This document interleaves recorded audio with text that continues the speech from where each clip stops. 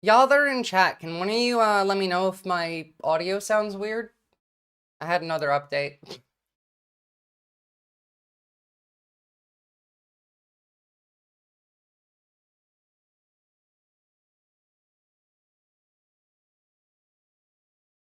What's up, an incorrigible heathen? And thank you. Awesome, awesome. I'll get started in just a second. Just throwing up these links.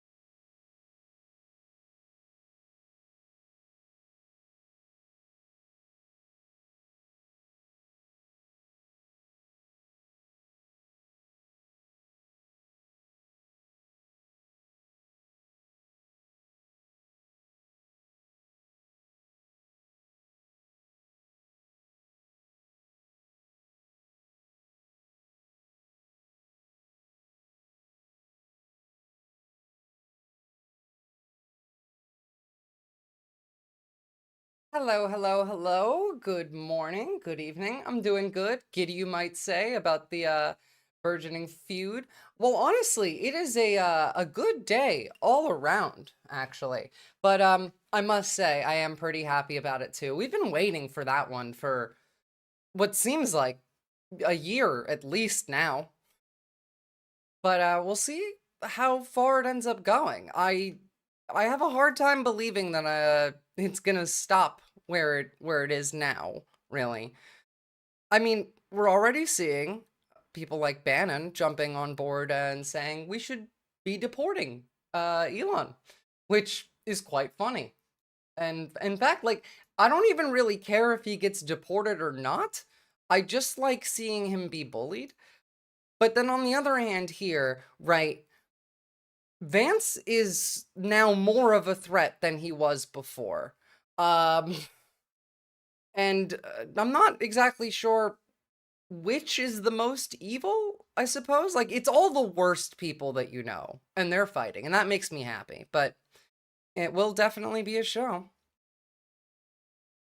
What's up, Dan Ditso? So when is the I will, quote, unalive myself without you Trump part of the movie? I actually think it might go the other way around here. I think that Trump might need Elon more than Elon needs Trump. See, like, the thing is, if you go look at Tesla's stock price right now, it's fucking crashing. And I don't think he cares. Like, Elon Musk cares more about his ego than he does about his money. He already has more money than God anyway. So, like, the only way this stops is either he gets what he wants or no, it's only the 11th worst day for Tesla. Exactly. Either he gets what he wants or he doesn't. And if he doesn't, well, he does own the largest PSYOP website in the world. And I'm pretty sure, like, I can't evidentiate this last bit. It's purely my own speculation, but the Russians are probably in on this to some degree. At least some of them are, because a lot of the Kremlin propagandist accounts, kind of like Artem Klyushin or whatever the fuck his name is, how do you pronounce that, have been pretty active today on it. And really jumping side to side as well. It's almost like they're not really even taking a side, just the side of really the same as us. I just want to see these two idiots fight side. But we'll get to that. we'll get to that. We actually have some good news on a few fronts today. We're also going to have a look at the incredible debate from Zohran from last night. I actually haven't seen any of it, but I do have plenty of clips for it. But first, I do want to say happy Ronald Reagan's dead day to everybody here. Honestly, could not have picked a better day for this shit to happen. This day is just perfect. Exactly, SDL. Ronald Reagan died today. Well, I mean, today's the anniversary of his death, as well as everything going on. Unfortunately, I don't see this impacting Trump's support much because his followers are very dedicated, while Elon has some charisma has the charisma of a moldy carrot. So, like, I agree. Where I think that it might actually change is it's not about popular support. It's about where the capitalist class is putting their money at the very least. So like we still don't know just how close Doge was working with Palantir actively, not to mention like the fact that all of the data that Palantir stole, or rather Doge stole, went straight to Palantir. Was this known by Elon? Was it part of the plan?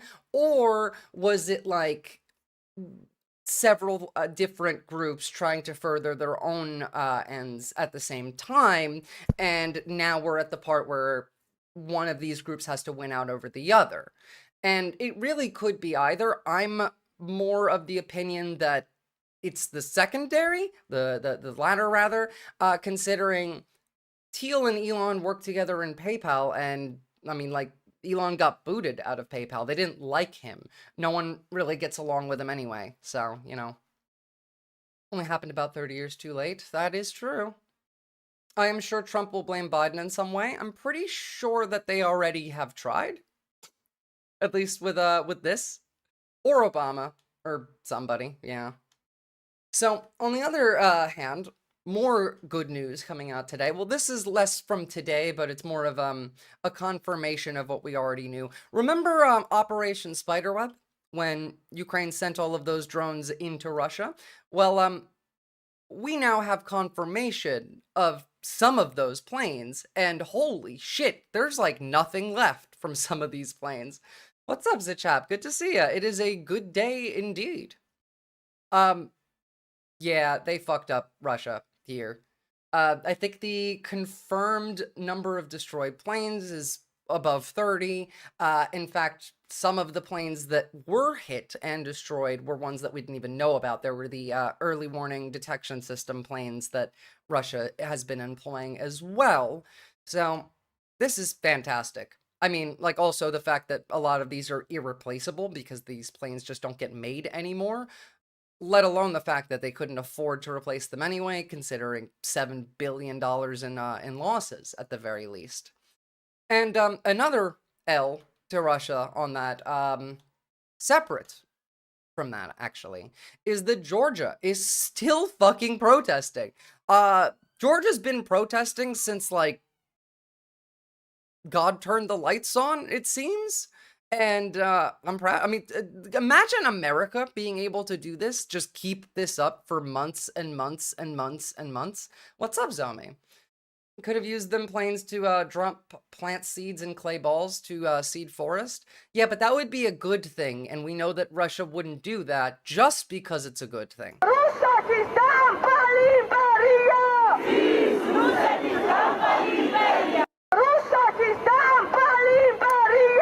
On the part of Georgia.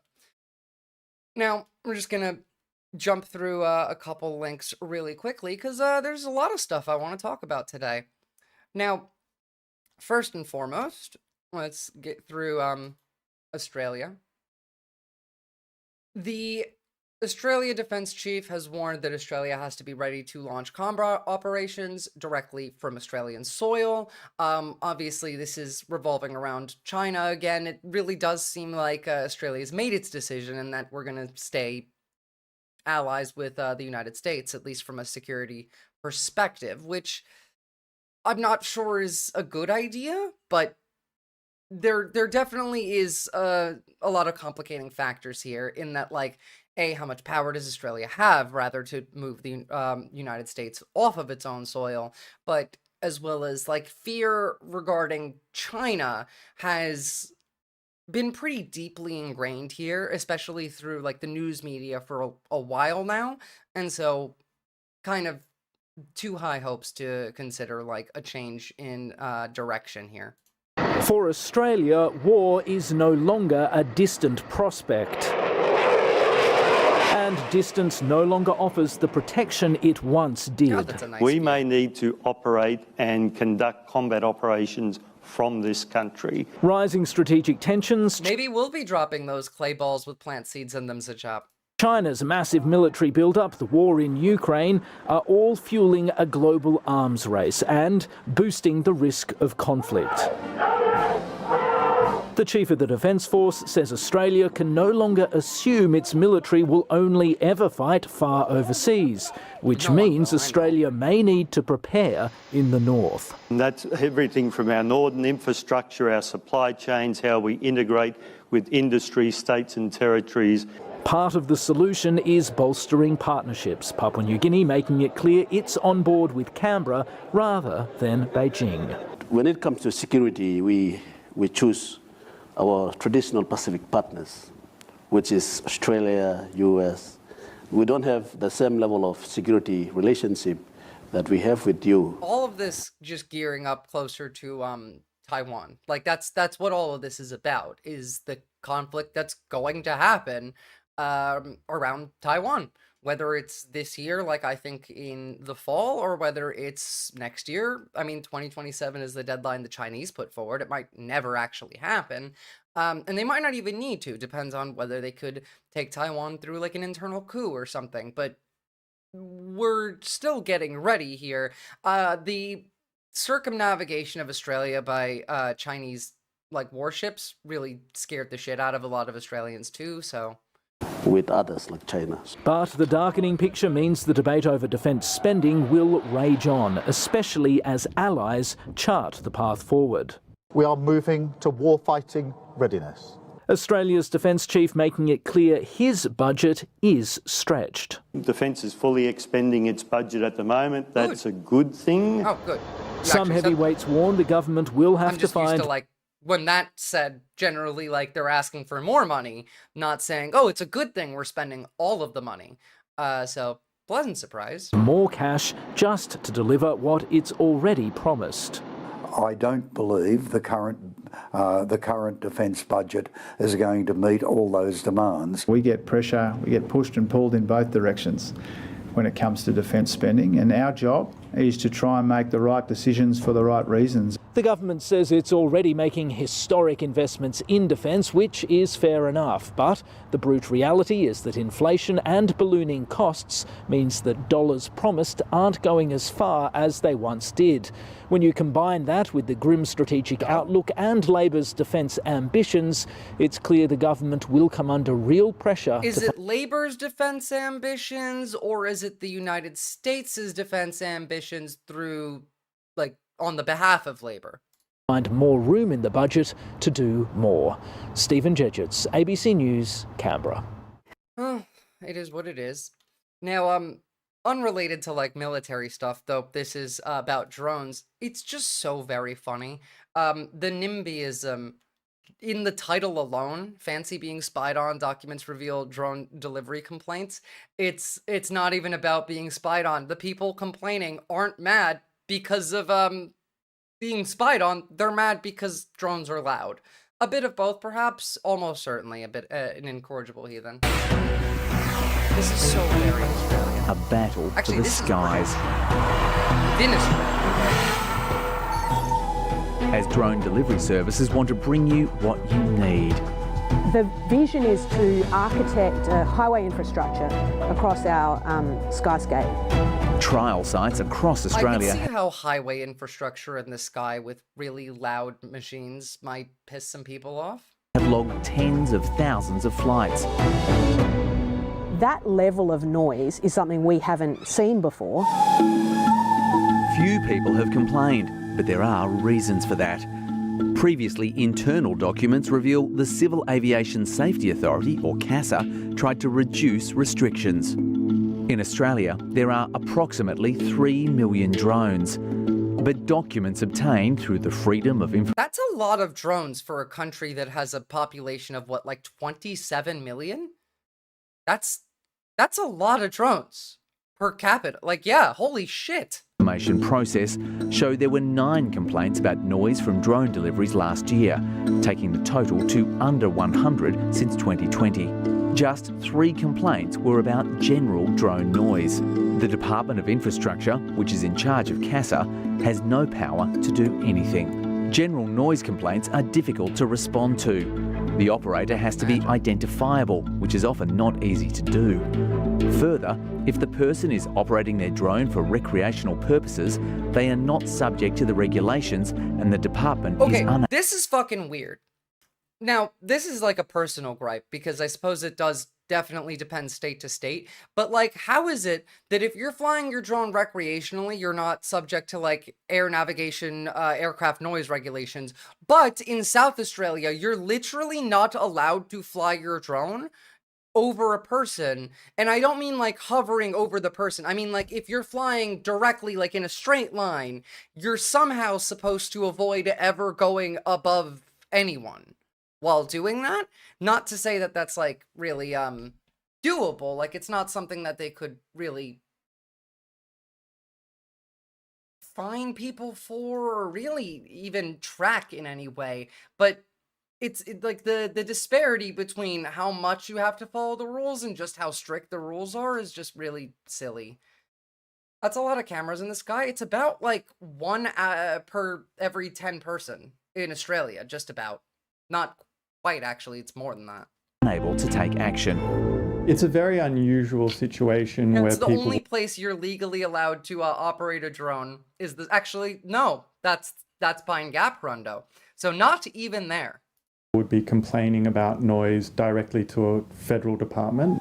I think that there's a real disservice to the public in allowing the number of complaints, which really are the most agitated individuals, I do agree, the benchmark by of what... Like, it's still funny that we're, like, you know, doing NIMBYism over, like, okay, drones are bad because it's loud, not because drones are bad. But, like, they are really fucking loud. There are way too many noisy machines in places where we live, and most of them are cars. Yeah. Imagine, like... We want another highway, but above the highways where the cars are making the noise, so more machines can make noise in the sky. I feel like if we're gonna do one, can we at least get rid of the other? Can we drop cars and do that? Community acceptance and assent really would be. The documents detail some people complaining about their house being flown over as frequently as 3 times in 4 minutes. I've been sitting in the bath and watched them through the window fly past with direct line of sight, wrote one complainant in the ACT. A department staff... I gotta say, I'd be pretty pissed if there was a loud-ass drone flying past my house like 3 times every minute. Give it 10 to 15 years and it won't be an issue. They will be commonplace. Well, like, yeah, but it's still an issue. Cars are an issue. They're commonplace, but they're still an issue. They're just a commonplace issue. That would mean that people have to walk, which would hurt the auto industry, and personal injury lawyers, and insurance companies, and for-profit hospitals. That's true. It would. It would hurt those companies, which is exactly why I think it's great, because it wouldn't hurt people to walk a little bit. It also wouldn't hurt to, like, I don't know, get decent public transportation. Like, rail alone would be great. Fucking, now I'm going on about high-speed rail. I was curious about what the DJI drones are like. I checked out YouTube vids and they're loud as fuck. Oh, yes, they are. Even like tiny drones are really loud. I mean, they'll be accepted as the norm. Yeah, but it's still like, I'd rather them not be. Hold on, I got YouTube chat. What's up, Amber? Dow Jones Industrial was at 4,500 in January. Now it's at 4,200. It usually increases in value over the period of 4.5 months, but I guess that's not going to happen. Well, yeah, it's kind of what happens when the country votes for a president that specifically wants to crash the economy. It was always part of the plan, so. Oh, and would get rid of helicopter parenting culture in many places like the US. I could see that. I could see that. And, you know, Americans really do love to own their children, like their property. Insisted the noise couldn't be from a drone delivery service, yet an email trail shows it was. Services like Google's Wing promise to deliver hot coffee and fast food from shopping centres to the suburbs. Trials are ongoing in Victoria and now, Queensland. We had private burrito taxis, and now we have private burrito airplanes. Love that. That's exactly what we need right now, is drones to deliver your DoorDash. That's what was needed. But trying to complain is tricky. CASA runs safety rules, but can't do anything about noise or privacy concerns. The Office of the Australian Information Commissioner has no remedies and does not cover individuals who operate drones. Some state and territory governments have laws relating to trespass, harassment and nuisance, but others don't. What hasn't really happened has been a political discussion about the desirability of drone delivery services. The documents reveal CASA pushed back in fact, on I having desire the lack of them to deal with noise and other drone problems. As per our discussion, our preference would be to avoid additional noise or amenity restrictions on CASA instruments, now that the department has this monitoring and reporting requirement.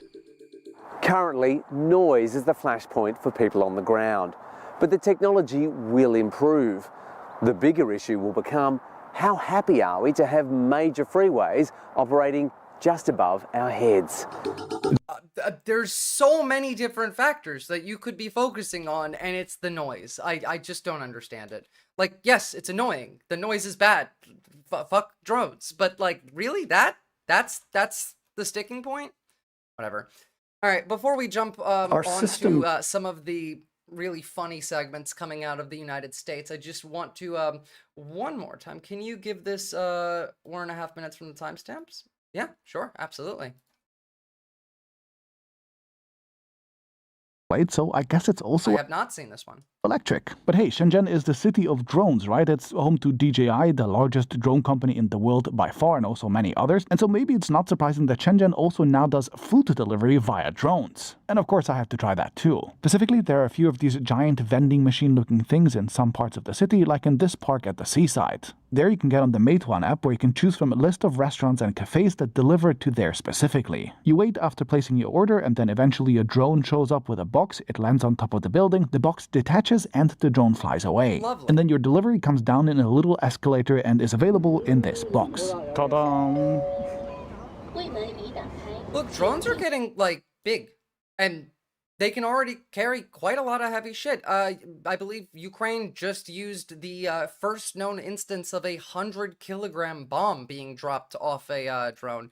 No, I haven't talked about that yet, Kediris. We're just getting some house cleaning out of the way before we jump over to the good news. But that's only one of the things that I have to talk about when it comes to the US. So let's just finish up Australia. Comes in a recycling box. It's a good thing that we're not going to see this in America, because Americans can't afford food anymore. So, you know, that doesn't need to happen. And the other thing that I wanted to say, I haven't watched this yet, so I don't actually know what it is they want to do here, but Australia needs to stop treating rich retirees like they're poor, says top academic. So let's see how that goes. Look, the meatpacking industry just got a revamp in the US because of the jungle. Sinclair was trying to say that workers had it rough, but people focused on how icky it was. That is true. We did focus way too much on how gross it is, not how exploitative it is, and just how, like, evil the industry is. On that, actually, I do have a video at some point to watch with you guys about American farmers who are disgusted when they find out just how toxic their food is. Our system treats very wealthy older individuals as if they are very poor. So this is either going to be let's cut pensions, or it's going to be let's start taxing people based on, like, I don't know, wealth and assets. Welcome. First of all, what is your position on whether Australia's current tax breaks on superannuation are too generous for the times?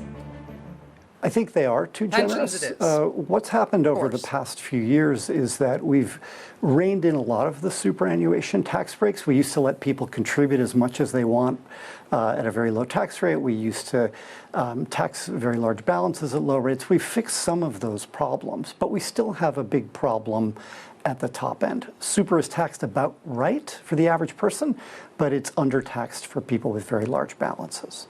Does that mean that the superannuation system itself has morphed I want to see some data on this. to something other than what it was designed for? I think that's exactly what happened. Superannuation was designed for providing retirement income for people so that people could have a comfortable retirement. What does a comfortable retirement entail? It's going to be different for different people, but $100,000, $200,000, something that might be 80% of what you... Who considers $100,000 a comfortable retirement fund in 2025? Let alone 100,000 Australian dollars. Earned when you were working, and we've got people amassing now tens of millions of dollars in superannuation, which will generate millions of dollars of annual income for them. All right, those That's people well beyond what we think is reasonably required for retirement. Is there a place for assets such as houses and farms in superannuation funds? No. That's a really interesting question. My view on that is no. I think people can disagree about that, but that's not what superannuation was set up for. Yeah, literally, like if you're able to put your house on your pension and like pay less taxes because of it, that's a loophole. This guy's actually making a bit more sense than I thought. Once we started on the pensions, I thought they were going to go poor people and old people should be the same group. Now we're going with taxing the rich. I actually like this. Superannuation was set up, again, to provide incomes in retirement for people. It wasn't set up to be a business vehicle where you have multiple property holdings or farms or even, actual businesses run through them. And the only reason people are doing that is to avoid tax. And so with the proposed change now on the agenda, could the Treasurer be targeting the holding of assets in self-managed super funds without explicitly saying so? The tax rate on superannuation in Australia is 15%, which, like, if you're an American, sounds like high taxes, considering, like, we don't tend to do that unless you're already poor. But the average tax rate can go up to like the 30s here, depending on how much money you have. Here's the tax, yeah, up to 51,638 plus 45 cents for each dollar over $190,000. That's definitely more than what we're taxing existing people that are making money off their superannuation. The top tax bracket is 45%. So, like, if you are in the top tax bracket, which you would be if you have at least like $180,000 or more income-wise, and then you're using your superannuation to hide your money, then you're only paying 15% in taxes. Then, like, yeah, this guy's making sense, actually. What's up, long leg homo sapien? Generally speaking, if your retirement account is only $100,000 to $200,000 by retirement time, you're fucked. It's most likely not your fault, but you're fucked. True. Yeah. I don't even think we have the term superannuation in America. No, because you guys would have had Social Security instead. This would be like the Australian version of Social Security that you pay into, and that your employer also is responsible for paying into while you're working. But we've been like fucking about with it and making it do a lot of things. They were talking about like making it so you could access your superannuation early to help buy you a house, like just a couple months ago. And that was from the liberal end, not Labor's end. And that was their plan to decrease housing prices, except all that would do would be to transfer wealth from like young people up to the people who already have the most wealth, which is older Australians who own property. I think that is what is happening. So there's two problems that arise with self-managed super funds. One problem is that people, let's just take the example of somebody who's holding multiple investment properties inside of a self-managed super fund. The That superannuation should just be illegal, I'm sorry. is set up to tax those things once they are sold. But people aren't actually selling them. What they're doing is when they die, those assets pass on to their children and they're not sold and there's no tax paid on them. So that's really avoiding any kind of tax net that normally would apply in this place. So I think that is one of the things that is being targeted.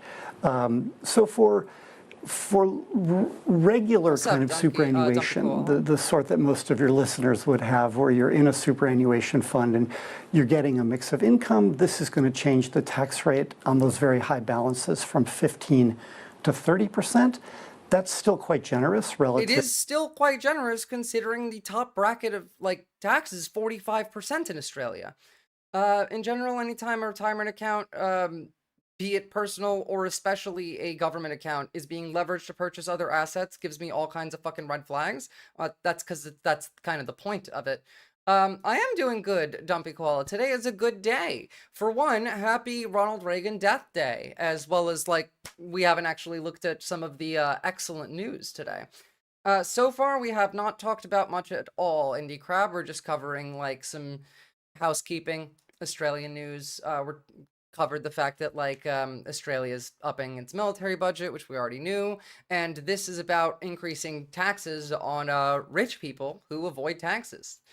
But really quickly, just because, like, I'm just seeing this now, Russia launched a bunch more missiles and drones at Kyiv. They are expected to land in 3 minutes and 20 seconds, I suppose. They've been quite mad since they lost all of their fancy planes in Operation Spiderweb. But it is what it is. We still haven't even gotten to the big, beautiful breakup. Yes, we have not. That is up next, but to the 47% top marginal tax rate that people would pay. Already. Damn it. And so it's also taking away that concession. So it's trying to solve those two problems. Do you think the government's proposed change will indeed begin to redress the intergenerational inequities in the way that the tax system operates? I think the government needs to go beyond this. I think this is a really important first step. Labor ran on a platform of addressing this issue. I think for those of us who have aspirations for broader tax reform, which Australia is desperately in need of, that it's really important that this first step go through, and then we can talk about some of the other things that might be needed. Such as? Better taxation of housing.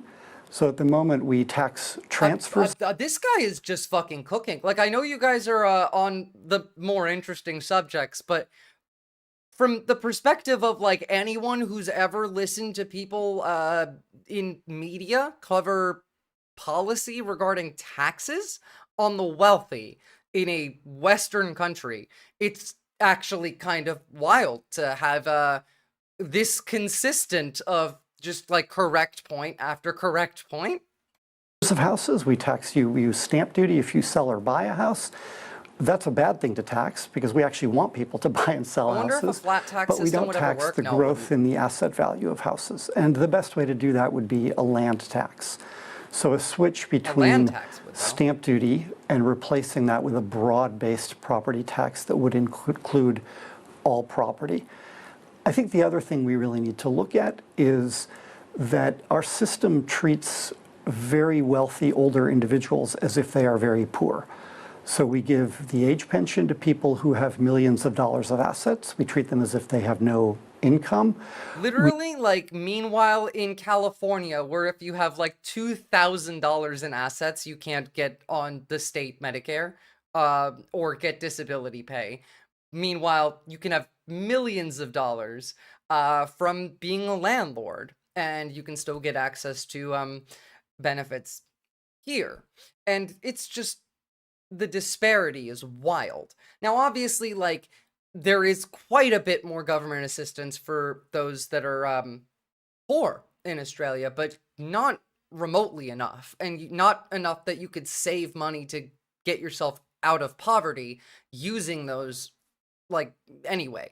It's kind of crazy that we can have a 45% top tax rate and still not be taxing the wealthy anywhere near enough, and part of that is loopholes like this.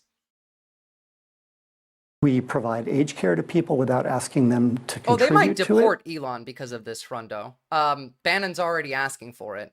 All right, let me just wrap this up really quickly. I won't watch the whole rest of the thing and bore you guys, but then we'll jump on to the big beautiful breakup.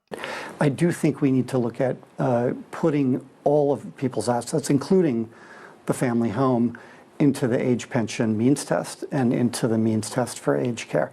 Now, those will not be very popular policies, but they are really the policies that we need to address intergenerational inequity. The principle of I do agree, but like, I will say in here that in Australia, owning a home shouldn't make it so that you're not able to, I don't know, get superannuation. It shouldn't bar you from accessing any of these services, but it should increase your tax rate for your superannuation.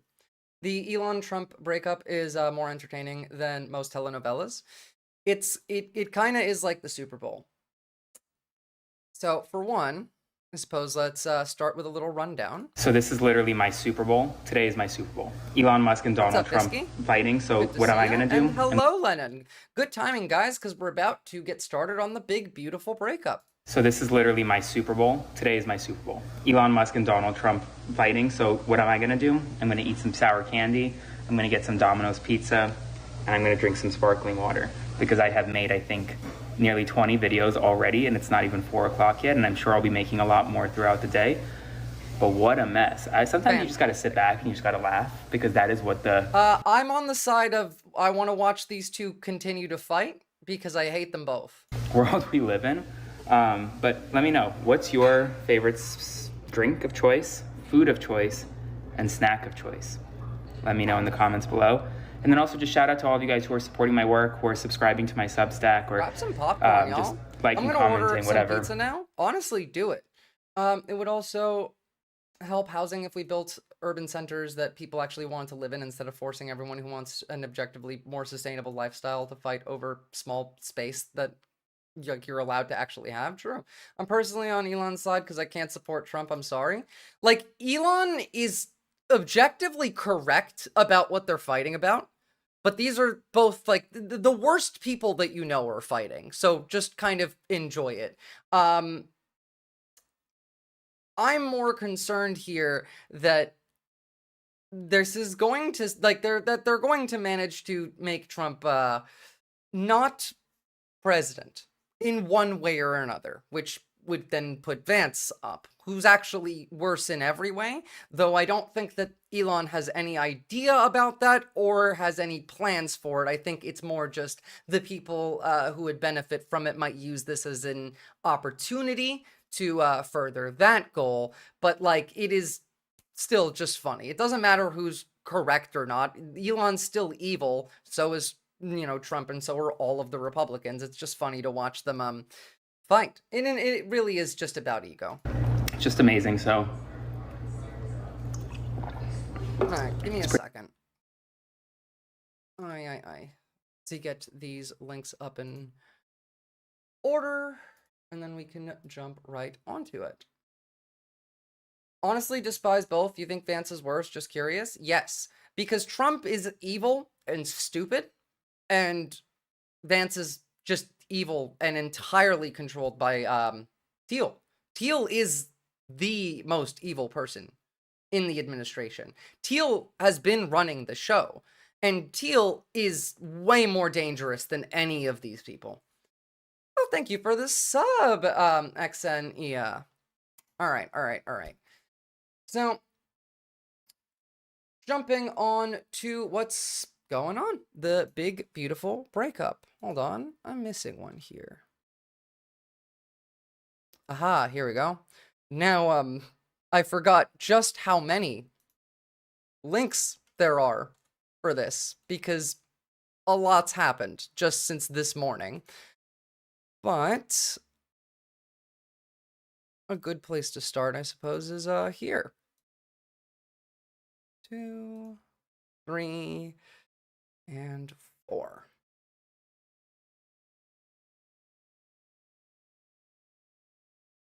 I'm sorry, but I can't stand it anymore. This massive, outrageous, pork-filled congressional spending bill is a disgusting abomination. Shame on those who voted for it. You know you did wrong. You know it. Which first is just really funny. Elon did the Nazi salute. I literally don't care what he does. Fuck him. Yeah, fuck all of these people, by the way. But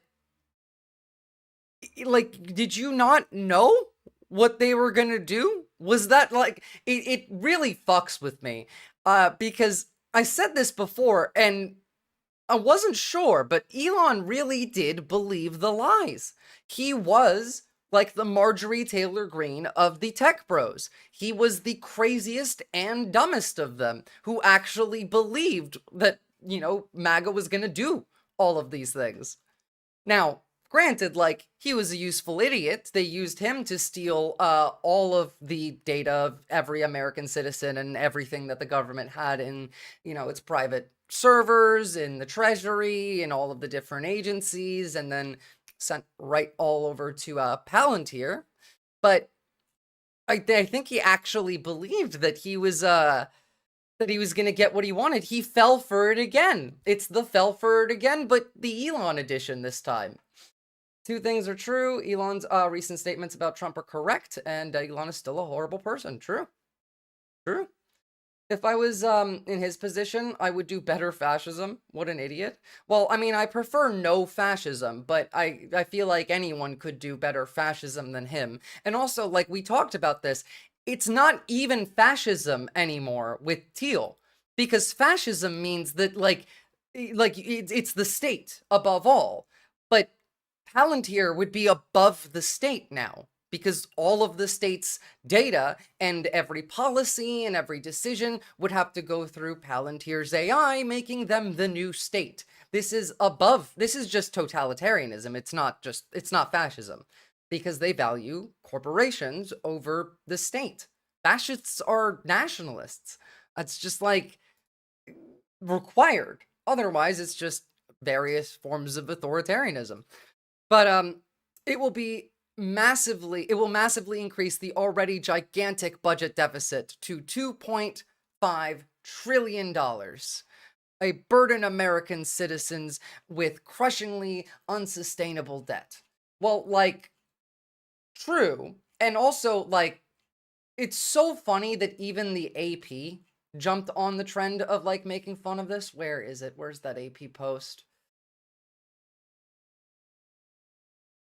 I can't find it, but I'm not going to look for it just because it'll take too much time. It was a post from the AP saying Doge successfully cuts U.S. budget from 33 trillion to 35 trillion or something like that. I can't remember the exact number, but obviously nothing was cut. The debt only continues to rise to the degree now that we will never be able to pay it off. Again, we were downgraded as a trustworthy economy. Like, we are no longer a AAA economy because we already weren't paying off the debt. Every time we paid money into it, we were just paying off the interest, not the debt. We getting Cyberpunk 2077 2 before Cyberpunk 2077 2? Correction, we're getting Cyberpunk 1984, but close enough. And yeah. Elon's to Trump what Trump is to Putin, as it seems. Well, also, like, I can't prove it, but I do think the Russians are involved in the big, beautiful breakup in some way, shape, or form. Just because the Kremlin propagandist accounts have been going fucking wild, jumping on both sides, really. But continuing. Also, incredible to me to have this, like, actually admitted. Without me, Trump would have lost the election. The Dems would control the House, and the Republicans would be 51-49 in the Senate. Such ingratitude. Just admitting openly that the billionaire is actually what swung the election. And God knows what else he did. I mean, like, we might get some juicy details out of this. It's a weird situation where the wealthy are no longer restrained by nationality thanks to globalist economics, but still want something akin to fascism in Nazi Germany, at least like handed industry to the hands of 14 megacorporations. It's true. It's true. It's true. It's true. He bought the votes? Well, like, I don't think he bought the votes. I don't think that he did. I think that regardless of, and I said this the day after the election, that regardless of any voter like fraud or manipulation of numbers, the election was rigged, but only from like the context of the media environment was rigged. Every streamer, every news channel was all leaning right. We have had this as the case going back to at least 2000. I would argue that we haven't had a free and fair election in the United States. Not entirely. Good night, Indie Crab. Indie Comrade, really. I gotta sleep. Thank you for providing sense in this insane world. You're very welcome. And I hope that you get some enjoyment out of this as well. Especially when you wake up in the morning and see the fallout of it. Like, yes, I think that there was absolutely a rigged media environment, but also, like, Elon Musk spent $46 billion buying Twitter, specifically to use it as a propaganda platform, specifically to be the PSYOP platform, and has used it as such since. So, even beyond just, like, the mainstream media environment and podcasters and live streamers, him buying Twitter is rigging the election. It was. If you remember watching the graphs of just how much more engagement right-wing tweets get on this site compared to left-wing tweets, and watching that change based on whenever Elon is mad at the right, he really is a child and does care to soothe his own ego, but there was absolutely a concerted effort to make Donald Trump the president that is rigging the election. If a billionaire could buy a platform where journalists spend time and a lot of news is for $46 billion and use it specifically to try and, make one person win an election, then that is rigging. Did you see Kanye's tweet yet? Thought it was fake at first. No, it's one of these, and one of the ones that I don't have open yet, just because I don't want to crash my computer. But we got a lot. We got a lot of good memes out of here too. It did seem like Elon was alluding to it. Well, I mean, there was that. There was Elon's son. I mean, here, this really did drive a lot of people insane, and probably will remain the clearest evidence of some fucked shit happening.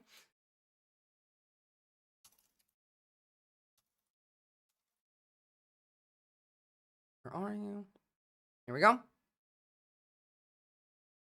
What's your name? What's your name? Actually, I'm going to show you. It does, Should we help President Trump? Right. Yeah. Well, you have. I mean, it looks. I started this. I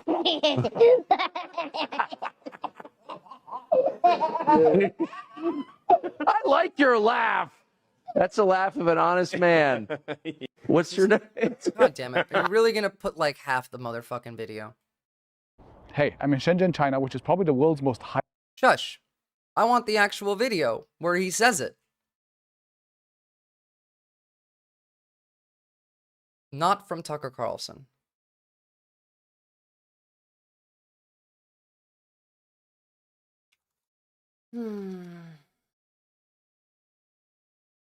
Here we go.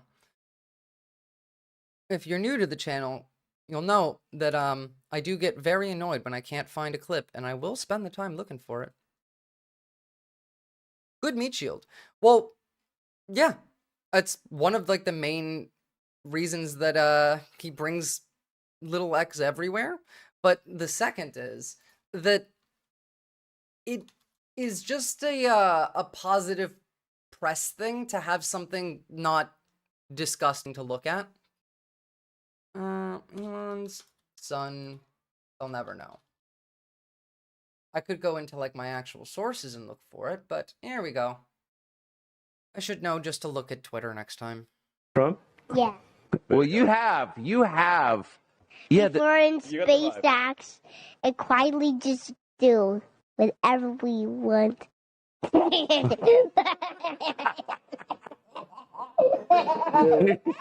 What's your assessment? Did this work? Is he going to win? Yeah, it is. Not for now. No. I think it's done. You think it's done? Yeah. But not for now. That was the most sus thing to me to this day.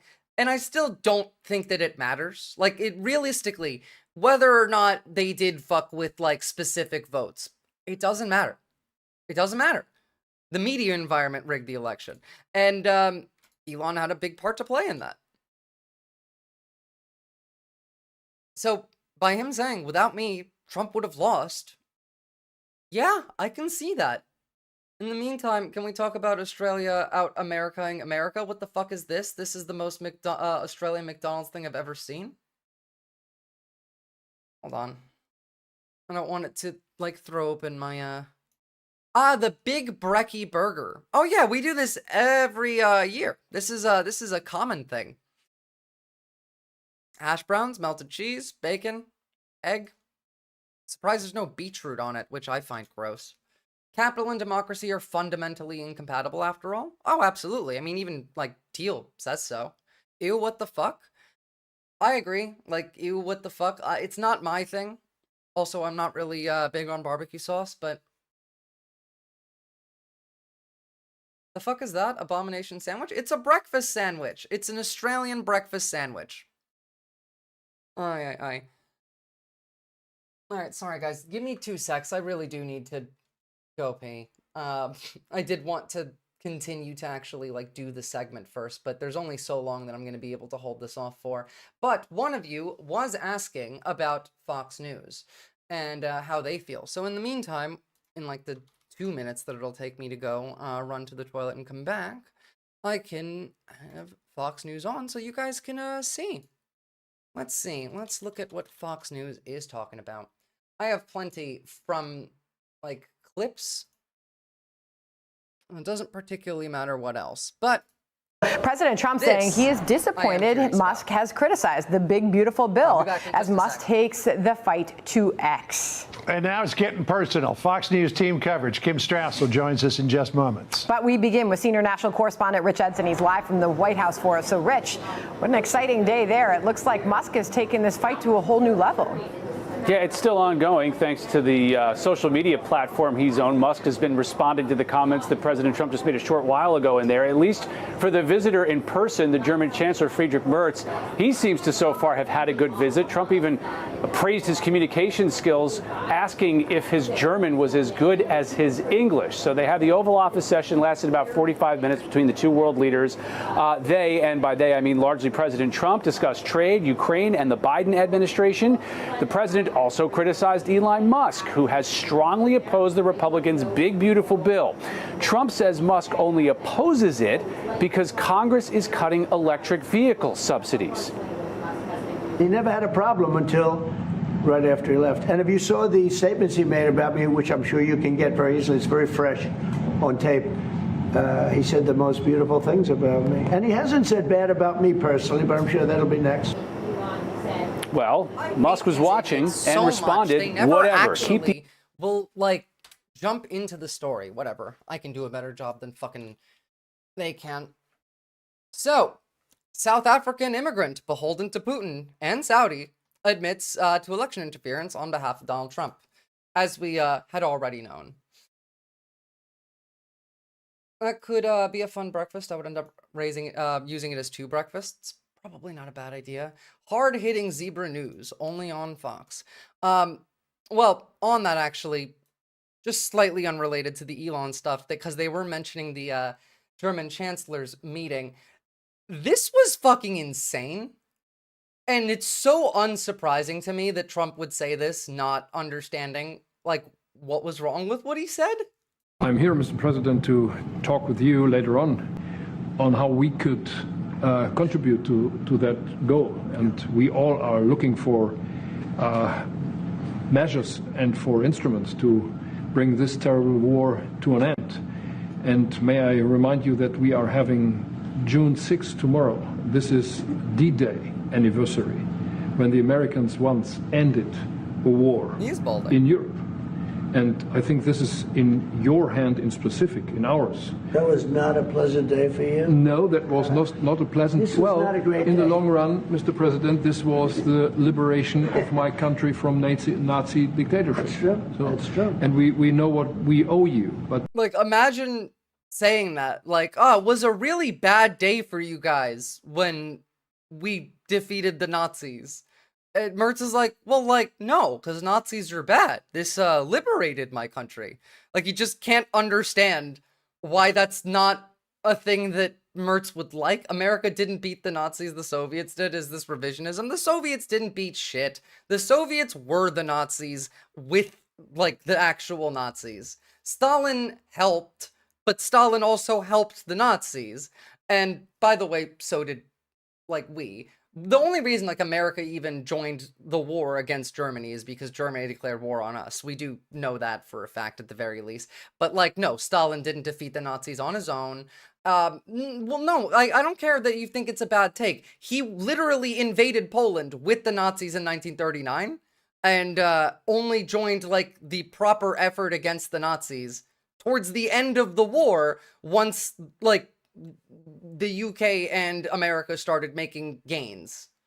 Stalin just threw Soviet soldiers at the Nazis until Hitler clapped himself. I always give the soldiers credits, not Stalin. That I like better. I would rather give the soldiers credit for fighting the Nazis, but no, Stalin didn't beat the Nazis. It wasn't Stalin in any way, regardless. Not to mention, like, Lend-Lease from the West. Yeah, that too, the Lend-Lease. Two fronts defeated the Nazis, absolutely. All of them were idiots. Smart people never stop learning. This is also true. Like, yeah, the US was okay with the ideology. They were very much not okay with the Holocaust. I would actually argue that we probably were, considering, like, the US turned away tons of Jews that were trying to escape Germany. And also, like, the Holocaust happened because Hitler got the ideas for it from us. Hitler got the ideas for a lot of his policies from Jim Crow laws in America. But, like, again, let's jump off of that for now. We have a different Nazi to talk about here, and his name is Elon Musk anyway. The internment camps also. Yeah, and we always, by the way, when we talk about the American internment camps, only talk about, like, the Japanese that were interned in them, but we also interned Italians and Germans and really just kind of anybody. Once again, the Nazis could have won the war. All they would have to do is stop being Nazis. That is true. That is true. Hitler himself lost the war. That is also true. Or rather, you could say Hitler won the war for the people against Hitler, which is the only good thing he did. Now, back to this Nazi. The pettiness from Elon today has been top tier. Literally, like, going to a 2013 tweet of Donald Trump and retweeting that as, I cannot believe the Republicans are extending the debt ceiling. I am a Republican and I'm embarrassed. Wise words.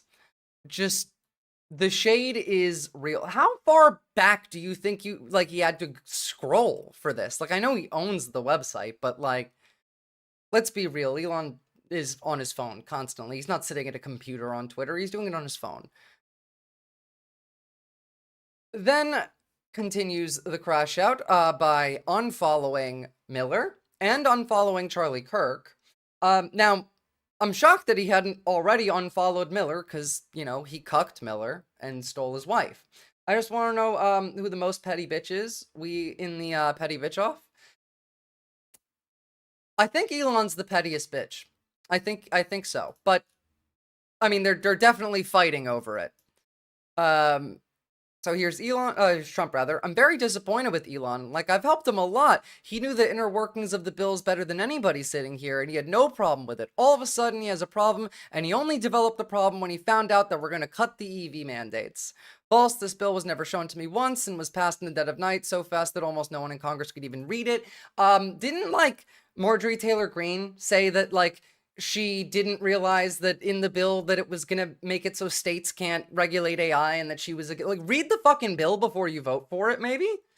I feel like if you're in Congress, you should have to read the bill before you vote for it. But that's what happens when you make it 1,000 pages and filled with, like, the most Hitlerite shit that you can think of, that no one bothers reading it.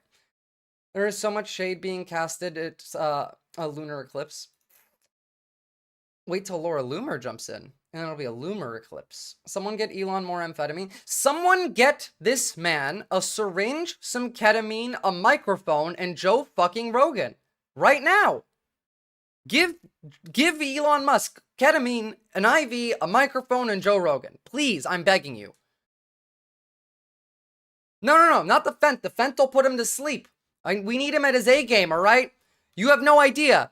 It doesn't matter. We need Elon on his A game, because he is out here talking about, like, how Trump is an Epstein friend, all right? Time to drop the really big bomb. At Real Donald Trump is in the Epstein files. That's the real reason they have not been made public. Alright, we need this man to lock the fuck in and go on Joe Rogan. America needs you, Rogan. Pick up the phone. You have a podcast to do. It gets better, but, you know, we'll get slowly into it. This is actually one of the more recent ones.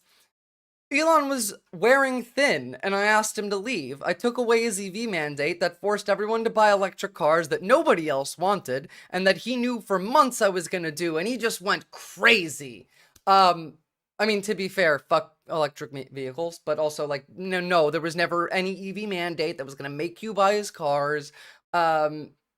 He also did know about this for months, because Trump has been talking about this for months, but, like, it doesn't matter. He needs Adderall, a Red Bull, and some speed. Paint it red to make him go faster. Top him up, he needs to keep it up. True.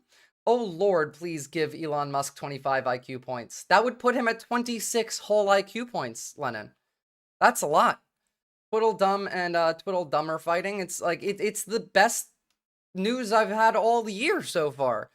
This actually, no, it's not. Second best. This almost tops watching 33% of Russia's long-range nuclear, like, bomber fleet getting just annihilated by $2,000 toys. That was probably the best thing I saw all year. This is a very close second. It's a Christmas miracle. Donald's giving clueless ex-boyfriend here. I don't know. She just started acting crazy for, like, no reason. Literally, he is Sundry Clown Card. That's actually so correct. I don't know, man, like, I was just with this other girl, and then I come home, and she starts smelling me, and she's like, this bitch be crazy. That's literally what he's saying. This is so freaking weird. It's a pair of, like, Darrow teenagers fighting publicly on Facebook or something. Well, that is the amount of, like, cognitive ability that these people have anyway. Trump's calling it, Trump derangement syndrome. Things are happening in this room, and I'll tell you, he's not the first. People leave my administration and they love us, and then at some point they miss it so badly, and some of them embrace it and some of them actually become hostile. I don't know what it is. It's sort of Trump derangement syndrome, I guess they call it, but Maybe the people who worked on, like, your team, who then end up turning against you and become hostile, if that's a regular occurrence, maybe it's not derangement syndrome. Maybe you're just kind of an asshole and someone who's shitty to work with. But, you know, there is the added benefit here of every one of these people are assholes, and they're all shitty to work with. Some time ago, The Onion hired Nostradamus, and they've never turned back. Rift widens between Elon Musk and anyone who ever met him. Yeah, well, like, literally, everyone hates Elon. And, like, the moment he entered the administration, we started getting, like, news out of other cabinet members, other people, like, around Trump, about how annoying they find him, and how, really just how much they hate him. And he was kicked, like, even the Capitol class doesn't want to work with him. He used to work together with Teal, and they don't anymore. Quote, all these women I've dated just suddenly accuse me of crimes. I have no idea. I guess they just miss me. Like, Elon should be in jail, though. We'll see what happens. I mean, all of them should be in jail. He does look rather extra orange today. Trump is experiencing Trump derangement syndrome. This is true. Speaking of him looking orange today, as we continue to go on, first and foremost, this is the new meme format. Felford again, Elon edition. I'm not sure which one of these I like better. I like this one better, not the Grok one. Make dick riding Elon great again. How about just make ridiculing these idiots great again? The other bit, though, that I find fantastic is stuff like this. Peter Thiel looking at all his hard work being wasted.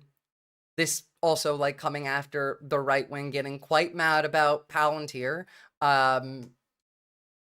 because it kind of is directly what they were worried about happening. The memes are great. Fantastic. The worst people, you know, are fighting. It's heartwarming. Afrikaners immediately landing in America and immediately getting sent back home. The kind of thing is why I think Elon has never been to Epstein's Island, not because he's not a freak, but because he's so irritating, nobody would have invited him. You're actually so right, Rondo. Yeah. That's why Elon is not on the Epstein files. Like, there's photos of him with Ghislaine Maxwell, and he probably did go to some, like, Diddy parties, but no, there was no way that he was getting invited to fucking Epstein's Island, because they hate him. They really do. My favorite meme, though, and, like, you know it, because it's me. It is my favorite meme. Convoy of Cybertrucks filled with Muskites is heading for Washington, D.C. Lutnick, Miller, where the fuck are the Doge cuts? I will never, ever, ever stop missing Prigozhin. His Frankenpenis doesn't work anyway. That's probably why. I mean, that's also true. Also, like, not only does it work enough that, like, he could even have sex with somebody, because he can't, because, you know, botched dick surgery, but also, bowel incontinence coming from his, you know, addiction. Frankenpenis. I do like that word. This, though, fantastic. Lutnick, Miller, where are the fucking Doge cuts? Again, without me, they would have lost the election. If you keep this up, you're going to get deported back to Africa, which would be incredibly funny. I don't think they actually will, but they could. And Bannon has been calling for this since, like, day one. Bannon has hated Elon longer than anyone else on the right. He's crying so hard right now. Ooh, Elon or Trump? Because, like, Elon absolutely is crying. He's also probably, like, hitting a wall, doing lots and lots and lots of ketamine, dissociating from it. That's all crying. I love it, yeah. He's managed to have 14 kids while remaining an extremely divorced virgin, truly a maverick. Well, he's not quite a virgin. He does have one child that was, like, you know, made they're having sex. It was his first kid. If I was him, I'd probably OD. Like, don't give him any ideas. Seth Abramson, who, by the way, great follow, and a Musk biographer, is saying, from my view, based on the available evidence, is that if Team Trump gets its hands on Musk's federal citizenship application and compares it to the acknowledgement by Kimball Musk that he and his brother knowingly violated their student visas, Musk can be deported. This is the point that, like, many of us have made for months now. I mean, even back when it was popular to say deport Elon Musk. When they did fund us, they realized that we were illegal immigrants. Well, I mean, yes, we were. I'd say it was a gray area. Yeah, yes, we were. I'm ready for Elon to become woke and join the fight against, you know, the Republicans. Now, obviously, he's never going to be on our side, and if he did, he would be trying to further a Nazi party coming out of it, because we're going to see he already has put up a poll asking if people should create a new party. But I do think that it would be a decent opportunity to use him as a bit of a bullet sponge and also a gun in the rhetorical sense against the right. Use his money against them the way they did it against us. Meanwhile, we could just like no, obviously he's not on our side. He wants to fuck you over and he wants to own you, but he's very stupid. So, you know, it's not like if the right can manipulate and trick the man into giving them everything that they want, then I think the left can also trick him and get him to give us everything we want. I thought U.S. citizenship was pay to play, though. Like, he got the battle pass. Unfortunately, it's only pay to play if you were still on the side of MAGA. If you piss off the king, it doesn't matter. We were illegal immigrants. We were sleeping in the office. We didn't have a car. We had one car, but the wheel kept falling off. But, well, actually, yeah, the wheel did actually fall off the car. And I would love to seize his assets prior to deporting him. Honestly, like, if we just seize his assets, he could stay. I don't really need him deported. I would just like to seize his assets, and then that's it. I made you. I bugged the government with the Russians for you. I was the real Russiagate. I want that. I do. I want it too. And, I mean, it's getting good. The easiest way to save money in our budget, billions and billions of dollars, is to terminate Elon's governmental subsidies and contracts. I always was surprised that Biden didn't do it. To be fair, I was also surprised that Biden didn't do it, especially after, like, you know, he started funding, like, Trump's campaign and going out there and offering illegal lotteries and all of this shit. A plethora of names to use when describing Trump. Oh, I have some quite good ones there too, but stop calling me names. I will not elaborate. Being called taco, ol yam tits. Ol yam tits. Holy shit. Okay, wait, that's my favorite. Orange shit gibbon, man baby, tiny hands, diaper Dawn, mushroom dick, toupee, fuck trumpet, Trumple thick skin, Diaper Dawn, Grifter in Chief. Didn't, like, a literal, like, congressman get kicked out of Congress for calling him the Grifter in Chief?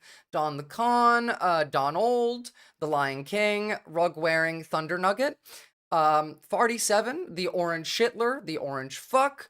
I'm not very partial to the oranges. Is that a real Trump post? Almost certainly not. I don't believe that that's a real Trump post. I don't. It would be amazing if it was, but we're not that lucky. But this is genuinely the funniest timeline. There's no way I believe this. But on the subject of, like, other names you can call them.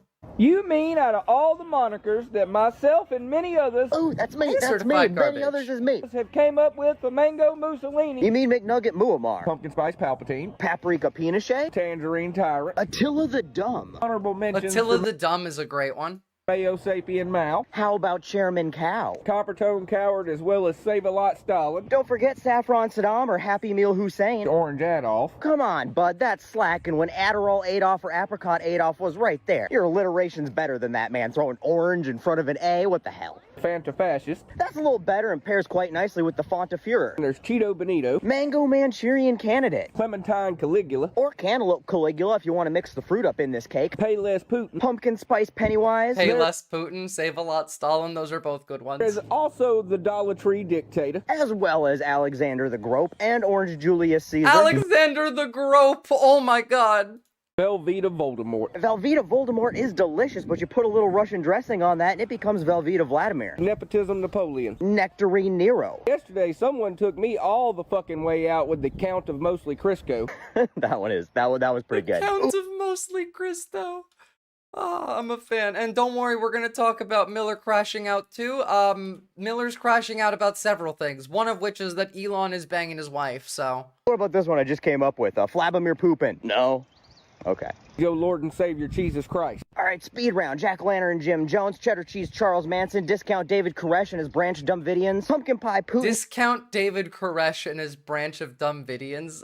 Like, these are fantastic. Sweet potato Palpatine, Carotene Caligula, Kim Jong illiterate, the nectarine Nazi, Kim Jong illiterate. Like, this is why I get mad at the orange names. Like, stop calling him orange. There's so many better things you could be making fun of him with. Dick Trader, Pervert Hoover, Scene Heil out there leading the Turd Reich. But out of all of those, I think the one that I personally have come up with that is my favorite, because fair is fair, some of those I've gotten from other people, though I can proudly take credit for quite a few. I think my personal favorite, original, is Kangas Convict. You cannot tell me that that is not a podium-worthy pet name for the president. Fantastic. It's amazing to me that Miller's wife is the only human being who could not, who could hook up with Elon and have it be a glow-up. Yeah, look, when you're married to Stephen Miller, anything is an improvement. And, like, a raccoon would have been an improvement. So, continuing on, here's Laura Ingram with Charlie Kirk. This is from today. President Donald Trump built this movement for 10 years. His supporters are not going anywhere. I hope that Elon and Trump reconcile. It would be good for the country, and to do so privately. Well, I talked to an insider today who said it's irreparable. That was the line. It is irreparable. But you know, look, Donald Trump will sit down with anybody. No, this is over. They're no longer it's friends. probably not irreparable. They were never friends. Trump always hated Elon, by the way. Like, you guys know that, right? Because Donald Trump loves to hold a grudge. When's the last time that he, like, stopped holding a grudge against somebody that he hates? He still talks about people from, like, 10 years ago that he hates. And Elon Musk was one of the people that he hated. He hated Elon so much that when Elon bought Twitter and unbanned him, he didn't go back. He didn't start, like, sucking up to Elon until he realized that he actually needed the help to win. And that was, at the time, and I said it, a show of just how weak the right is and just how much help they need to trick you into voting for them. Did Elon ban him from Twitter? No, Jack Dorsey had banned him from Twitter, and Elon bought Twitter and then unbanned him. But Trump didn't come back. He didn't come back until right around when Elon actually endorsed Trump for president and started, oh, I mean the last 24 hours? No, not yet. I actually don't think that he will. Just because, like, this is what Trump's Twitter looks like. Oh, actually. Now there's more stuff on. There was nothing here a little while ago, because maybe he had temporarily and then brought it back, because it was opening, but there was no posts, no replies before when I checked a couple hours ago. Crazy Democrats losing to Trump twice. Well, it's not about being crazy. It's about, like, intentionally bad choices. Side, but Elon Musk, I mean, again, you run your own kingdom at your companies. You're still a public company. You can't totally do everything. But you know, the second time, Captain Buggy, you can't blame the Democratic Party because the Democratic Party did want a primary. The reason we didn't get a primary this time was because of Joe Biden personally. So you can blame Biden for that personally. In charge. But look, Donald Trump's in charge, and the Congress is Congress. So you gotta kind of you have to deal with the reality of what you have in front of you. Trump's a realist. He's, you know, and I love Rand Paul. Everyone loves Rand Paul, but Rand Paul ran for president. I don't know how many times, but you know, if they want to try to run Rand Paul again, I mean, God bless them. I don't think that's going to work. But I want to get I wonder if Trump would lose to Bill Clinton, because that would really make sure that that is actually the case. It's just the fact that, like, he wins against women. But I don't think so. I think that he would win against Bill Clinton. Crazy people voted for Trump twice after his disaster was already revealed. Crazy that people who have, like, little cognitive ability and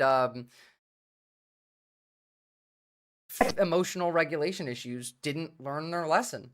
If we're doing third terms anyway, no, I don't think so. I think the end, like, of this is going to end up with Vance in office before 2026. I think that's kind of where this is headed now. Look at Charlie Kirk's fucked up face in that window. Yeah. And his fucked up widow's peak as well. But he just does have a fucked up face. You see him smiling like a demon. President Donald Trump built this movement for 10 years. His supporters are not going anywhere. I hope that Elon and Trump reconcile. It'd be good for the country. Libertarian things. I was a little boy back then, 2009. Well, the libertarians today are just, like, what Republicans were 5 years ago, because the Republicans have gone full Nazi, but it is what it is. This is Elon's reply to Trump's threat to cut his funding. And actually, I think he took it further. But so if they did cut Elon's funding, then this would both end the International Space Station and simultaneously provide no way to safely deorbit it. I'm not sure just how true that is, but here is Elon saying, go ahead and make my day, which he then followed by canceling, or rather decommissioning, a program that he was working on for Dragon rockets or some shit. I can't remember what they're called. They're supposed to be like the new vehicle that would get humans up to space, up to the space station and back, and be reusable instead of costing a shitload of money every time. I'm also rooting for Comrade Coronary. That's true. Fiscal responsibility is less than fascist responsibility. Again, I don't even think that a lot of this is fascism anymore. Now I think it's just totalitarianism, because like Trump and MAGA are not doing anything for the country. Fascists require like the country to be first, the national identity. But Palantir is above the government. This is just like corporate like totalitarianism. Libertarians are either middle schoolers or people that haven't matured since middle school. That's true. Or Hitler. One or the other. Hitler's, most of them went over to, you know, the MAGA end, but a lot of them stayed. I fucking hate the modern day libertarian, because that's not what libertarianism is. They've co-opted the word, obviously. Here's what it is. Elon Musk says that he will decommission his Dragon spacecraft immediately. In light of the president's statements about my cancellation of my government contract, SpaceX will begin decommissioning its Dragon spacecraft immediately. How much, like, of an effect this will have on the world? Not much. On America? A bit. On, like, science? A lot. And on NASA? Quite a bit. ANCAPs are still in high school. Libertarians are not allowed within 1,000 feet of one. I do like that one better, yeah. That's probably quite a bit more accurate. We saw that one. Aha, here we go. Yeah, time to drop the really big bomb. Trump is in the Epstein files. That's why they haven't been released. We all knew this, and I've been, you know, calling that out for ages, by the way. But also, let me actually pull up my living source document, because I think I might take the opportunity to remind you all of some of Trump's ties to Epstein. But first, this was fantastic. From Ashley St. Clair, Elon Musk's baby mama, who is currently, I think, suing him for not paying child support. Hey, Donald Trump, let me know if you need any breakup advice. 10 out of 10. Hitler was an artist after World War I, then a teacher or something. He tried to be an artist and failed, and was salty about it before, like, he became the Fuhrer. Yeah, absolutely. I mean, like, also, Trump was a failed actor, so, you know, it does fit. This, I thought, was fantastic. And then, Senator Marsha Blackburn confirms that once Kash Patel is confirmed as FBI director, her subpoena for the Epstein flight logs will be approved. It appears that bad actors within our government are going to great lengths to protect the pedophiles who took Jeffrey Epstein's private jet. I will not stop working to reveal their identity. Marsha, you're a bit late. We've had it revealed. We know how many people were involved in Epstein's high-profile, high-dollar sex trafficking ring, yet only one person has been prosecuted. Accountability for these predators is coming. Trump just failed? What do you mean? What did he just do? It was weird in World War I, and his soldiers even said that. Well, I mean, like, fascists are freaks, so, you know, that tracks. Midas touch. We got receipts out of Elon Musk about the Epstein comments. Charges that Jeffrey Epstein was running a sex trafficking ring in the early 2000s that included underage girls. Just now, like this is the end of Trump's popularity. It will only go down from here, because you have to remember, I mean, like, they're stupid, but like they can't be that dumb in that Elon had access to all of the government's files, all of them, had private servers installed, had both like wired and wireless capability to siphon data from the state, all of it, from like your bank records to all the metadata they have. You think that he didn't also keep some of those records in case, you know, like someone tried to blackmail him. These are evil people. And so evil people expect other people to be evil, and they act accordingly. I would expect that there is some stores of files that could be released here.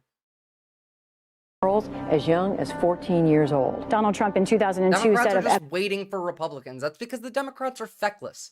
The only, like, thankfully, AOC has been great, and we're going to have a look at that because she did endorse Zoran yesterday, as well as, like, the debate that he did with the other candidates that I don't even know the names of other than Cuomo for New York's mayor. We're going to see parts of that because that was fantastic as well. Epstein, he's a lot of fun to be with.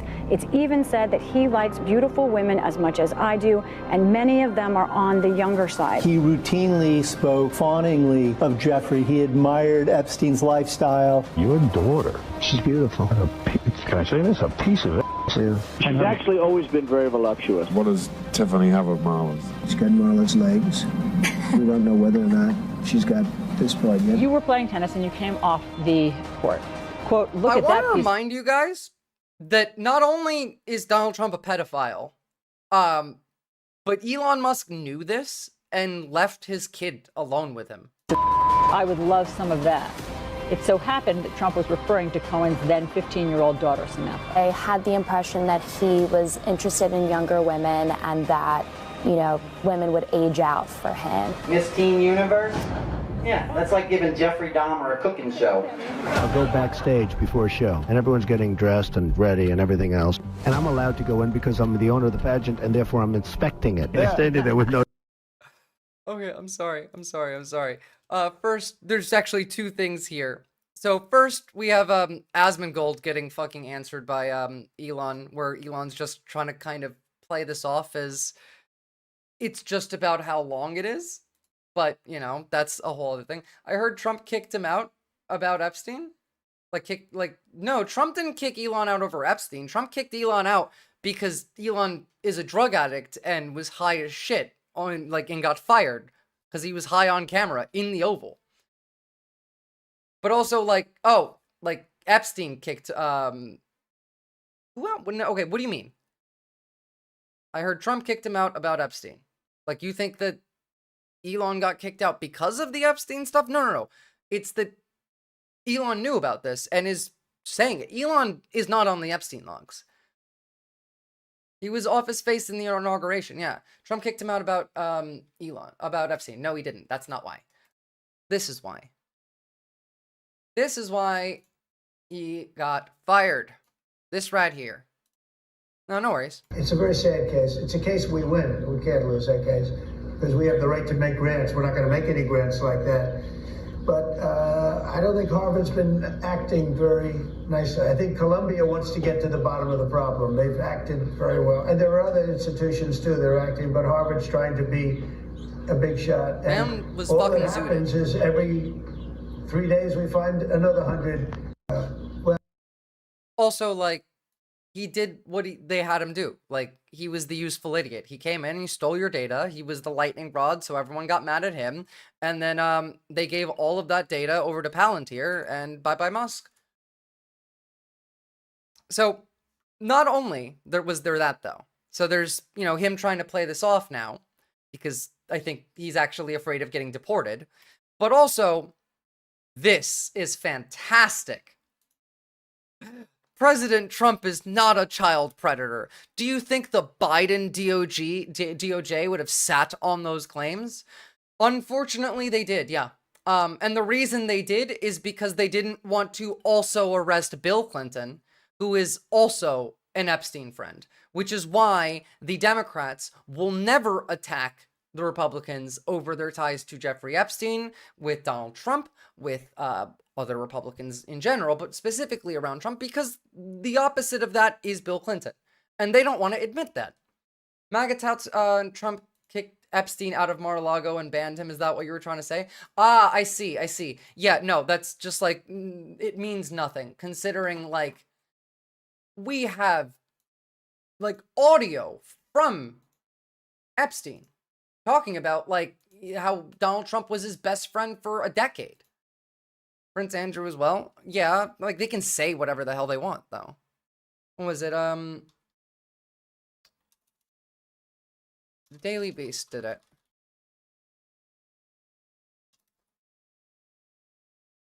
Biden is a toddler smell sniffer. They're all control freaks. I mean, they're all freaks. Well, I mean, like, yes, they are all freaks. Absolutely. But here, this is from November 2024. I've shown this one before as well, and my God, now I need to fucking pay to access it. Are you kidding me? I hate you people. I hate you people. Make me do the fucking free trial. Here, I'll give you guys the link for a second, and then I will, sign up for this trial so we can, listen to this, unless I can just find it on YouTube really quickly.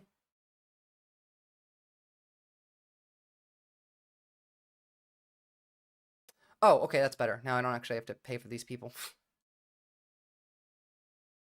So how do you know this? That was close to straight. So I need the dump.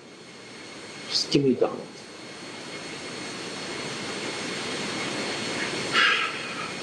First, it's fun. You probably know he had a scalp reduction. Because he had the same male pattern model that we all have. He's talking about he had Trump, his scalp hysterical. Donald's office, as you know, Epstein is most likely CIA asset, double agent, nothing like that. Epstein was CIA and Mossad. Epstein was absolutely Mossad, at the very least. But definitely, like, had some ties to, like, American intelligence agencies as well. So, like, yeah. He used to be on the phone and stuff. I'm pretty sure it's confirmed that he was Mossad. I also found it funny. I was sitting there listening to the guys from the Post talk, and Donald would say, you know, yeah, he's a great guy. You know, I loved working with him. And I sit there going, this is just amazing. But he'd say, Michael, come on, let's go to the office.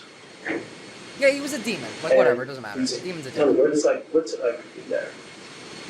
You say, you know. If you haven't heard these tapes, I highly recommend looking them up. Michael Wolff, by the way, who wrote the book that this is all included in recently. Like, he wrote a book, and part of the advertising for that was releasing the tapes that he had of, like, interviewing Epstein prior to his death when he was talking about Trump. And I want to add in here that that journalist is a piece of shit and a shitty journalist, that he held on to Trump. Like, Epstein literally saying the words, I was Donald Trump's best friend for 10 years, holding on to that up until November of last year was a fucking insane thing to do. And fuck, like, the journalist who, like, published this. Even though, like, what he published is useful and it's important to see, the fact that he held on to it for that long, fuck him. So, back to it, though. You know, we do have plenty of other evidence of this. Donald Trump is heard making questionable comments about a young girl. You're going up the escalator? I'm going to be dating her in 10 years. A lawsuit against the presumptive GOP nominee alleges he raped a girl when she was 13 years old. Yeah, her name was Katie Johnson, and the only reason that case never went forward is because the witness was too afraid to testify, being the little girl who was allegedly raped by Trump and Epstein. Don't get me defamation here. Prince Andrew answering questions for the first time about his friendship with convicted sex offender Jeffrey Epstein. I don't know Prince Andrew, but it's a tough story. Trump has been photographed with Prince Andrew as far back as the year 2000. Ghislaine Maxwell is accused of helping Epstein sexually abuse underage girls. I've met her numerous times over the years, especially since I lived in Palm Beach, and I guess they lived in Palm Beach. But I wish her well. You know about sexual predators and things like that. I mean, you are one. All right, I was going to say that. Wow. Okay, that's in Palm Beach, and I guess they lived in Palm Beach. But I wish her well. You know about sexual predators and things like that. I mean, you are one. All right, I was going to say that, but it's true. And Elon trusted this man with his kid.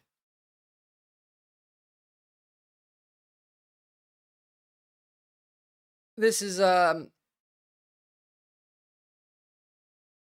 2002 article from New York Magazine.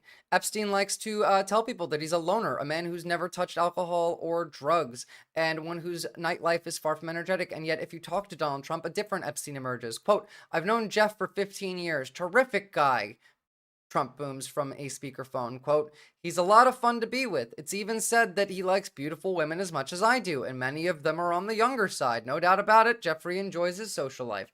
That's what killed the suit. Trump supporters really just like wave this stuff off and attack rape victims. That's gross. Well, I mean, like they literally support rape. So the most of the people that are loudly defending Trump for that are people who just want legal rape. Here's a little portion of that, of those documents. I can link them in the Discord later if you want, but the third and final assault by defendant Jeffrey E. Epstein on plaintiff Katie Johnson took place after plaintiff Katie Johnson had been brutally and savagely raped by defendant Trump while receiving another full-body massage from plaintiff Johnson. While in the nude, defendant Epstein became so enraged after finding out that defendant Trump had been the one to take plaintiff Johnson's virginity. The defendant Epstein also violently raped plaintiff Johnson.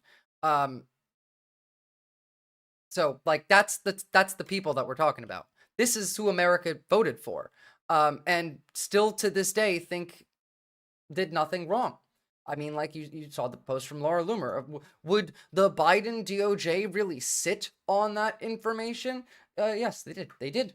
Because Biden, being the pussy that he is, when he came into office in 2021, we literally elected him to move the country away from, you know,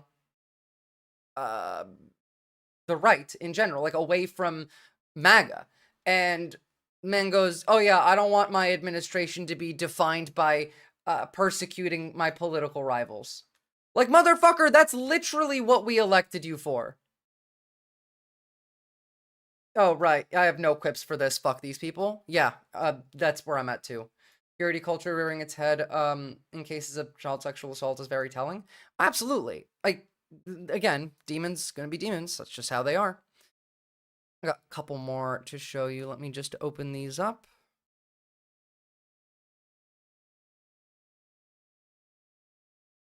Because this continues. Like, it's just not stopping.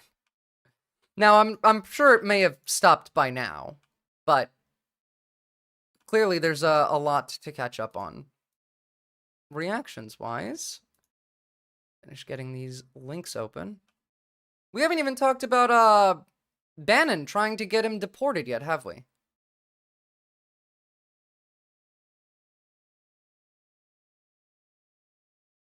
There we go.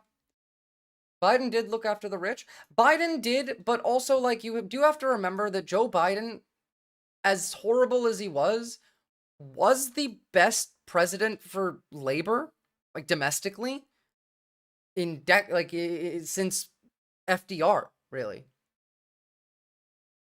Biden couldn't touch it because of the Clintons. Yeah, well, that's what I'm saying. Every time. No one ever attacked Trump for Epstein because that would require the Democrats to admit that Bill Clinton is also a pedophile. So, they asked AOC about the big beautiful breakup. So this is her reaction.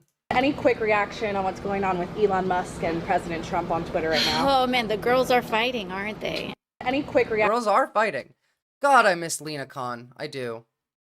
Music blares in the background. After a while, Trump goes to greet pretty three fucking new petty guests. to see this. Among them, the financier Jeffrey Epstein. Bring Lena back? Hell More yeah. than a decade before his guilty... Unironically, Biden was domestically the best president of my lifetime, which I think is an indictment of our politics. I agree entirely. It's fucked that he was the best domestically, like, policy-wise, not international policy, but domestically the best president of my lifetime. And all that literally took was him saying, no, I believe in, like, unions, right to exist and collectively bargain. And I'm going to cut some of, like, the student debt and bring people's healthcare costs down and spend $2 billion on infrastructure. Like, there was a lot of good stuff there. The CHIPS Act. I liked his domestic policy. The issue being, it still leans towards benefiting the wealthy, though he was better than, let's say, Kamala Harris would have been. If we took the same like presidency, 2021 to 2024, and instead of Biden, it was Kamala, it would have been much less for the working class than it was under Biden, even though he is also like a piece of shit.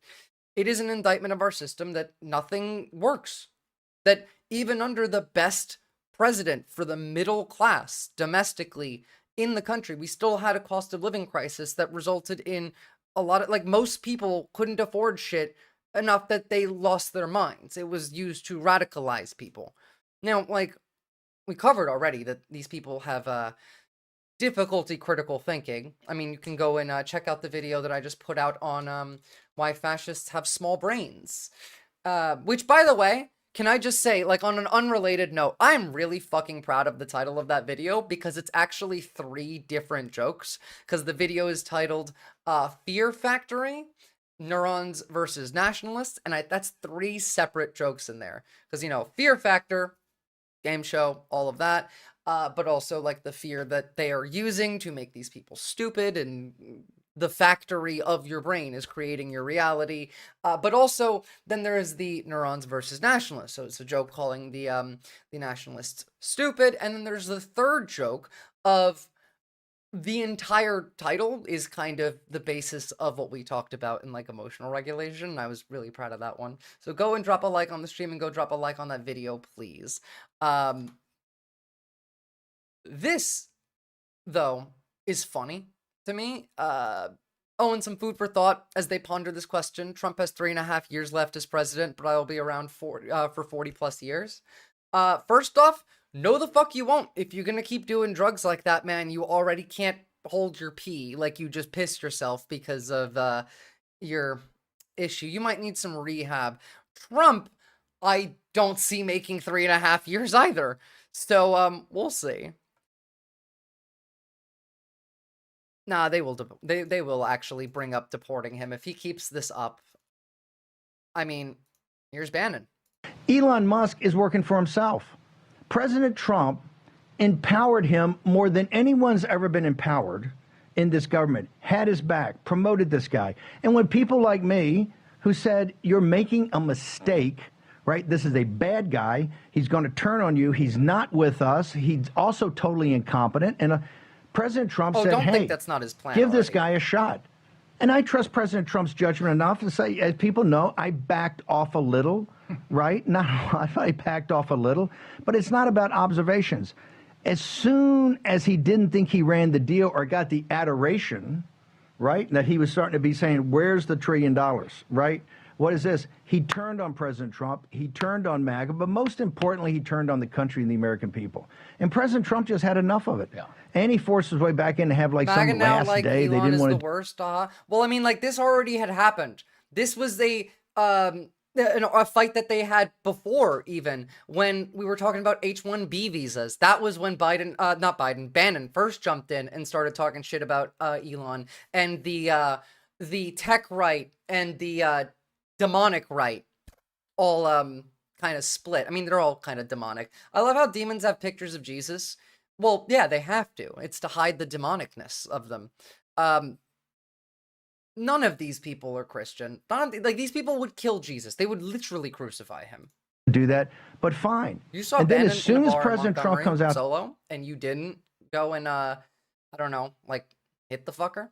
I don't watch Bannon. I have no idea what this homeless man talks about. He's a Nazi, so good. You shouldn't watch him. He's a Nazi. He went to jail. He's the man that made being a Nazi in America popular. I'm not, like, kidding. It was him and Roger Stone together, but during the first administration, it was primarily Bannon that made being a Nazi popular in America. Today, and President Trump saying it in the nicest way possible about the bill, right? The bill, bing, bang, bang. The guy gets up and starts tweeting the most vicious stuff you could tweet. So all the fanboys defend this. He accused President Trump of basically being a group with those pedophiles on the island. He called for the president to be impeached, and J.D. He did call for the president to be impeached. He called him a pedophile. Like, he did all a big, beautiful dumpster fire. And also, yeah, like, Jesus actually is trying to come back. The Christians are right. You know, they're just trying to do the rapture, but he just keeps getting hit by Israeli bombs and having to start over. Vance to take his role. As hard as we've worked in all the years that we've worked in this audience's work, some punk is going to sit there and go, he should be impeached. And hey, as sure as the turning of the earth, if those progressives rub up on him and say, hey, they're never going to buy the Teslas, we're going to buy the Teslas, they rub up on him, he'll write a $500 million check for Hakeem Jeffries. He'll be across. Fucking do it then. I mean, not Hakeem Jeffries. Honestly, Elon, please support the left. I'll buy a Tesla if you give me enough money to buy a Tesla. I won't drive it, but I'll buy one if you give me the money for it. Honestly, like, I do think that the Democrats should try and get him to flip, not because they actually want him on our side. We don't. He's a demon. But because he's a stupid demon, and while he's on a rampage, we might as well point him in the right direction. Do we think that Musk is trying to buy back his business? He owns his business. Like, what do you mean? Tesla stock right now is crashing, but it doesn't matter because A, he values his ego more than he does his money. But, like, secondly, the last time Tesla stock was crashing anyway, he made money off of it. I will buy the worst looking car known to man, the Cybertruck, if he supports Zohran for New York City mayor. That's true. I mean, make the stock come back. Oh, well, see, it doesn't matter to him, Josh Water, because the stock price going down doesn't lose him money.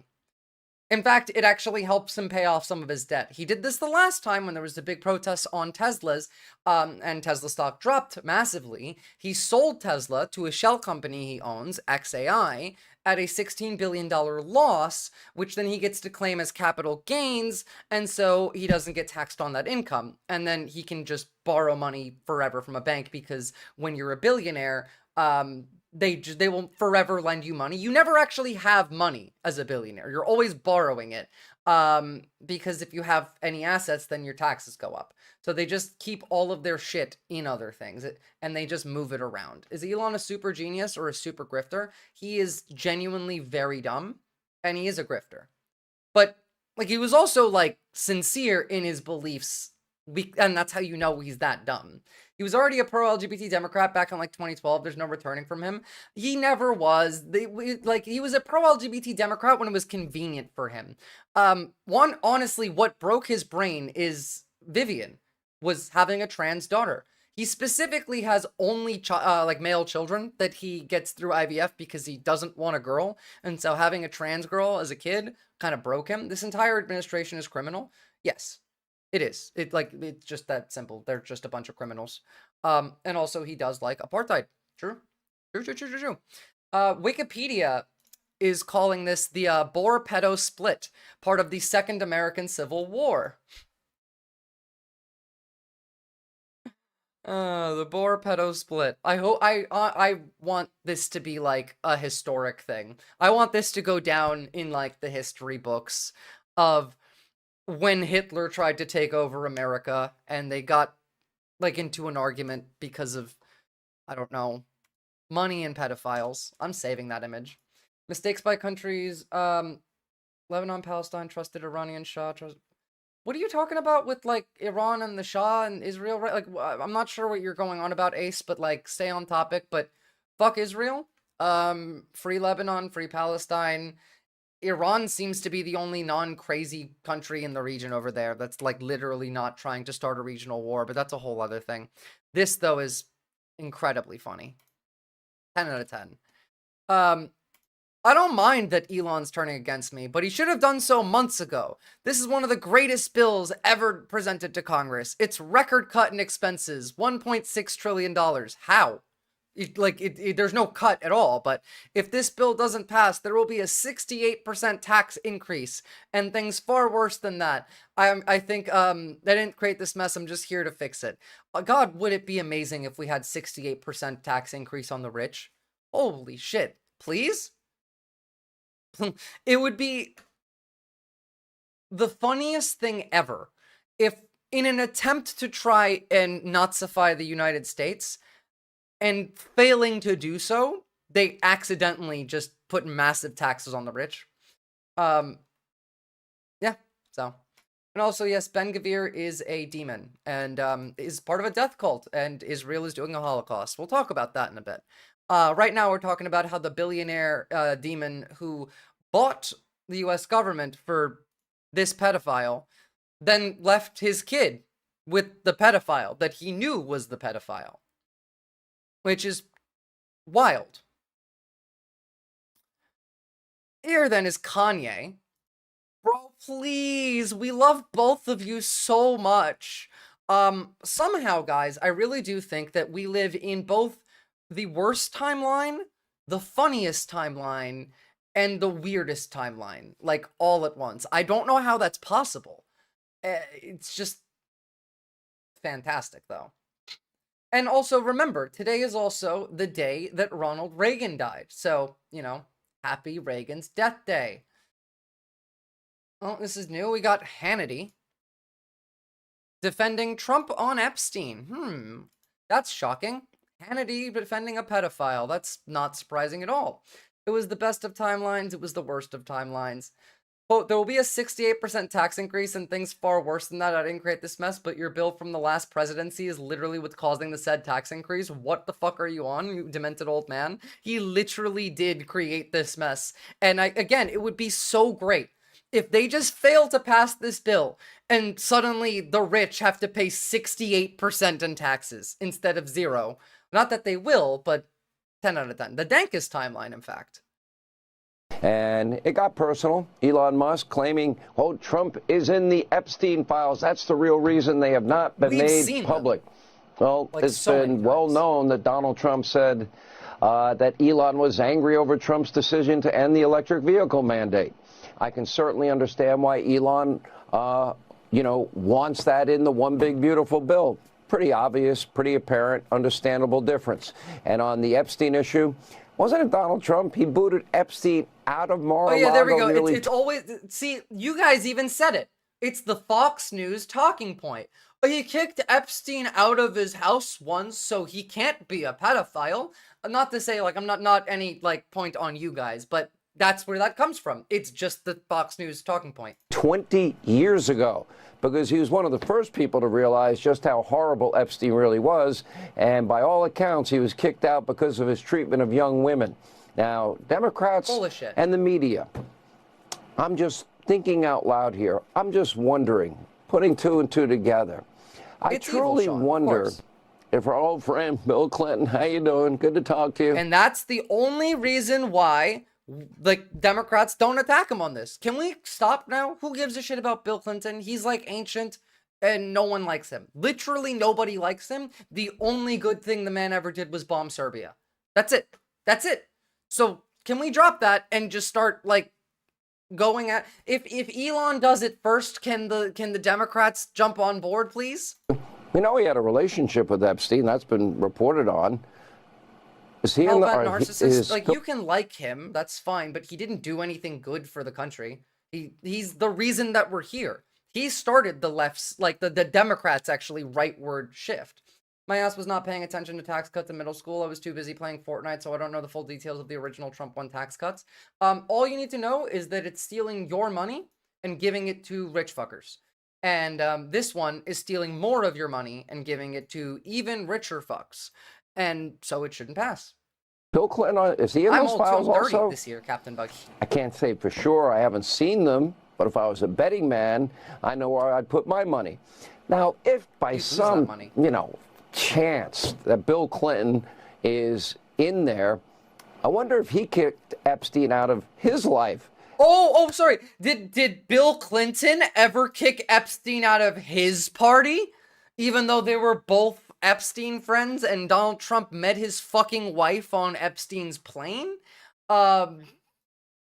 Several records of him being on the plane, not only like released, but released accidentally by Pam Bondi. So like, it's so much mental gymnastics is required to pretend that any of what they're saying matters, and that none of this is real. There is no Warren Bossing say. One thing that Trump did, not in a huge war. What do you mean, not in a huge war? What's the spin Foxer saying that why hasn't Trump released the files? Oh, they're saying that, you know, Trump can't be a pedophile because he kicked Epstein out of his house once. And that, you know, Bill Clinton is the real pedophile because he didn't do it. Which the real answer is both of them are pedophiles. But, you know. I mean, Trump should be impeached and J.D. Vance should replace him is what Ian Miles Chong said. Here's Elon Musk saying yes, which is very bad. We do not want Vance. Vance is worse than Trump. Vance is like their end game. If Trump got impeached and got replaced with Vance, all that does is move their timeline up a couple years.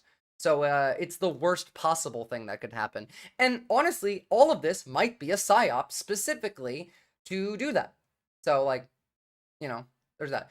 What ground war? Yeah, the thing is, there was no ground war that, like, Biden started, but obviously we were involved in. But Trump's first term also wasn't peaceful. U.S. military was hit by an Iranian missile under Trump 1. And Trump, like, didn't give a shit. Like he didn't start any war, no. But neither did Biden. I don't know what the point is. Like, yeah, of course he didn't start a war, no. But, like, there was absolutely conflict. And he definitely, like, he had just as much attention on the U.S. military as Biden did. Like, the right loves to talk about the U.S.'s withdrawal from Afghanistan, and they'd like to talk about, like, the people that were injured. I think 3 soldiers did die, unfortunately, through that. But they like to talk about the stuff that we left behind, obviously, because the right wing values property more than it does people. But, like, Biden didn't want Americans getting hurt. Like, he went out and apologized for it and all of this. Trump, under his first term, had an Iranian missile hit a U.S. military base, and no one died, thankfully. A couple soldiers had concussions, but, like, Trump did not give 2 fucks about the soldiers. He was just mad about, like, the property being hit. I remember when we were talking about Bill and other things. Well, yeah, Bill Clinton's a pedophile. Donald Trump's a pedophile. Bill Clinton is Epstein's friend, was Epstein's friend. Donald Trump was Epstein's best friend. It doesn't make any difference. We just need to stop, like, giving a shit about Bill Clinton and just say it. Because that's the only reason we didn't. So, breaking. Vladimir Putin has actually entered the chat. He has offered to negotiate a peace deal between Donald Trump and Elon Musk. I'm kidding, but, like, that is where we're at now. This is better than Kanye. Here's Jesse Waters. Who are your friends? Yeah. No one slept with my girlfriend, let's put it that way. Oh my word. These guys are like roommates. Wait, they stole my fucking title. Fuck you. I put Big Beautiful Breakup before you did. This stream's been going for how many hours? 2 hours. Living in close quarters. Nah, I came up with it first. For like the first 6 months of the year. They're just blowing off steam. Okay. The issue is donor maintenance. This guy's the mega donor. So you don't want him accusing you of being a pedophile, and you don't want him calling for your impeachment. I hope he doesn't mean that, but maybe... You know this is bad when Jesse Waters is talking like that? Like, he's fucking scared. Putin will negotiate a peace deal between Musk and Trump at SpaceX HQ while Trump isn't even present. Yep, and then they're gonna yell at Elon because, you know, he didn't wear a suit and he didn't say thank you at all. He never wore a suit in the office. Kanye's gonna negotiate the peace deal, and it's gonna take place in Nick Fuentes' house. Oof. The doxed one or the new one? This whole thing makes me simultaneously elated and depressed at how to deal. So, A, you take the joy where you can and make fun of them, but your, like, ability to deal is your resistance. Your resilience is fighting back, and I've been talking about that for a while. One thing you can do is first build a community around you, in person preferably, but also you can join the Discord. You can like the stream. You can go and learn about how fascists have literally smaller brains than non-fascists do, which is the last video that I put out.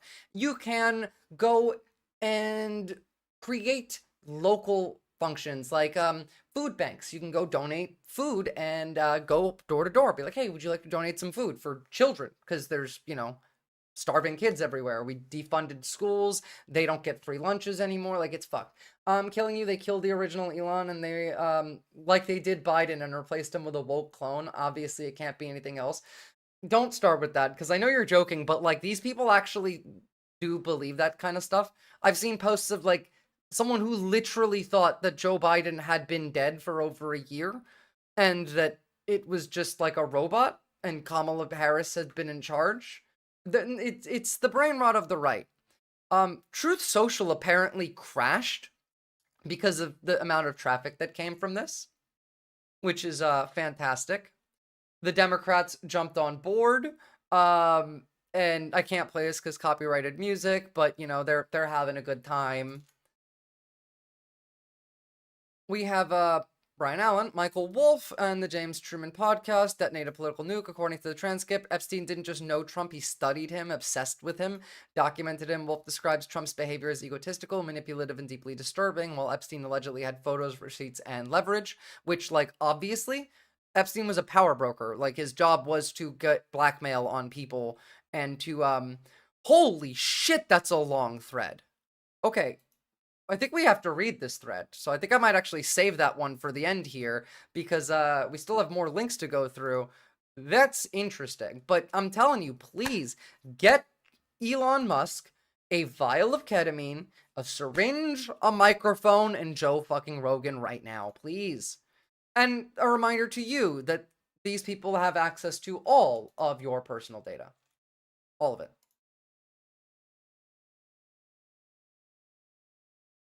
Crazy how they're all just, like, ignoring the Epstein stuff because they've all known it for a while. That's the other bit. Like, they've all known about this. He does need IV ketamine. The thing is, Elon has a pretty severe addiction. Like, the man actually needs help. And it's not like I don't give a shit about his well-being, so I don't feel bad about saying this. We should be utilizing that, like, and taking advantage of it. Because that's what the right's doing. They take advantage of his addiction and his instability and his irritability and his, like, craziness. They take advantage of it. So we need to do that.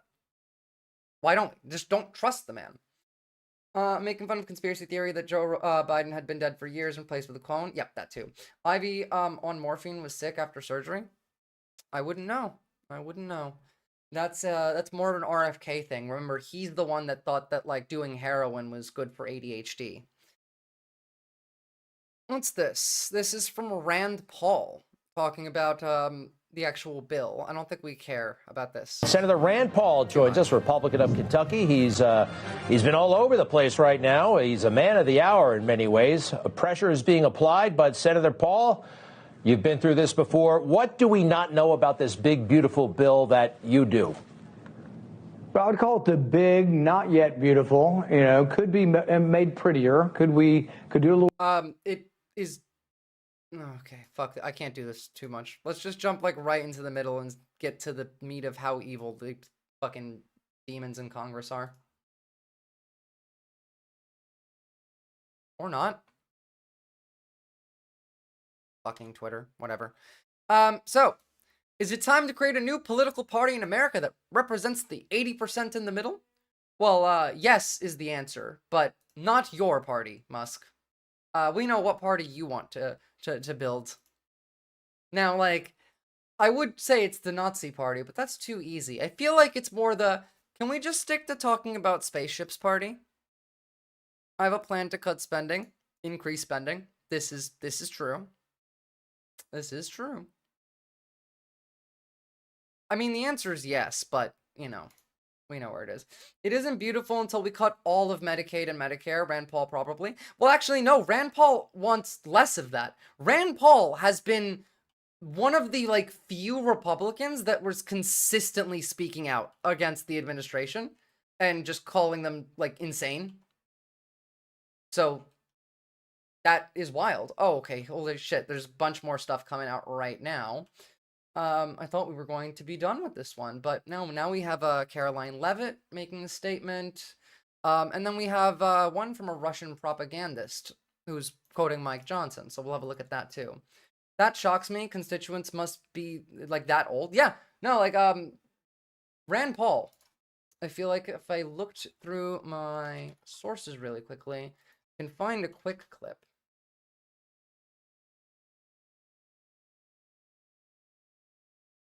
In the meantime, Charlie Kirk is so fucking ugly, man. This man's face is just yikes in every way.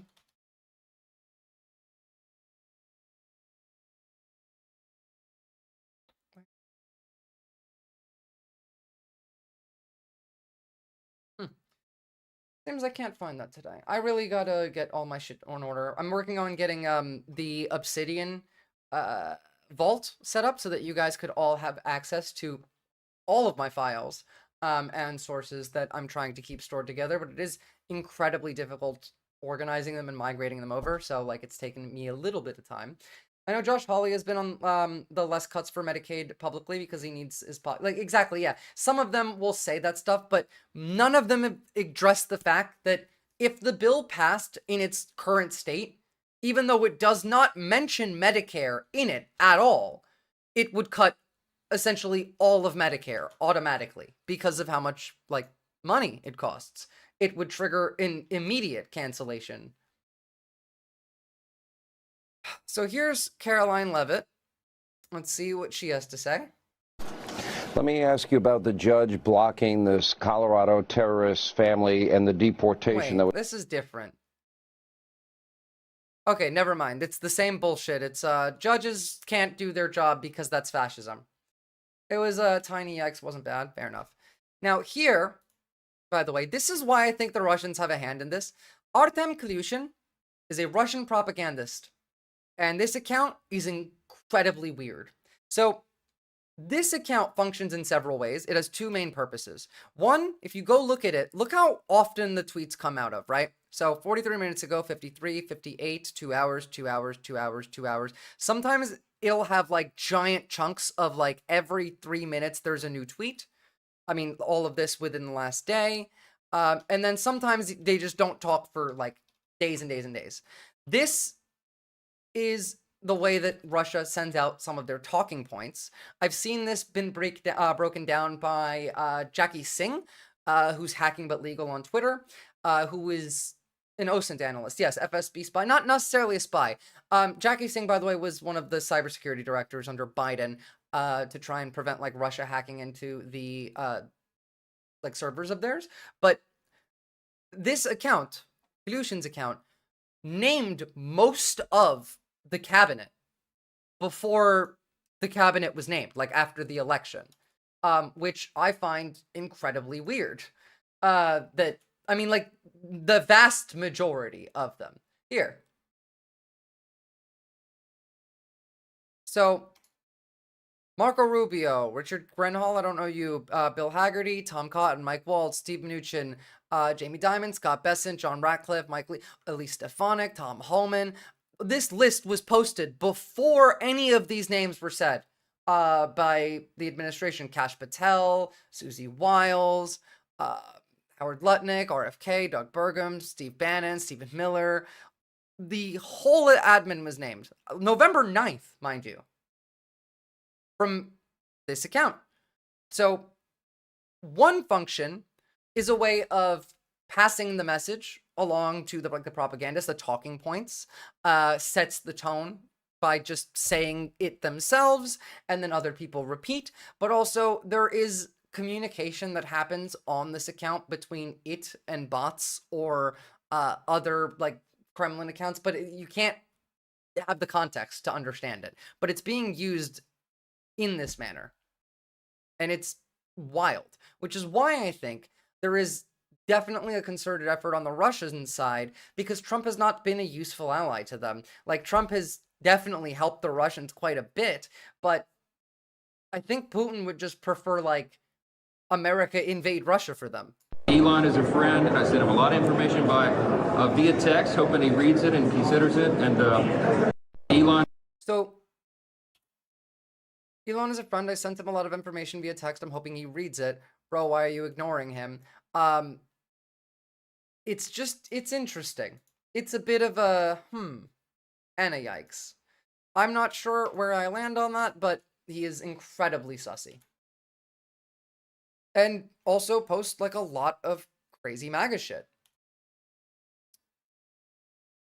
Best opening line to a story this year. Quote, Donald Trump and Elon Musk's alliance took off like one of SpaceX's rockets. It was supercharged and soared high, and then it blew up. Actually, fantastic. 10 out of 10. Good writing. Whoever did that. We have this again. This one from Brian Krasenstein. It's fine. And so, finally, we can have a look into some of these Epstein allegations. So, Epstein revealed Trump's habit of pitting his own people against each other. We do know that. We also know that Trump liked to sleep with the wife of his friends, and Epstein helped him cuck his friends. That's in some of the audios from the Daily Beast, the ones that were linked to earlier. It wasn't just about the sleaze. Epstein claims that Trump's so-called fortune was propped up by unpaid debts and possibly hidden tax evasion. 100% true.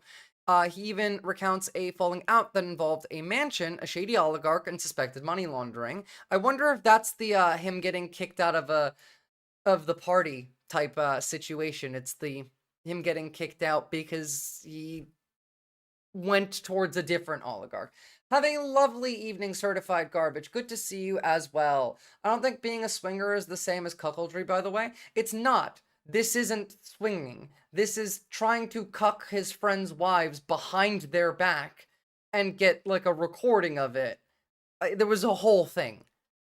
He would try and get video and audio recordings of him banging his friends' wives that he would manipulate into doing it and then use that to hold over his friends. It's all in the, like, audio. So he even recounts the falling out. Yep. And through all that, Epstein expressed genuine fear of Trump's capacity for anything while the media and political elites stayed silent. I mean, he is evil and a demon. But he pulling some L. Ron Hubbard level cuckoldry. Yeah. I mean, there's a lot of cucking happening on the right. It is kind of like where most of their political ideology even really comes from, is fear of being cucked. Oh shit, I forgot. There's a few more actual links here that we didn't have a look at. And some of these are fantastic. So I'm going to feel real bad for this first one. And then we'll continue on with this. But there used to be a way where we solved problems between, you know, the ruling monarch and the oligarch, and kind of just like join their houses, I guess. It's the only way for them to ever fix it. This would be awful, mind you. Like, I don't actually want this, but it is incredibly funny that we have devolved to a Game of Thrones government within the first, like, 6 months. Where, like, as I've said, the king is old and has dementia, is dying, so everyone around the king is sucking up to him, trying to get on the will, because they all want to be heir to the throne when he dies, even though he's gonna be heir to the throne when he dies. At least in Trump's mind, the plan is after he dies, it's not Vance, it's Barron goes in his place. Now, that's not what's gonna happen at all, because Trump has no actual power. And the base that gives him the perceived power is slowly being whittled away anyway. Has been for a while now. So that's never going to happen. But this is generally how you would go about fixing that back in the day. But apparently something happened so bad today in the Oval Office that Stephen Miller abruptly had to cancel his Fox News appearance due to an emergency meeting in the Oval Office. I wonder what the emergency meeting in the Oval Office was about. Now that's a good picture of Stephen Miller. Good lighting, you know? It really shows his full form. Then we got Mehdi Hasan, which I'm curious to hear his take on. Sometimes I look at Barron and think there's no way he isn't just a clone of Donald Trump, because holy fuck, he looks like a demon, so. But look, two thin-skinned, petulant, power-crazy narcissists were never going to be able to stay, working together conscientiously or in the interest of the nation for very long. And I just think, as Frank says, we're going to be occupied with this for the next few days, weeks, months. It will be interesting to see who actually goes through with their side of the threats. Musk is threatening a third party. Trump is threatening to cancel contracts. They're both BS kings, right? They both lie like the rest of us breathe. So it's very hard to work out, A, who's actually going to... They're going to try and work it out behind the scenes. And I think they will be able to, like, work out the actual problem. Because, like, Elon's not mad about the debt. He's mad about him not getting what he wants. And so, like, they could work out the physical issue, but I don't think they'll ever actually fix this. They will never, like, get back together. Because, I mean, like, just pulling the Epstein card is kind of like burning the bridge, Like, once he called him a pedophile and said we should have a third party and Trump should be impeached, I don't think that there's any walking that back. Execute on their threats. And B, who's actually telling the truth about what went down? Trump is claiming this was to do with EV credits in his bill, that Musk didn't like cancelling EV credits. He claims Musk saw the bill. Musk is saying no. Musk is claiming Trump is in the Epstein file. So, by the way, you know how much, like, Musk has been benefiting from this? He's been destroying the country. I do actually want to watch the video from More Perfect Union about how he's destroying a town. But we do have some good news. So I think after this, we'll look at some bad news, and then we'll go to good news and check out Zoran in New York City and the fantastic job he did in the debate yesterday. I don't know who to trust here because both of them have a long track record of lying. But as I say, I'm just investing in lots of popcorn. But look, two thin-skinned, petulant, power-crazy narcissists were never going to be able to stay, I just don't see it either.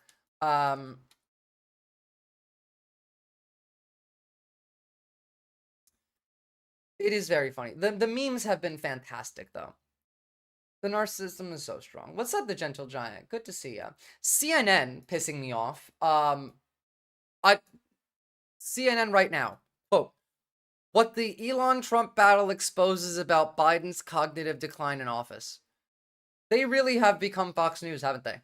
And, like, I mean, kind of also true there. Like, Biden could have put a stop to this by putting these people in fucking prison, but, don't want to prosecute political opponents that are literally, like, demons, but, CNN, too busy trying to see that, that Jake Tapper book, sell that Jake Tapper book, really. They do. They're so broke, they need that money. I think they do. I think they need it. The memes, though, are fucking fantastic. You didn't say thank you or wear a suit, Elon. I'm sorry. But still, my favorite is Lutnick, Miller, where are the fucking EV tax credits? Oh, and then we have Jack Posobiec. This is honestly the second funniest that I've actually seen. Some of y'all can't handle two high agency males going at it, and it really shows. This is direct communication.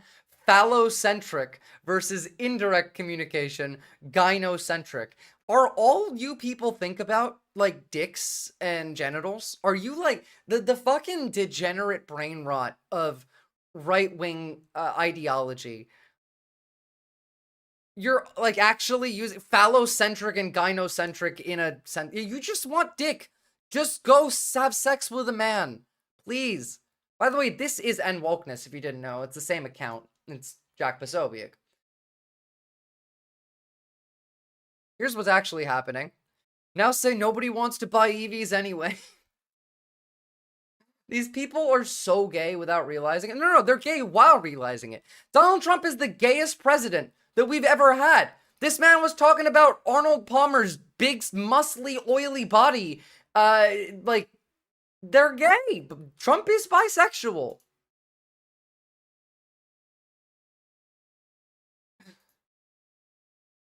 All the comedians right now, like stand-up comedians right now, are like losing their minds trying to come up with their next set.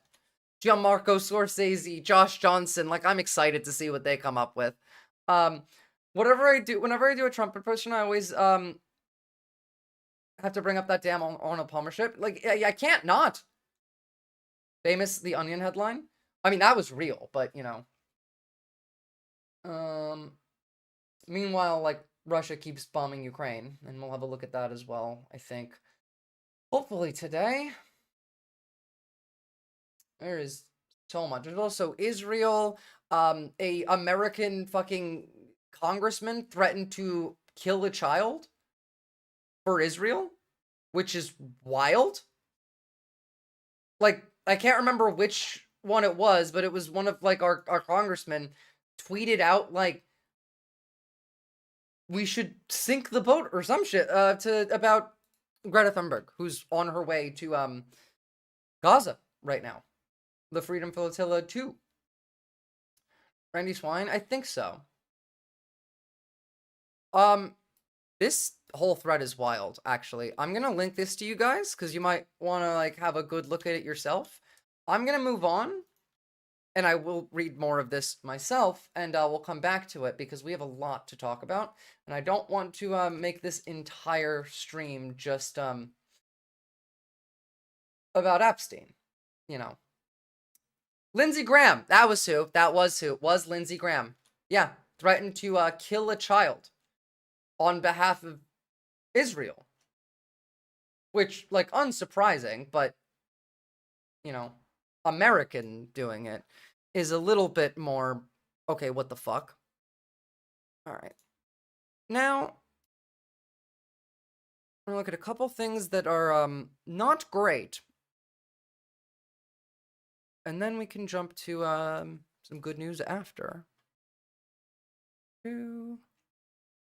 Where are you?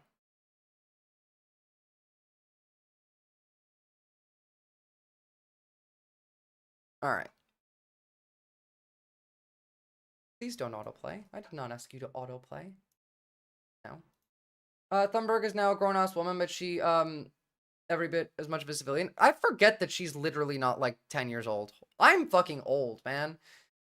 Schwarzborg, what's up? Good to see you. Haven't we already facilitated the murder of, like, 50,000 children in Gaza with our weapons in just, like, the last 19 months? Probably more than that, but, like, Lindsey Graham is Lindsey Graham. Republicans are going to be Republican. Everyone forgets she's not a kid anymore. That's what happens when you get famous as a kid. Good to see you. Did you catch any of the big beautiful breakup? We were about to move on to something sad before we get to happy, but today's a good day. There's a lot of bad happening, but today is a good day. All right. Now, on Elon, I suppose, continuing, let's actually talk about what he's doing. What his wife's doing. I was listening with half an ear to Hassan's coverage earlier. Fair enough. It's fucking hilarious. They might deport him.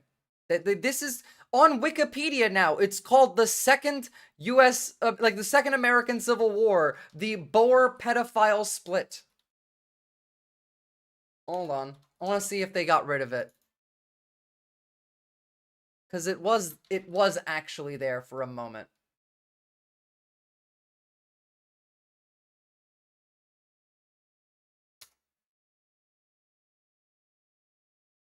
Nah, they took it down. They're too good at that.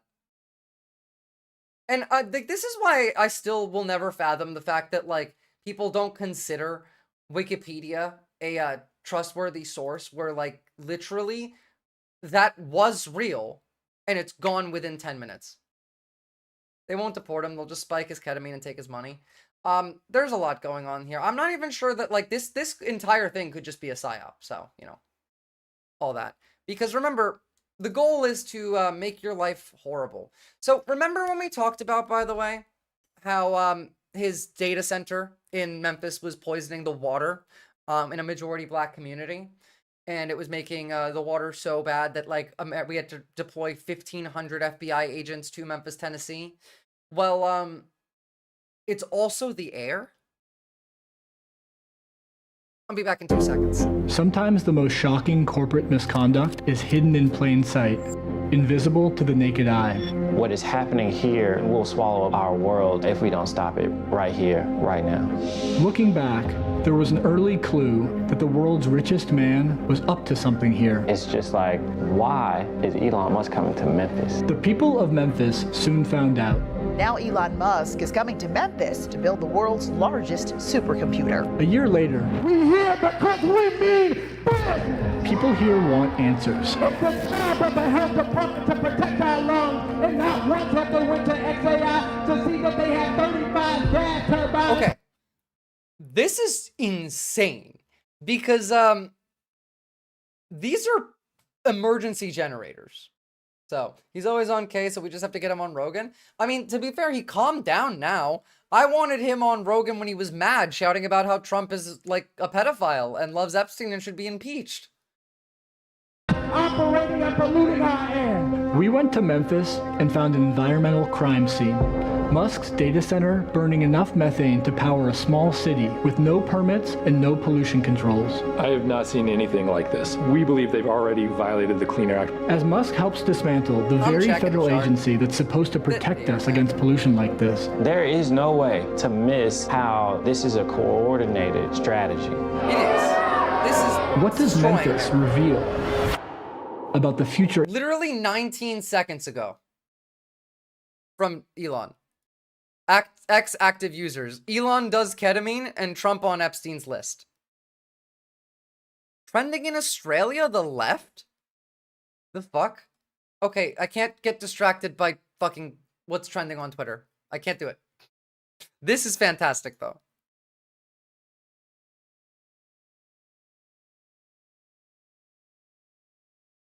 This is horrible, though. Elon Musk wants for us all.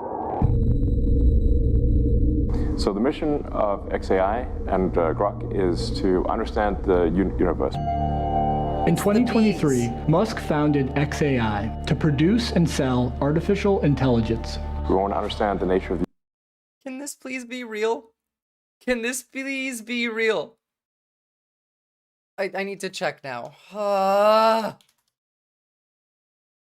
love how if you Google Truth Social, the very first result that comes up is Trump's page. No, it's not real. Damn it. Damn it. You can't even look at his replies without making an account. Rude. Universe, so we can figure out where are the aliens, what's the meaning of life, how does the universe end? Its main product is Grok, an AI chatbot that he's incorporated into Twitter, or X. Musk was entering the race to dominate the AI market, but he was arriving late, years after competitors like OpenAI and Google had begun training their AI systems. So in Musk's mind, he had to move fast. We went to the data center providers and said how long would it take to have 100,000 GPUs operating coherently in a single location, and we got time frames from 18 to 24 months. So we're like, well, 18 to 24 months, that means losing as a certainty. So the only option was to Oh, y'all, we're defaulting on the debt. No, we're doing it. Now I'm more sure that Elon is doing this on purpose and like the admin knows. If America goes broke, nothing else matters. If the country goes insolvent, if all the money's just spent on paying interest debts, there's no money left for anything. Like this is talk of let's default on the debt. And also like 20 minutes ago from Elon. Look at that face. Look at that ugly fucking mug. Ourselves. Been waiting for this moment. I am pleased to announce that XAI's Gigafactory of Compute, the world's largest supercomputer, is to be located in Memphis, Tennessee. Musk dubbed the project Colossus, after a movie about a supercomputer that becomes sentient and assumes total control of the world. And so, why every time we talk about these people, they have to reference some fucking dystopian movie or TV show that they took the worst part of and made real. The debt is disgusting, but there is nobody to vote that will fight to shrink it. Cat thrower, we can't anymore. Like, even if we don't pass this like bill, I don't think you can, because we don't pay off the debt. Any money that goes to paying off the debt goes to paying off the interest for the debt. And now, like the debt, by the way, most people don't understand that like government debt and personal debt aren't the same. Like having debt isn't necessarily a bad thing. Most of that debt is to Americans who have bonds. But like the point isn't to pay off the debt. Yeah, the point is to default on the debt and crash the global economy and then take power because, you know, they have all the power, wealth, and they have the fucking Hydra Project Insight systems that can predict if you're ever going to be a threat before, you know, you do anything, and then buy everything super cheap and then be rulers of the world. Look, I don't know how, like, likely it is, but I'm seeing rumors now that Trump is planning to make DC the first freedom city, which is going to be like a decentralized city. It's not a state either. It's its own thing. They're making DC into Night City, essentially, the first city state. Now, I'm not sure if that's true, but I'm hearing rumors of it. Human beings, we all directly and indirectly live in the shade, but not the shadow of Colossus. When you think about the computational power that it will take to put humans on the surface of Mars, that's going to come from the gigafactory of compute that calls Memphis home. We were told that by the company. And so it required speed and power. It's announced as a done deal. Keyshawn Pearson grew up in South Memphis. A billionaire and his organization is coming to our city, and we're just finding out. Why do these guys have to be so fucking lame? It's the nature of their ideology, the Gentle Giant. The Nazis back in the day were also whiny, like, cringe losers. All of them are. The entire basis of authoritarians is insecurity, fear, anxiety, and that's it. All of it's built on that. They're deathly afraid of, you know, black people fucking their daughter or their wife. They're deathly afraid of ever being shown, like, to be lesser than a woman in literally anything. They go ego first. Like, it's all Freudian, really. The right doesn't develop past, like, childhood. We talked about this last stream. There is literal, like, documented evidence that shows that right-wingers are dumber than, like, progressives. It was actually even left-wing authoritarians don't exist. There's only right-wing authoritarians because it physically matches in the brain. They are literally dumber. They are literally less capable of kindness and empathy and critical thinking and cognitive skills. They are less able to have motor like control of, like, they're just lesser than us. Physically, their brain is smaller, but it's not innate. That's a process of environment. It's made to be this way. Most men are the biggest snowflakes. Their egos get hurt and they have no idea how to process their emotions. I've lived in the Midwest and you have to tiptoe around people's egos, yet they crash grinder every RNC event. This is true, Sweaty Gopher. And, like, it's that, like, it's not, don't say most men, by the way. It's right-wing men. And it's hard when we talk about this because there's a lot of men that don't quite fall into the right, but they do engage in, like, gaming culture and, like, comic book culture and exercising, which is all inundated with right-wing messaging anyway. And so they pick up some of that rhetoric and they slowly get brought over and over and over until they lose their, like, mind. They self-selected to be lesser evolved. They literally did, though. I'll cite you the, like, fucking evidence right here. Hold on. Let me pull up the studies. You can read them, or you can go and drop a like on the YouTube stream and check out the video that I posted about it from last stream. But just for the sake of clarity, here are the two studies that show that these people are morons. Comic book culture, every comic book I've ever seen is woke. The comic books are woke, but the YouTube videos and, like, comments around them are not. Star Wars, Marvel, DC fandom is literally just inundated with incel stuff. Red pill, black pill bullshit on the inside. That used to be me, but Trump's Descendants in 2016 was my jumping off point. Then I read a lot of books. Oh, cool, you read books. Well, that just shows that you're already smarter than them. They can't read. A lot of Midwestern people, they are stuck in poverty, living in small towns, never moving anyway. They all get their beliefs from their racist boomer parents. Well, yes, there is the aspect of, like, material conditions. There is the media aspect, because all of them and their parents are constantly bombarded with fear-mongering, hate-mongering messaging. Not to mention the fact that social media in and of itself is a brainwashing tool now. Again, I've said it before, try and use your computer for social media browsing. Don't scroll on your phone. Go sit at a computer desk or a laptop and then scroll if you can. It will be much less distracting. You'll get a lot more done, and I promise you, you'll enjoy yourself more. The DC fandom is so woke. Yeah, it's just like some of them. It's a concerted effort. Like, none of these people have any real beliefs. We just found out recently that like Israel specifically pays I mean, we already knew this, by the way, that Israel specifically like pays bots, not bots, but like people to act as bots. The Russians do it too. We do it too. It's to put out that messaging. They intentionally bricked Instagram on the browser. Fucking demons. Well, I mean, fuck Instagram. There's nothing on there anyway of use. There's a whole character arc of Harley Quinn hooking up with Poison Ivy. Now that was amazing. I watched that. Harley Quinn and Poison Ivy, the show was really good, although it did piss me off that it took so long for them to like admit it. All right, can we jump back onto the depravity of how the corpos are poisoning the water and the air?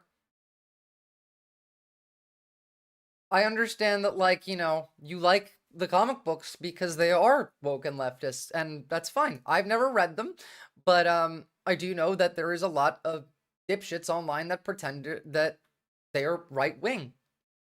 Reminder that you can subscribe to support the stream for free with Twitch Prime. It goes a long way to support my work and helps me continue to be able to do this. Genuinely. I think that the way forward for them is not to ban the left. I think what they're going to try and do is algorithmic exile. And so spread the stream to people. Like, you know, if you know someone that might enjoy it, just link the stream to them. And do this with other streamers as well, because the algorithm might not recommend these people anymore. You might not see us on the homepage. You might have to go looking.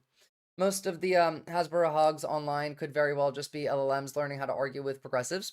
True. The land has been purchased after the project has been approved by certain officials, right, who did know. This is huge. This puts the word out there that Memphis understands operating at the speed of business. As a community, we're trying to reach out to people. It should have been your logic, Umer. Genuinely. It should absolutely have been on your bingo card. But continuing on, remember how, like, even though it's very funny, and we did cover that, and we will talk about it more, because I'm still looking at stuff coming up, but we do really have to talk about the fact that they are poisoning the food, the water, and the air. That's what AI requires. It requires poison food, poison water, and poison air at this point in time. People understand what is XAI. He built it without us even knowing that it was being built.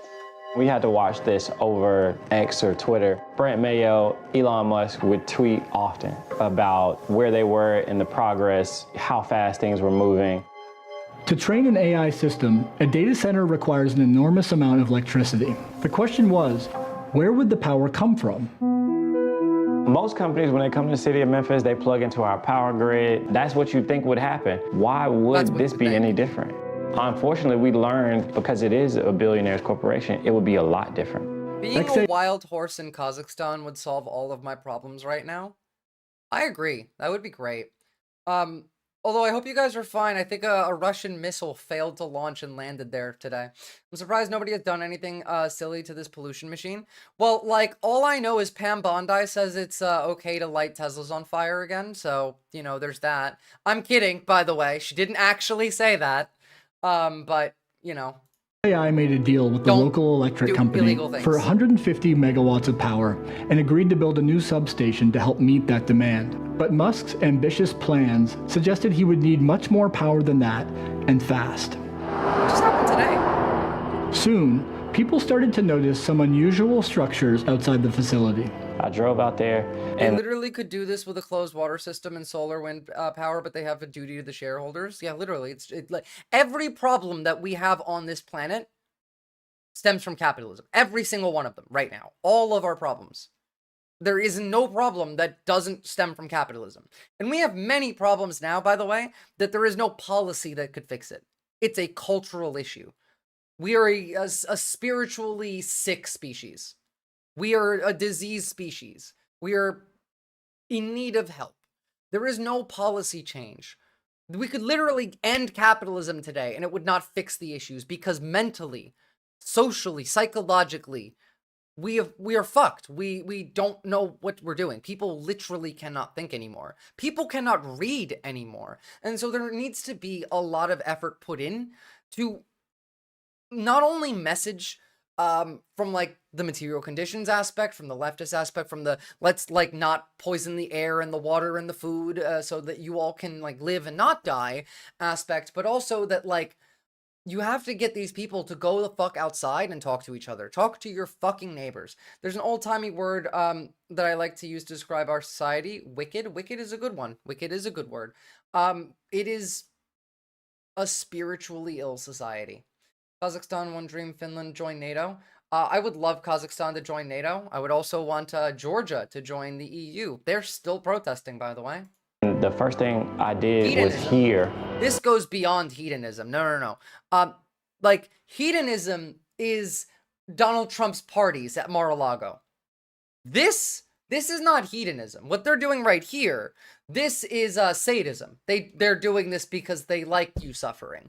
And the other end of it is they're harming themselves. It's very interesting there, yeah. The turbines. You can smell it as well. Such a disturbingly Also, yeah, I forgot the other part of this is because they want to kill black people. That was the third reason. Smell. From the road, Keyshawn and others could see a row of machines that are typically only used for remote or emergency operations. Mobile gas turbines. I have never seen portable turbines used like this. Patrick Anderson works on air quality cases for the Southern Environmental Law Center. We know that these kinds of generators require air permits. And so right off the bat, we started filing records requests with the local Shelby County Health Department. Do you have an air permit application from XAI? And they came back and basically said, no, we have nothing to hand over. We also filed records requests with EPA to see what they had. They also did not have detail. Remember, I want you to understand that there were several lawsuits against several of Elon's companies prior to the election. Remember that interview he did with Tucker Carlson where he said if Trump didn't win, he was probably going to jail? It's because they were breaking a lot of laws for a lot of their companies, and they still are. It's just now they don't have to follow the law. Details on what is on the ground out there. Nobody from the regulatory side, the health department, the city, EPA, has told the public or us really one iota of what's actually operating out there. To figure that out, Patrick and his team hired a photographer to capture the data center from above. The images reveal— Is it you, Elon? Is it you? Cause I have a question. Is this you? Are you this account? Because I have thought that you are this account for fucking ages. Fantastic. Also, like, imagine how bad of a— sorry to cut into it again. Imagine how bad of a parent you have to have your daughter celebrate your public humiliation. Such beauty in life. The weather is so lovely today. If we could replace capitalism, what can take its place? I'm very interested. It's a very long process and incorrigibly heathen. I don't even think that, like, we could replace it in a functional manner in our lifetime. I think we need to build the steps that are required first. We need to build the foundation that socialism then gets built on. Yeah, probably not in this country.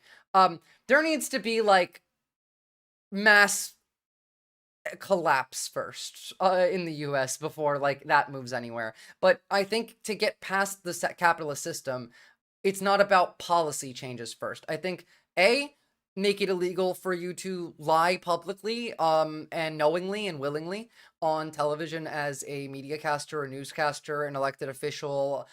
Do it also online or a live streamer that does politics. You should not be able to knowingly, willingly lie to the public as someone who is an authority figure or who talks about politics or law or whatever. And like, obviously that would still go through like the proper means of, you have to prove it and prove that they had the intentions and all of this. But that would result in, all of Fox News getting shut down, all of the right-wingers getting arrested, at least like the ones that post fascist shit online. We have to overturn Citizens United. We have to, get rid of the Senate. We have to get rid of the Electoral College, even if we're just keeping capitalism in place, by the way. This is just to like make America in its capitalist form bearable to survive in, not even fixing the issue. These are the things that need to be done. There is also, we need to do Reconstruction better. Like, we didn't do that well enough back in the end of the Civil War. We have a lot of people that need to go. Yeah, we should study board this out at some point. I agree. We could do this via Obsidian. Make a nifty flowchart. I like that. Join the Discord if you do too. We can do this together. Probably actually over the weekend. I might have some time that I can hop on the Discord in voice chat and we can just like fuck around. But to continue. Far more turbines than anyone knew about. I promise this is the only long 35. I couldn't believe it. I was absolutely stunned. How do we not know about this? According to XAI leadership, the turbines are not being used and are not connected. Under pressure, XAI claimed it was using less than half of those turbines. I've talked to the XAI leadership team. There are 35, but there are only 15 that are on. The other ones are stored on the site. Well, first off, these are expensive. There's a turbine shortage nationally. You don't obtain these turbines and put them on site if you're not intending to operate them. So Patrick and his team sent the photographer back out with a high-end thermal camera. What we saw is 33 of the 35 were very clearly operating. The turbines were capable of generating about 420 megawatts of electricity. That's a lot. Enough to power around 300,000 homes. So that's all going to power the AI. It's making the air poison. And remember, they're also using about, 5 million metric tons of water? Which is about 16 ounces of water every time you ask a Grok a question. They built a power plant out there. And they've done it overnight, no air pollution controls, quick and dirty, no permit.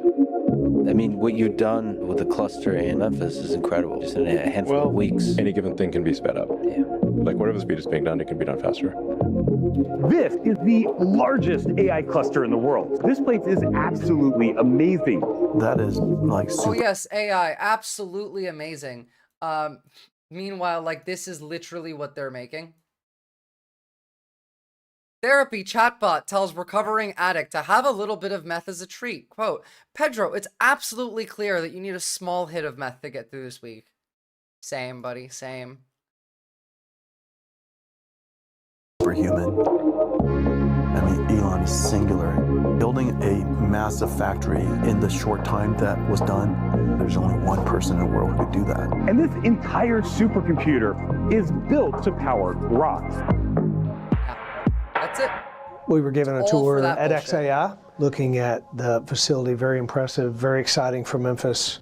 Their commitment to the community is remarkable. It's unique in my experience. Joseph Goffman has worked on air pollution issues for decades. Until January, he ran the EPA office that regulates air quality. Oh yes, until he was replaced with somebody who doesn't want to do that. Just so Grok can tell every conservative what to think on Twitter. They don't even believe Grok. They argue with it because Grok is woke. The funniest thing I've ever seen, though, from Grok was somebody fact-checking someone else in an argument, but asking Grok to say it in, what is it? Jamaican, starts with a P, the word. It's the way,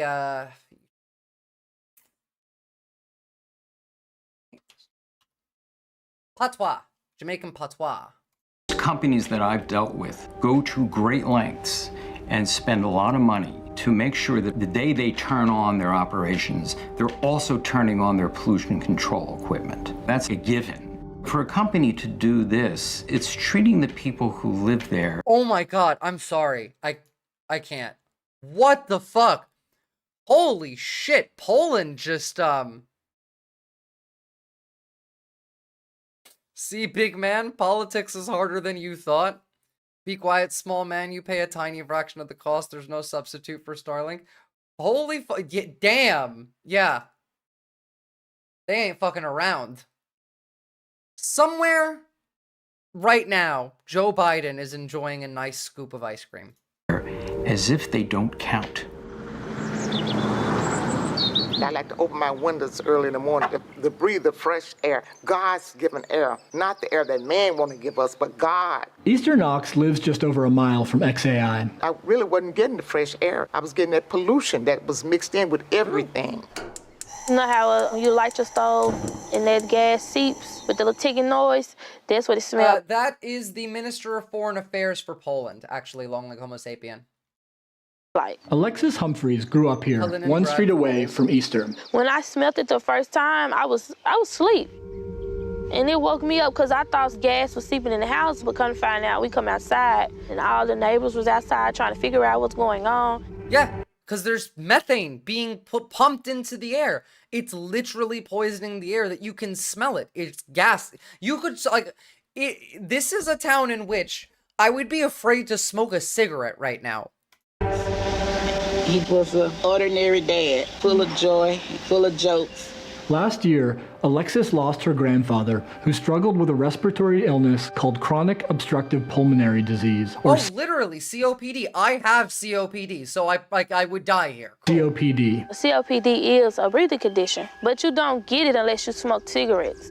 That's not. And my granddad didn't smoke cigarettes, but every 3 weeks or so, my granddad was going to the That's social hospital. murder, yeah, He would have to absolutely. get breathing treatment. Like, again, this is Elon Musk doing social murder. This AI center is poisoning the air and the water. It's making methane in the air, poison you, giving you lung disease. It's the everything lung disease, yeah. And the water is like filled with chemicals, even like radiation, I think at some point. Like, it's bad, and it's all the majority black neighborhood, of course. I have asthma, bronchitis. My mom have just bronchitis, and now my granny has it.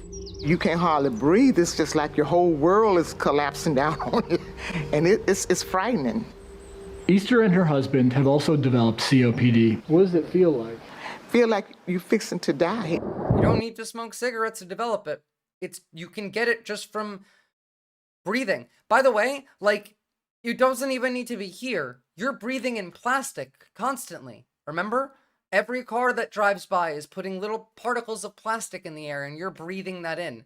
There's also tons of other, like, toxins and chemicals in the air that you are breathing in, and can give you COPD, even if you don't smoke. You can end up with lung disease. I mean, all of your food is poison, so. The area around XAI leads the state in emergency department visits for asthma. Memphis has one of the highest rates of toxic air releases of any American city, and many of its most polluting facilities are in this neighborhood.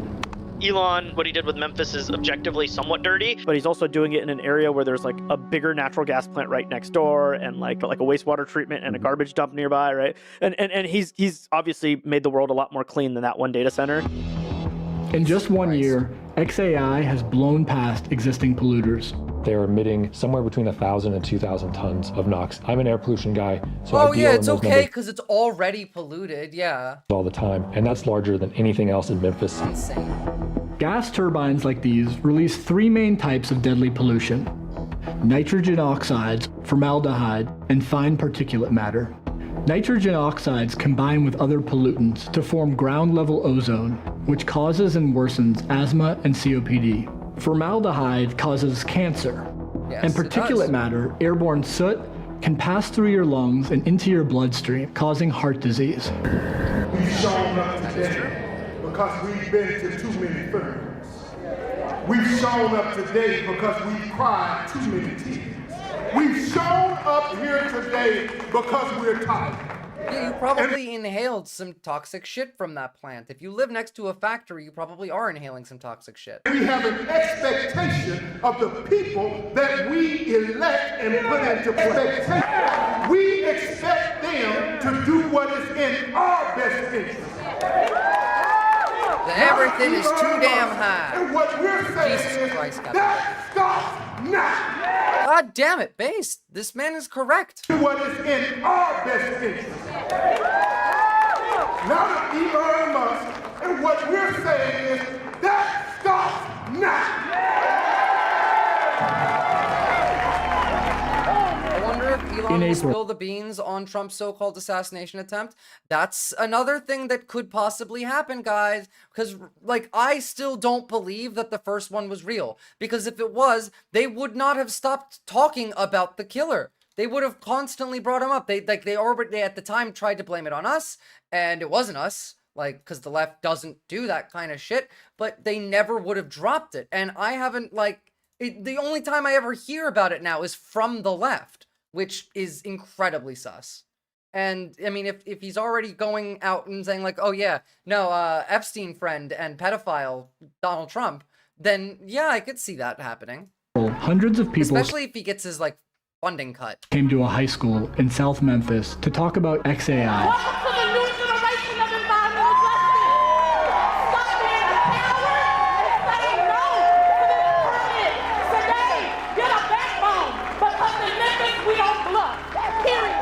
In January, the company belatedly applied for a permit to operate 15 of its turbines for 5 years.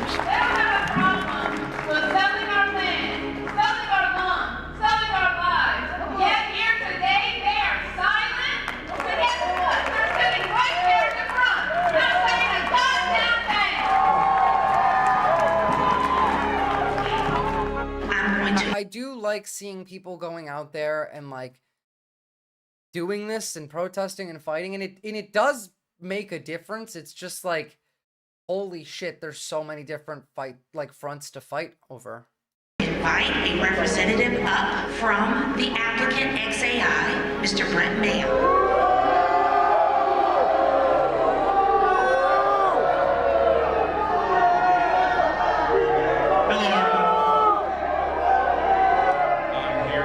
That's the first time that XAI has publicly addressed the community in any way. I understand. People didn't want to hear the statement, but again, XAI is committed to meeting the highest standard for emissions. XAI is going above and beyond the required emission control required. And to that, thank you very much for your time. He immediately left after reading because they his have no script. interest in actually engaging with the public, because they're demons and they know that you're killing you. That's what they're here for. They're here to fuck your life up and steal your shit. Conquest works. It's extremely disrespectful. It's time to start telling the truth.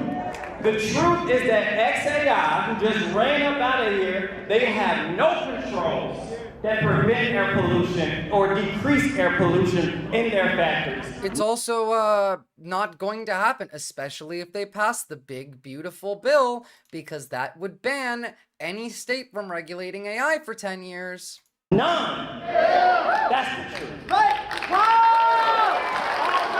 Power to the people. To date, local and state authorities have taken no action against XAI. Running turbines without permits or pollution controls is also a violation of the Clean Air Act, which it's the EPA's job to enforce. But to date, the EPA has done nothing. And Elon Musk... I do have another thing on this we could watch today, if you guys want to keep going on this, or we could jump over to some other news, because we still have to go over Zoran's debate, and there's more stuff coming out about, you know, like Elon. It's more reactions from like right-wingers and media people, and some of these are actually quite funny. But it is important, so we can continue on the theme of how they're destroying the planet and killing your food and water and poisoning you and all of that. But if you want to laugh because it's Friday, we can do that instead. So let me know what you think while we finish the rest of this. Is doing what he can to keep it that way. Musk has helped the Trump administration place strict limits on the EPA's budget as part of President Trump's broader project to radically reshape the agency.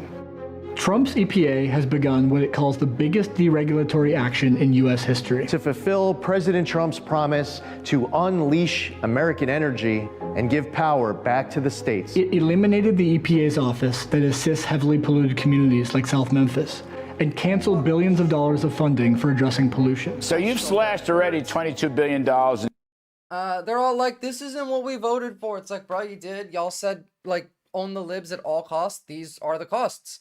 For the righties mad about Palantir. Yeah, I mean, like, it's actually quite funny because it's literally exactly what they talked about.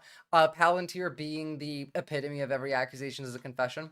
Even, like, Alex Jones is still out there shilling for it while he's literally talking about, like, the opposite, as if that's real. I just, like, it boggles my mind that these people can be freaked out about, like, George Soros shipping busfuls of people somewhere, but then give the most powerful morons in the world a deep America died, guys. I keep saying this isn't fascism. Because fascists exist for the state. They went and killed fascism and democracy at the same time. This is totalitarian anarcho-capitalism. It's just like it is an incoherent ideology. Technically, it's illegal for the NSA to spy on people, but Palantir is free as fuck to do anything legally. No, that shit doesn't even matter anymore. Fuck laws? Who's talking about laws? My God. And like, no, Palantir is literally everything. They are the actual like, it's Cyberpunk 1984. Let's get that straight. Grants, but you use Doge, if I'm not mistaken, to take down your head count. It's been great. The people working on the Doge mission are EPA employees. What they provide to me are recommendations. I have found that working with Elon and Doge has been fantastic, big help to our efforts. In March, the EPA announced plans to roll back over 30 air and water quality standards, including protections against fine particulate matter. The new head of the agency describes promoting the AI industry as a core part of the EPA's mission. Yes, you know, like the core part of the Environmental Protection Agency is to destroy the environment as much as we can. Unleashing energy dominance, making America the AI capital of the world. And the EPA can't be restrictive of that. We can't be suffocating it. Making America the world's AI capital means prioritizing a massive expansion of data centers. And hundreds of them are now under construction. Thank you, Mr. President. Thank you, Levi. With Trump's EPA backing that effort, there may be little recourse for the communities downwind. XAI comes from a culture of Silicon Valley. That culture is go fast and break stuff. Break things. A week after this hearing, XAI announced it would reduce the number of turbines it's running at Colossus over the next 2 months, but it's also dramatically expanding. I'm happy to announce that XAI is increasing their footprint. It's building a second larger data center. Oh yeah, we've already started work on the next cluster. Yeah, about 5 times the power. Where its construction permit application indicates it's considering using between 40 and 90 gas turbines and enough electricity to power 40% of Memphis. So we're not like half of a city's worth of power to power a machine that's going to tell you that you're wrong on Twitter. And also 5 billion metric tons of water, as well as like lots of methane in the air, just so you can ask some questions. Just so like they can put this in a robot and have it do a job that they don't have to pay you for. Stopping here.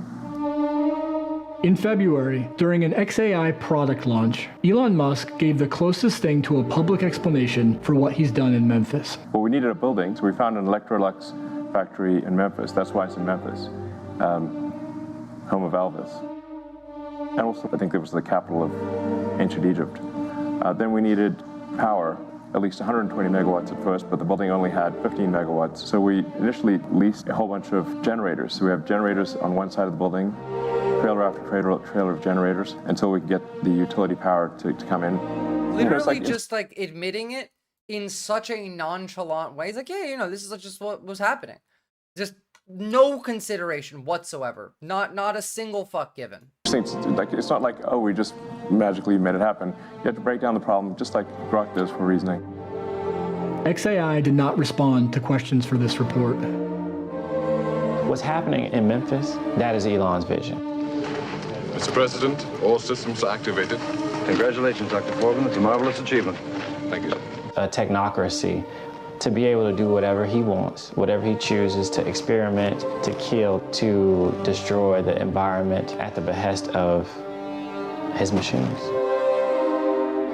What that will amount to is a plantation economy for the rest of the world. A desolate wasteland of data centers is to follow. Yeah, all right. So that's what Thanks so much for these guys watching our want to video. do. That is what they want to do. Sorry. We're jumping on to something else. So, this is new. So, first and foremost, this girl is the nastiest skank bitch I've ever met. Do not trust her. She is a fugly slut. And that's Elon right now. Fantastic memes. I've been loving them. But this is wild. From Bannon, if Trump is threatening to yank SpaceX mid-crisis, if Elon's threatening to yank SpaceX mid-crisis, Trump should invoke the Defense Production Act tonight, seize SpaceX before midnight, no games, no mercy. You want to play chicken with national security? Fine, the government should own the rockets by sunrise. We're at the stage of, we're talking about nationalizing industry. This could literally kick off a hot civil war within the next, like, 12 hours. I'm not even exaggerating. Seizing SpaceX under Defense Production Act would be straight up unconstitutional clownery. The DPA isn't even a magic wand to punish billionaires for political betrayal. It's meant for national emergencies, not bruised egos. You can't just jack a private company without due process, compensation, actual legal reasons. Well, you could. And you know what? I actually am in favor of that. I just don't want Bannon to be in charge when we nationalize the industries. I like this idea. Let's make SpaceX government owned and not for profit. But, you know, not with the Nazis in charge, please. When the Nazis start taking away public companies and, private companies and nationalizing them, that's when you know that it's scary. If they do nationalize any company, I need y'all to know that that's your cue to get the fuck out. Like, the moment that is a thing that happens, not talked about, but any company that's, like, notable is nationalized, as in, like, no longer for profit, the government owns it, you need to get the fuck out then. Right then and there. Know anything. He's a know-it-all. Yeah, well, I mean, that's when, if they're nationalizing industry, that means the Nazis are in charge. Because that's socialism. It's a socialist practice. And they're national socialists, so like the Nazis. Bannon's the one saying it, you know? Engineering, don't get me wrong, I give a hat tip for that, but he doesn't know anything about the real world. Doge was, and for any fanboys that still exist, while you're wrapping up in your cape tonight, understand on Doge, he didn't find any fraud. There's plenty of fraud out there. He didn't find, this is President. Really? Because you said so much fraud. You know, you're pointing out a bunch of bullshit that we all, even they're admitting it. Fuck them so much, man. I hate these fucking people. Trump's first complaint was this all BS, right? With the with the Doge. Fucking golem of the act that President Trump should be taking immediately, I think, when he threatens to take one of the big programs out of. How much you can help matters, Shuva Poofer. It also matters like how much in danger you are and where you'd be the most help. Like you might be able to help people around you, but you might be more helpful if you were to help, like, you know, organize a resistance movement elsewhere. So like pay attention to your surroundings, talk to your community, pay attention to the news. Like things are getting to the point where it's getting ready for go time, guys. SpaceX. President Trump He's on their tonight side, not on ours. Should sign an executive order calling for the Defense Production Act to be called in SpaceX and seize SpaceX tonight before midnight. Don't know anything. Like this is literally what a Nazi would want.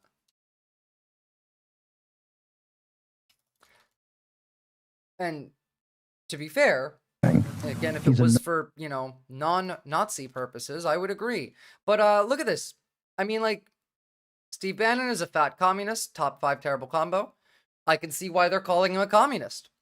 Fuck this slob. With this style of fat hobo addicted to smack, Bannon is peak R-word. Like, the fact they're calling him a communist, that's where that's coming from. It's because of the nationalization. But, I mean, like, this is getting into a fight. And I want to see it.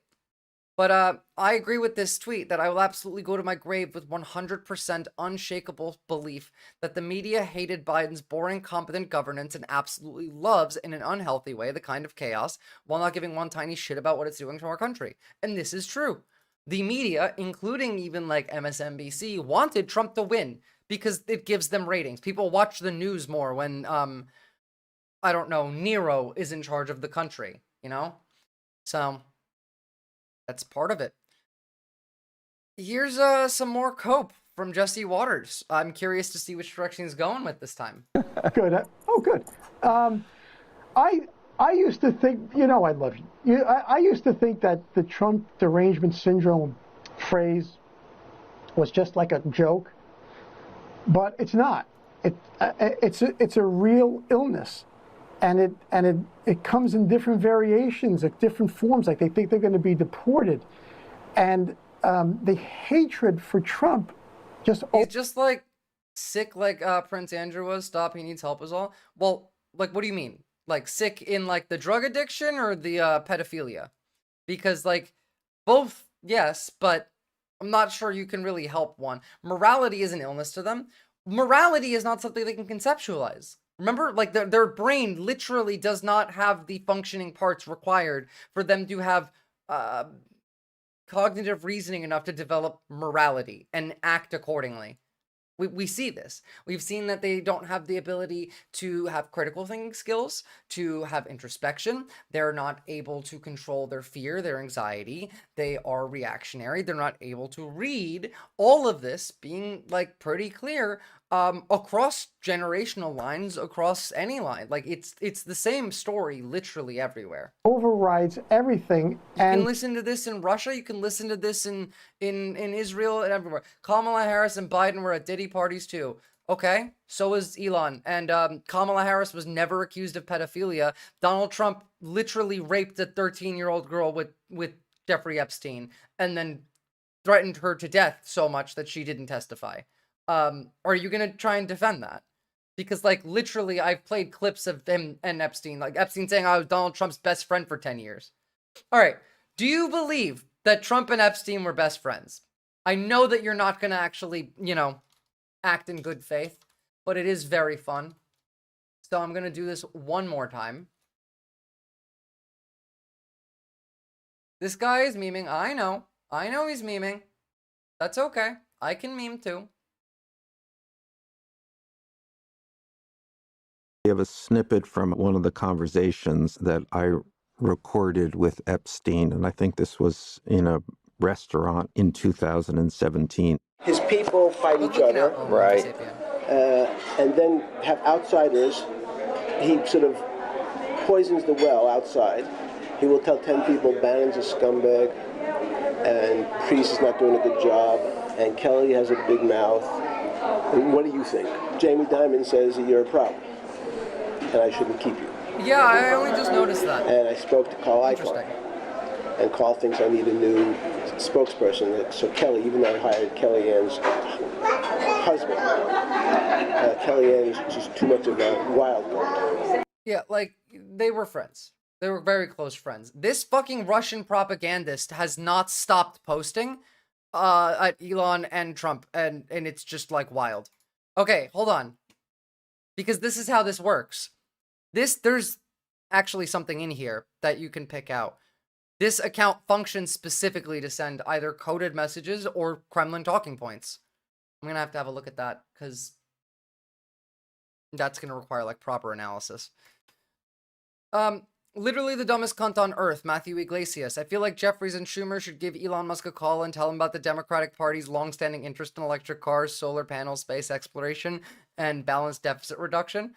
I agree, Senator Penny Wong. I do agree. Dumbest cunt on earth. Christ. Here's Hannity again. This time trying to, like, and mediate. I interviewed them together. The first thing I said to them and talked about and asked them, you know, you do know that the media mob, the legacy media mob, desperately wants to tear you guys apart and for you two to fight and to get a divorce. And now the media mob is predictably elated. And I interviewed. Like Elon said that they should impeach him. CNN's calling this Kendrick versus Drake. Which, like, really, this is just Drake versus Drake, but... And, you know, I think Scott did the best job you can possibly do of kind of getting yourself in this pretzel and figuring out the relationship between Donald Trump and Elon Musk. Both of them, they just went for broke. I mean, this was Drake and Kendrick. I mean, that is what it was. It was nuclear. Drake is a rapper from Toronto, and Kendrick... I love that so much! Who? Whitest man on CNN. Oh my goodness. Lamar from, and they had a beef. We'll talk about it on the commercial. And, you know, It's just been a fantastic day. From Brian Tyler Cohen, let's be fair here. Just because Elon says that Trump is in the Epstein files, and just because there are a dozen photos and videos of Trump and Epstein together, and just because Trump called Epstein a terrific guy who likes beautiful women as much as I do, and many of them are on the younger side, and just because Trump said that he's less so likely to release the Epstein files because you don't want to affect people's lives if it's phony stuff in there, and just because his administration has refused to actually release anything, doesn't mean, okay, yeah, he's in the Epstein files. Like, we've known. We've seen some of the plane records. Whoopsie. Hold on, I closed too fast. One of those links we had to see. We had not seen yet.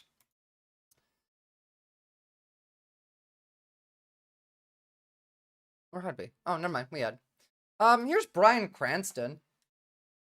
When I see the Make America Great Again, my comment is, do you accept that that could possibly be construed as a racist remark? And most people, a lot of people go, how could that be racist? Make America great again? I said, so just ask yourself from an African-American experience, when... This is called critical thinking, and they can't do that. They literally can't connect consequences to actions, even when it's directly to them. So. Was it ever great in America for the African American? When was it great? So if you're making it great again, it's not including them. So it's to teach us in the woke world to open up and accept the possibilities that our privilege has created blind spots for us. They're gonna make shit up on Homo sapien, and this is how liberals are gonna react. I mean, look here. But Bryan Cranston's words is just how the liberals react. Here's Adam Kinzinger, trying to get Elon Musk to start making fun of the fact that Trump shits himself. Like, you really don't have any better plans? You can't think of, like, okay, how do we manipulate Elon into being the weapon on our side? No, it's, you should make fun of the fact that he shits himself and wears a diaper. Motherfucker, I do that. You don't need Elon to do that. I need Elon to go out there and say, like, oh, yeah, we rigged the election. We did this, that, and the other thing. Like, I need you to properly, I don't know, why is that there? Properly, like, address this. Holy shit. So, like, by the way, those Doge cuts, most of which, like, didn't actually exist, some of them did, and these have consequences. It's about fucking time the left got a useful idiot on our side. Shit, the right gets them all the time. Unfair advantage. That's what I'm saying. But the left thinks it's too immoral to manipulate these people. I don't give. They're not people. That's a demon. I will absolutely manipulate a demon.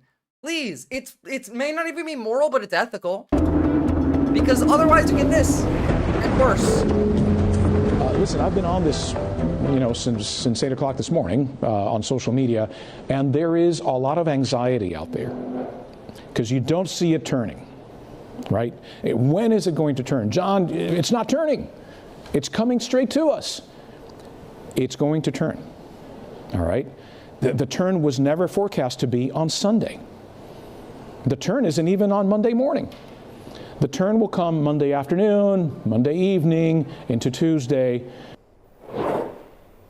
Remember that? That was about 6 years ago. That was Hurricane Dorian, as it was absolutely devastating the Northwest Bahamas as a Category 5, sat over that region for 2 days. It was headed straight west. Lots of people in Florida were concerned the hurricane was heading here. And as you've grown accustomed to my presentations over my 34 years in South Florida newscasts, confidently, I went on TV and I told you, it's going to turn. You don't need to worry. It is going to turn. And I am here to tell you that I am not sure I can do that this year because of the cuts, the gutting, the sledgehammer attack on science in general, and I could talk about that for a long, long time, and how that is affecting the U.S.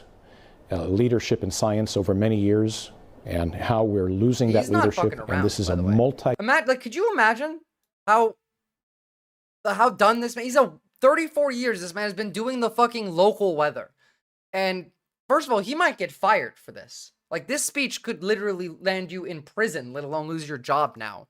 you're speaking badly of the Fuhrer.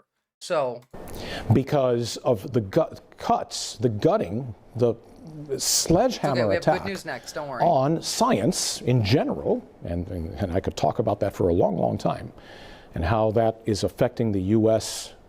Leadership in science over many years, and how we're losing that leadership, and this is a multi-generational impact on science in this country, all right?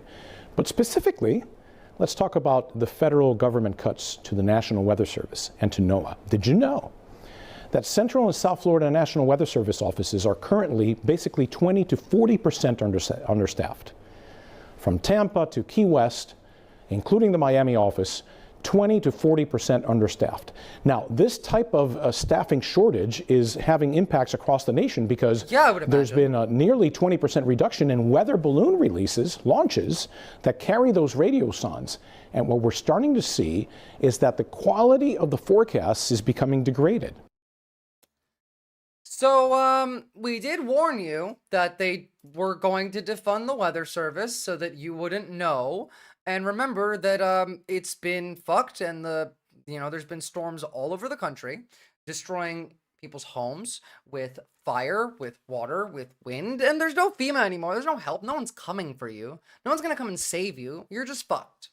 Well, you can come and save you. You're not entirely fucked. There is things you can do, and we're about to have a look at some possible excellent news. But just to lead into that, let's have a look at this debate. So, are you all familiar with Zohran Mamandi, I think his name is? Yes, it is Zohran Mamandi. He is running for mayor of New York. This man is running on a policy of let's make publicly owned grocery stores that don't work for profit. Let's freeze all of the rent in New York City. Let's make landlords pay more taxes. Like, it is all of the good things, guy. He's amazing, actually. And I will show you a couple clips of him before we watch the debate, because I very much enjoyed hearing about some of this stuff. And I've enjoyed seeing... Where is it? Where's my... other document. Zoran is based as fuck. He's the GOAT. The best political ad I've ever actually seen came from this guy. Hold on, let me pull it up really quickly. Here we go. So this was the first ad from him that I've seen. I've known who he is for a while, but he closed a 40-point gap in preferred polling, and AOC endorsed him yesterday. So this was the ad. I'm Assemblyman Zohran Mamdani, and I'm running for mayor to freeze the rent for every rent-stabilized tenant. Wait, you're gonna freeze my rent? Yes. Did I hear rent freeze? Yes! This guy's gonna freeze the rent. No hike? None. This guy's gonna freeze the rent. It's true. As your next mayor, I will freeze your rent. Paid for by Zoran for NYC. Which is amazing.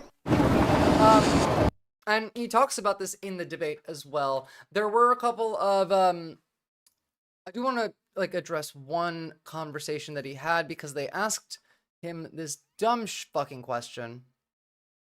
This one? Aha! Always got to, make sure that, you're not anti-Semitic. Because I feel like you did not want to make a definitive statement on this. Do you support Israel's right to exist as a Jewish state? I support Israel's right to exist as a state with equal rights. Why is this being asked to the man who wants to be the mayor of New York? Why do you have to, in America, to be, to run for office? Why do you have to bend the knee to Israel? Why? Why is that now a requirement? Believe that every Why state... not as a Jewish state? Because I'm not comfortable supporting any state that has a hierarchy of citizenship on the basis of religion or anything else. I think that... Which, by the way, is a fantastic fucking answer. In the way that we have in this country, equality should be enshrined in every country in the world. That's my belief. All right, let's talk a little, because I feel like you... That's how you should answer these questions. Even Emma Vigeland said, this should be the blueprint response for national Democrats, 99% of whom were stuck in 1990, two-state solution loop, Israel rules over Palestine, a one-state reality, and is now slaughtering the population within its own territorial control. By the way, they're also slaughtering people in the West Bank now, and they also bombed fucking Lebanon again, even though, you know, careful you don't become the next JFK, Zoran. Well, I mean, they might try. How does this relate to the mayoral race? It doesn't. I have no idea why. That's what I mean. Why the fuck is to be mayor of New York, do you have to bend the knee to Zionists? On what, like, why? Like, okay, sure, a lot of these settlers that are going and, like, slaughtering people in the West Bank come from Brooklyn. And, like, that's been the case for decades now. So maybe that's why, but, like, I don't know. It's ridiculous. So let's have some clips from the debate, because I've liked everything that he said, and the only other person who was even notable here was Cuomo, and Cuomo is a rapist and a piece of shit. In my Department of Community Safety, we are going to put together dedicated teams of mental health outreach workers who will be deployed to the top 100 subway stations with the highest levels of mental health crises and homelessness. We are actually going to address this in a manner that goes beyond the same ideas that we hear time and time again, recycled by the same politicians like Andrew Cuomo, who brought us to this point. And it's a question meant to get the Zionists against him. Yeah, absolutely. But he answered it perfectly. Like, there is nothing you can attack from that answer. If we care about the police force, then we have to actually listen to police officers. They are leaving this force, 200 of them each month. And when you ask them why, it's because of the forced overtime. And part of the reason that that is taking place is we're asking them to respond to every failure of the social safety. In my Department of Community Safety, we are going to put together dedicated... Sorry, I was looking at these memes and they're just, oh my goodness. That totally was a Nazi salute that Elon did, by the way. You know it, I know it, everyone knows it. It's fake, by the way. These are satire memes, but sorry, this one got me. Bro, are you seeing this? Hold up, got a line. Bro! It's just, it's too good. It's too good. I'm sorry. All right, back to the topic at hand. More questions about Israel. Again, why, to be mayor of New York, do you have to suck Netanyahu's dick on television? Why? Mr. Mamdani, can I just jump in? Would you visit Israel as mayor? I will be doing... What does that have to... Why would the mayor be visiting Israel of New York? What does that have to do with anything? You're not running for president. Your job isn't foreign policy. Your job is to be the mayor of the city. As the mayor, I'll be standing up for Jewish New Yorkers, and I'll be meeting them wherever they are across the 5 boroughs, whether that's in their synagogues and temples, or at their homes, or at the subway platform, because ultimately we need to focus on delivering on their concerns. And just yes or no, do you believe in a Jewish state of Israel? I believe Israel has the right to exist.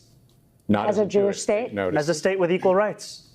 He won't say it has a right to exist as a Jewish state. Be very clear. And his answer was, look at fucking Cuomo over there. But he won't say that, like, you know, it has the right to be a Jewish only ethno state. But he's not doing it. Like, stop whining, you little bitch boys. It's okay. No one wants to see, like, mass murderers in charge anymore. Sorry. I think there's a lot of Zionists in New York. There are. Again, like, a lot of the ones that go and kill people in the West Bank and steal their land come from Brooklyn. no, he won't visit Israel. I said that. That's what he was trying to say. No. Unlike you, I answer questions very directly. All right, and I want to be very clear. I believe every state should be a state of equal rights. By the way, well fucking done in not only talking over the people trying to shut him up, but also responding to the question. Like, he's fantastic. I want to hear that again. With his ethnicity going to Israel would get him killed, maybe? Probably. He's brown, at the very least. Not as a Jewish state? As a state with equal rights. He won't say it has a right to... There's a couple Zionists on Wix panel currently that would drive you mad, which is why I don't go on Wix panels anymore, because the people... Like, I don't mind Wick, but the people that Wick has on are... Let me put it nicely, have brains that are small, and... Yeah, that's about it. They just have small brains. Exist as a Jewish state, be very And clear his on answer was no, he won't visit Israel. I said that That's very what he was trying to say. No. Unlike No, you, I you answer. never- Unlike you you, I never answer said questions no. very Okay. directly. All right. Oh, NoCal Mike, while you're here, I'm gonna send you 2 links. I need you to send those in links in Wix chat if you wouldn't mind. I want to be very clear. I believe every state should be a state of equal rights. Okay, thank you, Mr. Mamdani. Mr. Blake. Mr. Mamdani, can I just jump in? Would you visit Israel as mayor? Motherfuckers. All right. By the way, man took the goddamn subway to the debate. It's just fantastic. I like it. Throw that in there, and throw this one too.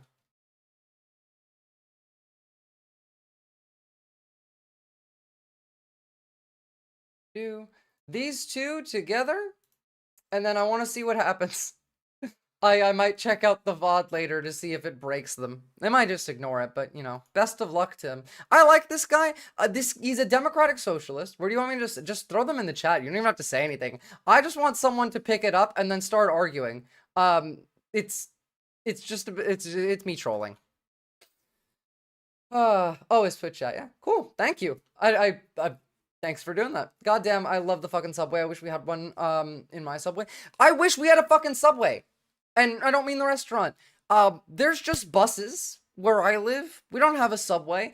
I used to take the New York City subway to school in the morning. Like, when I went to college, I used to have to cross the bridge. In like the George Washington Bridge, by the way, one of the entries into New York is incredibly weird because it's a $14 toll to get across the bridge. But if you have 3 people in the car, it was like $7.50.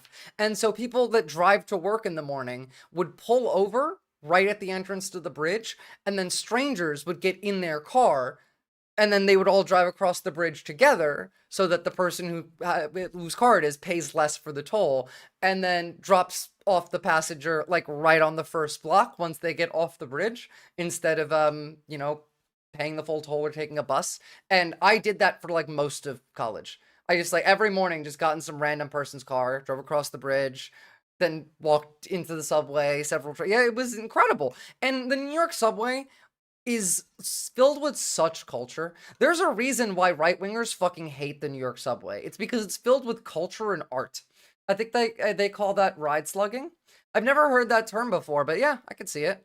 But like, I miss the subway. I mean, good public transport is important. Even shitty New York subway, like, stuff is still incredible to me. Like, from the perspective of, we barely have a working bus system. The trams are shit and go like 2 places. And same with the trains. Like, there's nothing of a consistent, like, you can get here from here to here to here. So is Elon good? I'm kind of confused. No, they're both evil, Hamza. Elon is an idiot, and he's correct right now. Like, the things that he is saying about Donald Trump are correct, but he also is evil and an idiot. And Donald Trump is also very stupid, an idiot, and evil, and everyone around him is. It's kind of like when we're talking about, like, I don't know, 2 terrorist groups fighting against each other. This is Al Qaeda versus what was it? Kekistan or whatever. So again, AOC endorsed Zoran yesterday, which is big because, let me see the polling again. Let me see mayoral race polls. Actually, I want to see if this made any difference in the polls. Do we have any new ones? Here's the polling averages. So, first choice, we got Cuomo up there, 18.5% for Zoran Mamdani, but New York's mayoral election is, whatchamacallit, I'm losing my words now, preferred pick. So, like, you can pick multiple options. And so, I think that does give a chance to Zoran more, in that the, like, approval rating. I want to see Dem primary voters. Zoran is a 46%. How does Cuomo have 47 approval? Do you think Elon can change? If you take all of his money away and then put him in therapy, maybe. Ranked choice. Thank you, Shortsborg. You have to remember the man's also like a severe drug addict right now. Like, and he's also like been one for a while. When he bought Twitter, not long after, when Twitter share price was dropping, the people who work there almost called a safety check for him because he was threatening to kill himself. Oh, thanks for the raid, Non-Fun. Hello, hello, hello. Welcome, raiders. Shout outs to Non-Fun. Go and drop a follow and a like. Awesome stream. We're just talking about the New York mayoral race. We were just starting, actually, to look at the clips from the debate with Zora Mamandi, which is fantastic. I thought you might like this, a slight distraction. That's fine. I don't mind distractions. As you can see, I am very easily distracted. Mari Haka for Palestine. Based as hell. Oh, and those New Zealand MPs got like several weeks of a censure for doing a haka, which is fucking insane. We stand in solidarity with the Palestinian people.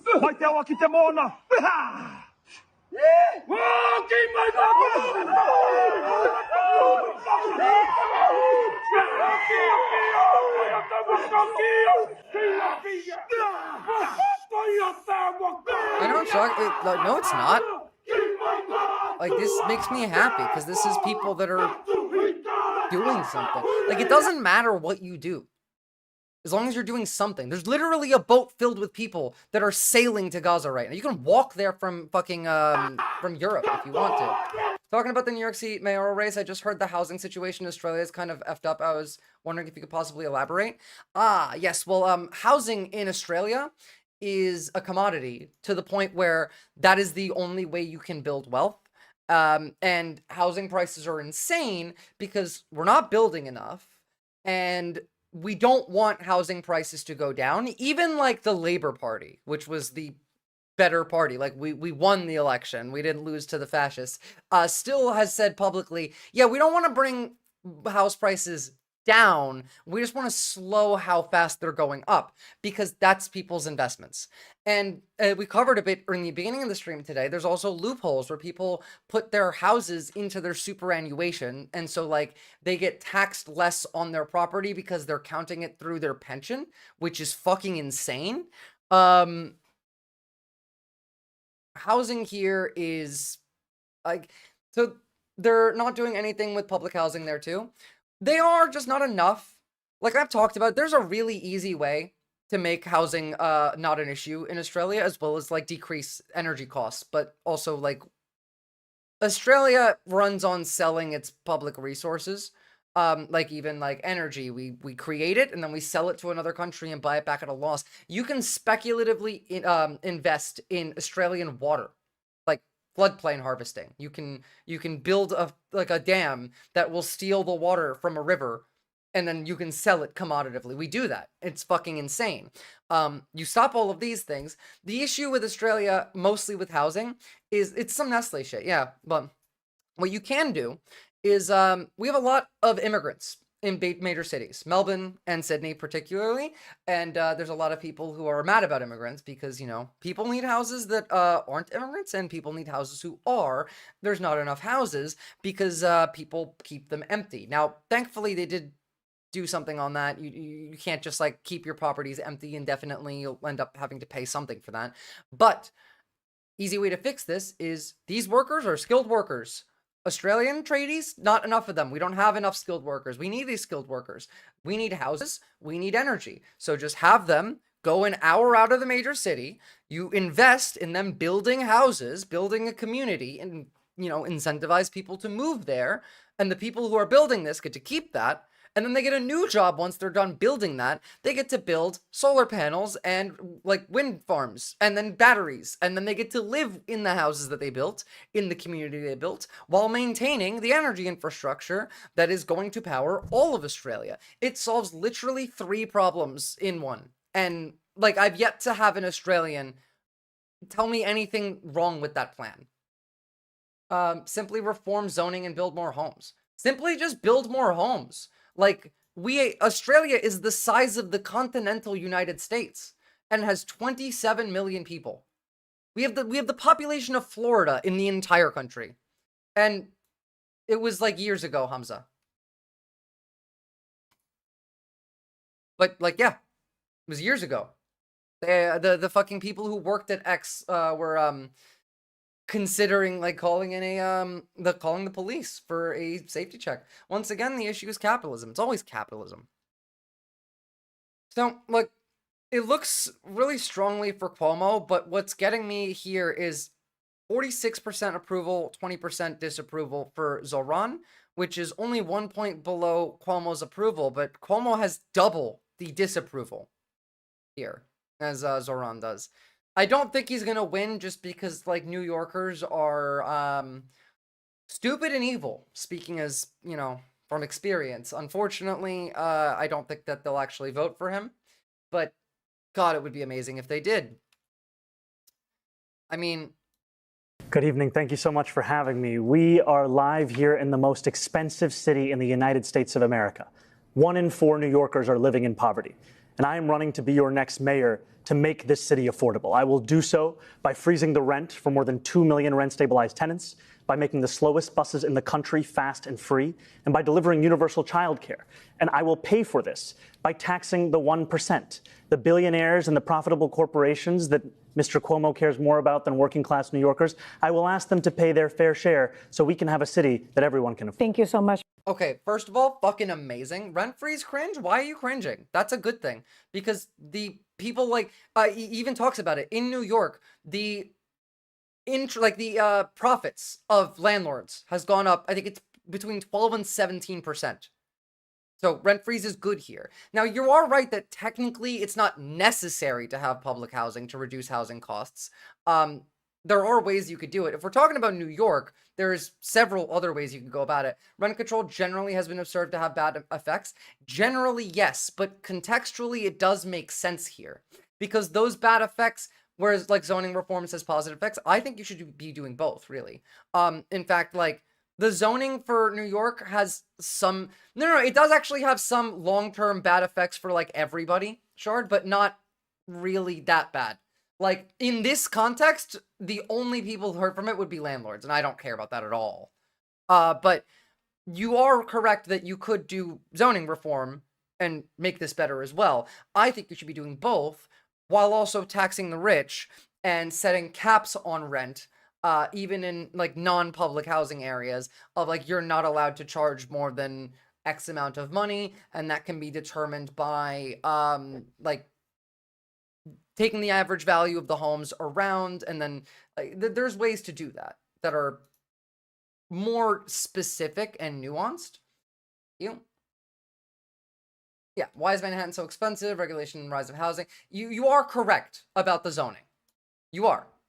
But I do think that the rent freeze is still important, at least in the temporary, while instituting all this, because people literally can't afford to live in their homes. Has that increased profit been roughly corollary to inflation? What increased profit are you referring to exactly there? Rent is out of fucking control in New York, and there's nowhere near enough affordable housing, not to mention the cost of groceries. Yeah, absolutely. Yeah, like, the rent not only needs to be frozen, it needs to be cut and capped. I also do love his idea of publicly owned grocery stores. It's fantastic.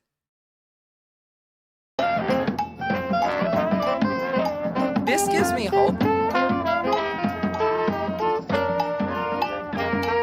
I don't know, like, the man is, he's got some Bernie vibes going. During this, I said from the get-go, this is not about politics, it's not about personalities. We have to be better than that for the jobs we do. And I put my hand out in partnership to work with you, and we'll call it straight. And if you do the right thing... What makes you say the quality of housing will go down? Like, what would result in that? Because we're not building any new housing for this in New York. The housing still exists, so how would the quality of the housing go down? The increased profits of 17%, 12 to 17, my bad, over the same time period, was that similar to inflation or property value? No, it was above inflation. Yeah, like, how much fucking lower can it get? Yeah, also, like, speaking as someone who's lived in Manhattan, they're already pretty shit, but, like, I don't see how it could make it more shit. Like, you're saying that, okay, the maintenance for the building would be cut from like how much the rent freeze would affect how much they can pay for maintenance of the building. I say bullshit. I say the landlord needs to pay for that. I want to cut into the landlord's money. I personally don't even think it should be legal to own a home. I think like houses should be provided to you and you should not be able to commodify them. But in this case, like I do think that you're wrong, Non-Fun, and that freezing the rent could potentially result in like a lack of maintenance for the building, but you would regulate that because that's still the landlords and the property owners trying to exploit the people that, you know, live in their building. The landlords can't get their hefty profits, simply have the city run housing, not-for-profit housing. Sounds great. Well, I mean, like, even under Zoran's plan, they still get profits, too. And, I mean, Cuomo would just make it. By New York, I'll say it, and if you don't, I'll say it. And that's the plain truth in this situation. And since then, Howard, he has been good in delivering for New York. He has delivered for Cuomo talking about Trump. New York, the Army Corps of Engineering. Delivered for New York, my ass. You have said that Mr. Trump's Department of Justice can't be trusted, and that was after the news broke of Mr. Cuomo's alleged reported DOJ investigation. First, quickly, just a yes or no answer. Do you think that President Trump is unfairly targeting Mr. Cuomo? No, I don't think that it's unfair, but I have no interest in believing that they're actually pursuing.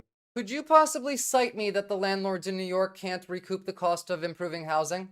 Also, like, improving housing, I think, should be like done by the state. Like maintenance generally to make sure that everything's functioning, that's the property owner. But I think the state should also be constantly like making sure that the structure is solid and that there are no like safety hazards.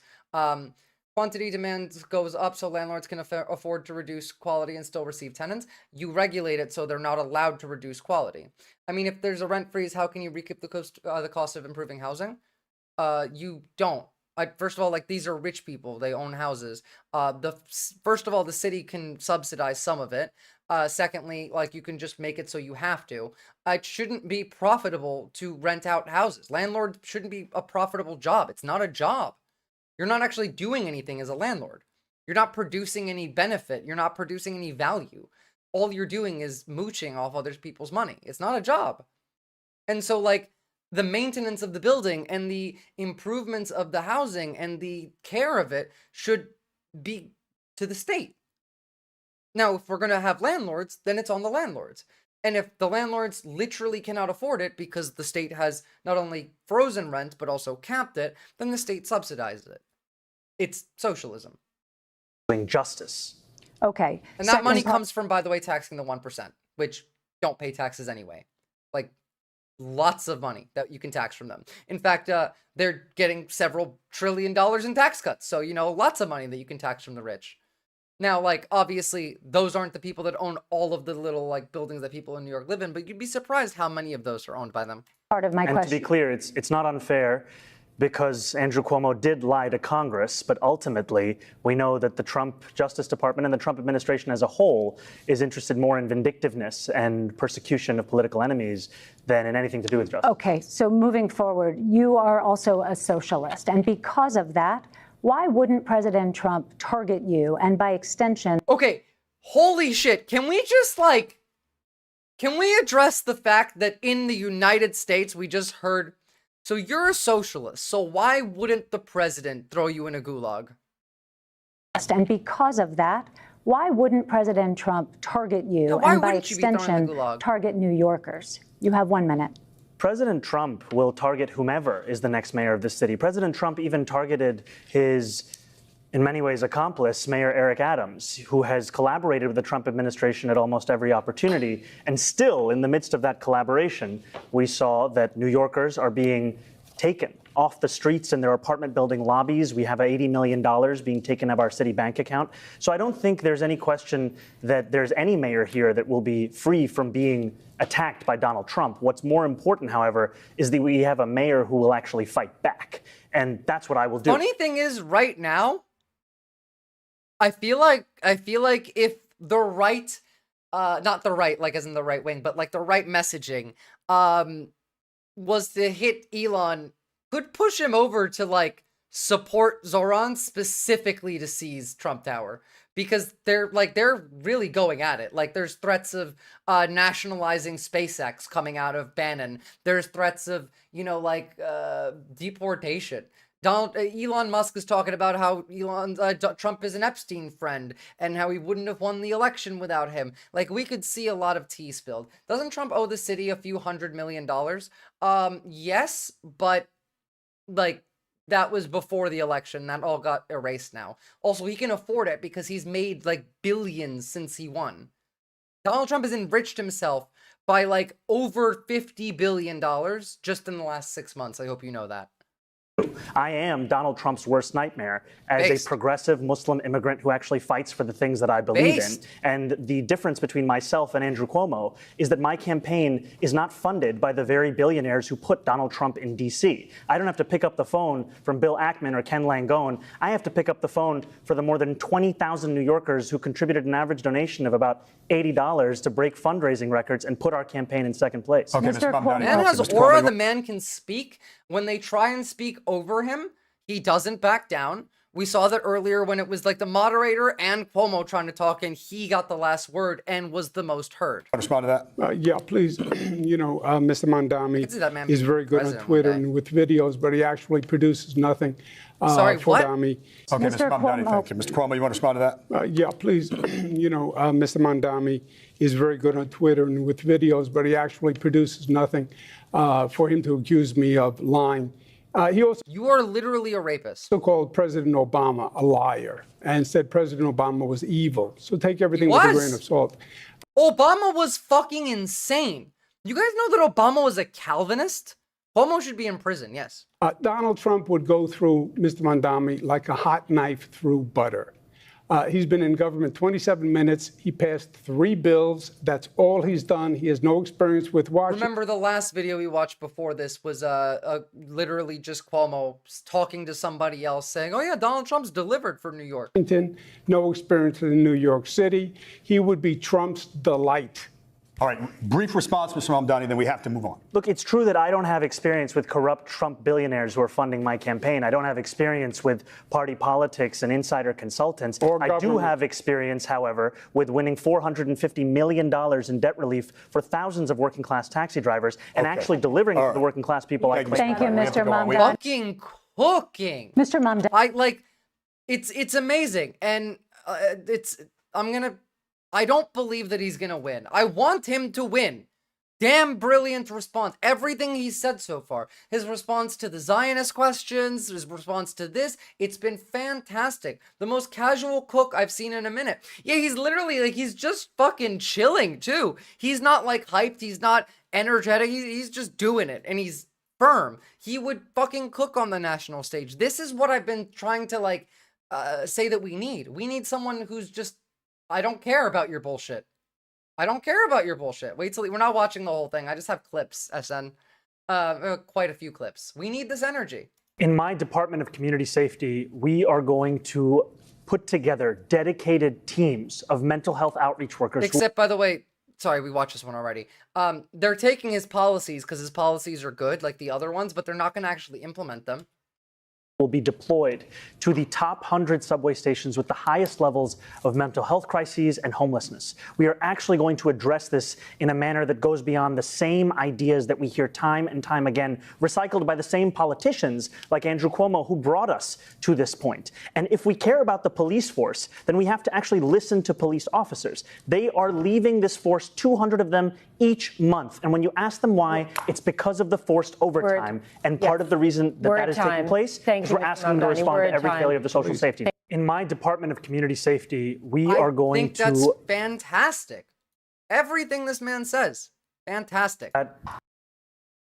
Socialists raise the bar for whenever they're on a debate stage because they actually know what the fuck they're talking about. You're actually so right. And this is what I meant about AOC and Bernie Sanders still being useful. Because they're not useful because they're going to win and they're not going to, they're not our knight in shining armor. No, but they stand on the stage and they say things that make sense and make other people have to make sense. I need to watch this debate in full later on. Me too. I didn't watch it because I didn't want to spoil any of this shit for stream, but I'm watching this fucking full thing tonight. They shift the party left. Exactly. One of my regrets is having trusted the leaders within our own party, leaders like Andrew Cuomo, because what we've seen is that kind of leadership has delivered us to this point where we are under attack by an affordability crisis on the inside and a Trump This doesn't feel like American politics, does it? administration on the outside. And Democrats are tired of being told by leaders from the past that we should continue to simply wait our turn. We should continue to simply trust when we know that's the very leadership that got us to this point. We need to turn the page for new leadership to take us out. You know, as a Democrat, it is a great debate. Zoran is eloquent and actually answers questions with facts and solutions. Yeah. And that's why I don't think he's going to win. But he is fantastic. I find it ridiculous to hear Andrew Cuomo talk about how we need to regulate the apps when this is the very mayoral candidate who has a super PAC that received $1 million from DoorDash. How are you going to regulate DoorDash when they are giving you $1 million to influence your street safety regulations and your labor regulations? This model, this economic model, is one that doesn't just incentivize e-bike riders to break streets. New Yorkers better fucking vote. I mean, like, even Lena Khan endorsed him. Lena Khan, the most, like, amazing FDC chair America has literally ever had, endorsed him. AOC endorsed him. Safety laws. It often requires Thank you, them Mr. to do so to make the Mr. Cuomo, do you want to You know, I find it ridiculous to hear Andrew Cuomo talk about how we need to regulate the apps when this is the very mayoral candidate who has a super PAC that receives. Whoa, that's cool. Zoran, Lena Khan, and Zephyr Teachout tomorrow night talk about how city government can fight concentrated corporate power and deliver for the working people. Fucking... Bruh, yeah! How many Queen endorsements can one person acquire? At least 3. That's fantastic. To fight him, you have to fight him, and the way you fight him is not by suing him. Yes, of course you sue him, but he gets sued 10 times before he gets out of bed in the morning, right? Kind of like you. You have kind of like you have to fight him, and the way you fight him is not by suing him. Yes, of course you sue him, but he gets sued 10 times before he gets out of bed in the morning, right? Kind of like you. You have to. I love it. Yeah, please, if you live near the Village, do not miss that event. Like, go to the West Village and fucking record that shit. Send it to me. Put it on YouTube. Do something. The way you fight him is by groveling. Yeah, well, I mean, that's what Cuomo does. Look at this man. I'm not a pervert, I'm just Italian. I don't know if this is real, but I choose to believe it because it confirms my biases. It's anti-Italian discrimination. Is it gonna be streamed? It didn't say so, but I'll send you the link. You can have a look. Groveling, bootlicking, nut gargling. Yeah, kind of like Howard Nutlick. Which is still my favorite nickname for someone in the administration. Like, we covered quite a lot of good ones for Trump, but Howard Lutnick, being Howard Nutlick, is still my favorite. Kind of like you? What's this? Cannibalism. I don't care. That's brain rot. Okay. By an authoritarian Trump administration. Our city is under attack by an authoritarian Trump administration. And it is under attack that is now being echoed by Trump's allies right here in New York City. And I say that as someone who would be the first immigrant mayor of the city in generations, someone who just yesterday had a sitting elected official call for me to be deported.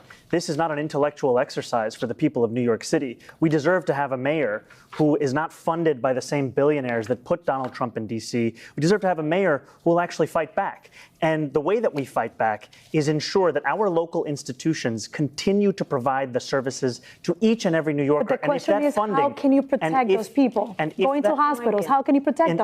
Here's the thing. The Donald Trump administration will use the fact that they fund 7% of our city budget as leverage over us to try and give up whichever category of New Yorkers they are pursuing in that day.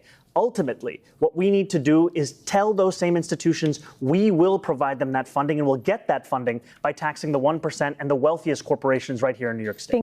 Yeah, that's fan-fucking-tastic. okay, sorry to cut in because lots of news happening. I did want to show you the clip about the grocery stores. I'll show you that in a second. That's new? The fuck?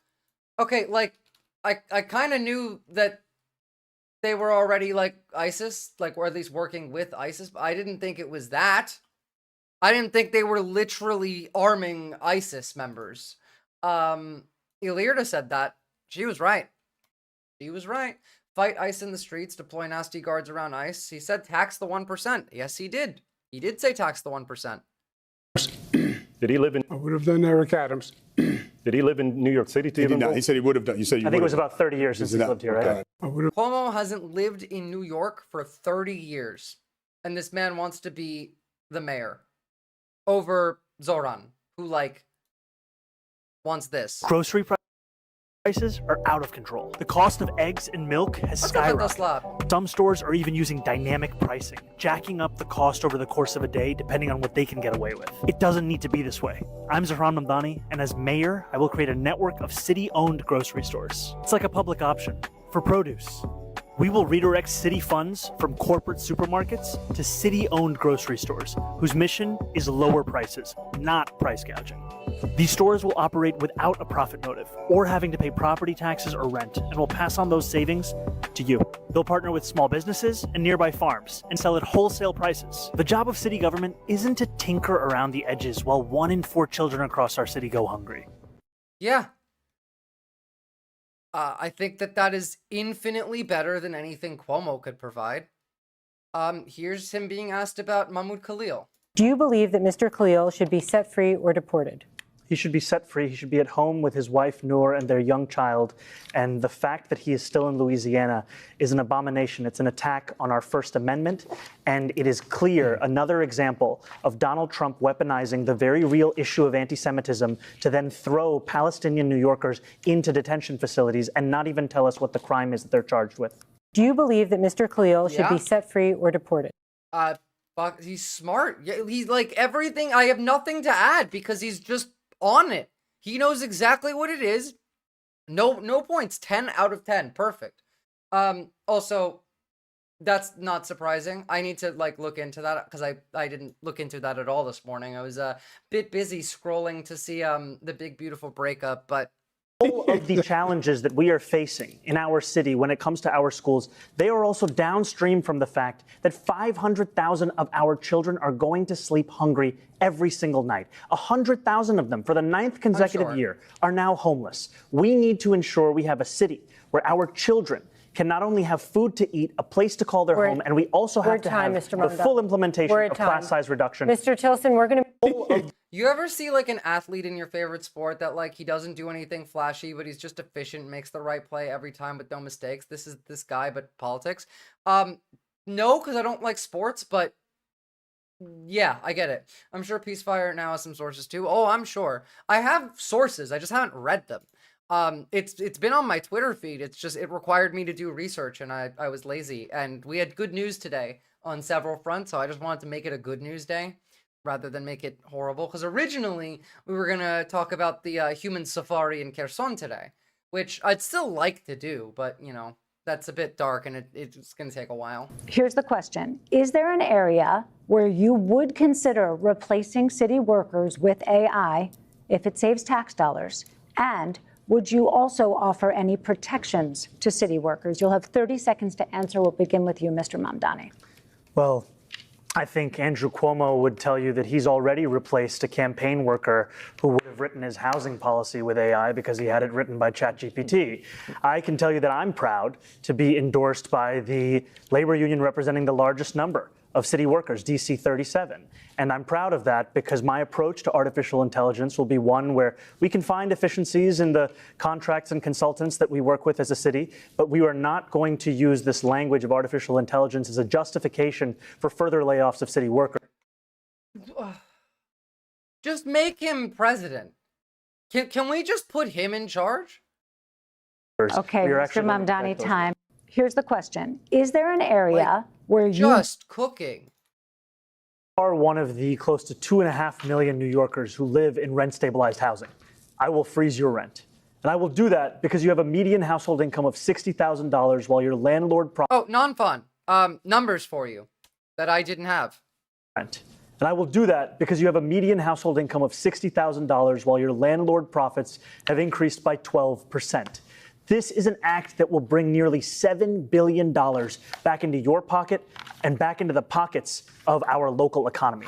This is what we will do immediately, and we'll do so because the mayor has the power to. Even though there are those like Andrew Cuomo on this stage who will tell you it's unrealistic, we know the previous mayor actually did this 3 times. And on top of this, we're going to build 200,000 truly affordable homes. Homes that are for the New Yorker who has a median household income of $70,000 for a family of 4. We'll do this while taking on the very bad landlords and the real estate developers. I think Cuomo wins too, but yeah. Who are funding Andrew Cuomo's campaign, $2.5 million last time I checked. And we're going to do that because ultimately every single person needs to follow the law, and that includes the landlords who are violating our housing code and have $800 million in fines that the city have yet to actually collect on. This is great. If you are... He's just destroying Cuomo's potential responses before Cuomo even gets a chance to speak. That's what a good leftist argument is. You know what the right's gonna say. You know what their argument is. You just plan around it because they say the same things, and you are right. You are factually correct, and you know how they're gonna try and wiggle out of it. So if you have some critical thinking skills, you can make that happen. You can work it through, you know? It's a non-ranked choice election. Maybe there's a chance here. There is a chance here because it is ranked choice. And AOC did endorse. Then we have Lena Khan. They have the event today. He's getting quite popular and everybody hates Cuomo. So like, it's not nothing. I don't think that he's gonna win because that would mean a good thing is happening, and I just don't know if America is capable. I don't know if New York is capable of doing good things. But we'll see. This is some fever dream stuff. Except like this guy's saying it from the other side. This is fever dream stuff for me because like, holy shit, we're seeing like actual socialist rhetoric in America. Is what the governor is speaking about is when we want to fight for working class people, it's considered unrealistic. He can win. But when he wants to give Elon Musk a $1 billion tax break, it's totally feasible. What the Daily News found is that this would mean taking a $30 billion budget, increasing it such that we could actually create truly affordable housing. What the governor is speaking about Judge X, is... this is a mayor race, so like it's a little different. If this was congressional, yeah, I would have been like, there's fucking no shot. There is a shot here. I'm not gonna lie, like he might actually win. Now, will he? I'm not sure. It's New York, and I don't really tend to put much trust in New Yorkers to do good things. But you know, it's not complicated. Landlords know they can make a lot more money if Cuomo's in City Hall. That's why they're all going in. Landlords commit $2.5 million to help Cuomo's mayoral campaign. Obviously, like, the landlords don't like the guy who wants to freeze rent. New York City can be weird, to be honest. One thing about the socialist term is that many immigrants from South Africa that are now able to vote have fears about socialism. They don't live in New York, though. And it doesn't matter. Like, no, he's not marketing... Oh, South America. He's not marketing himself as a socialist, really. He's just marketing himself as, like, I'm the guy that's gonna freeze your rent and give you cheaper groceries.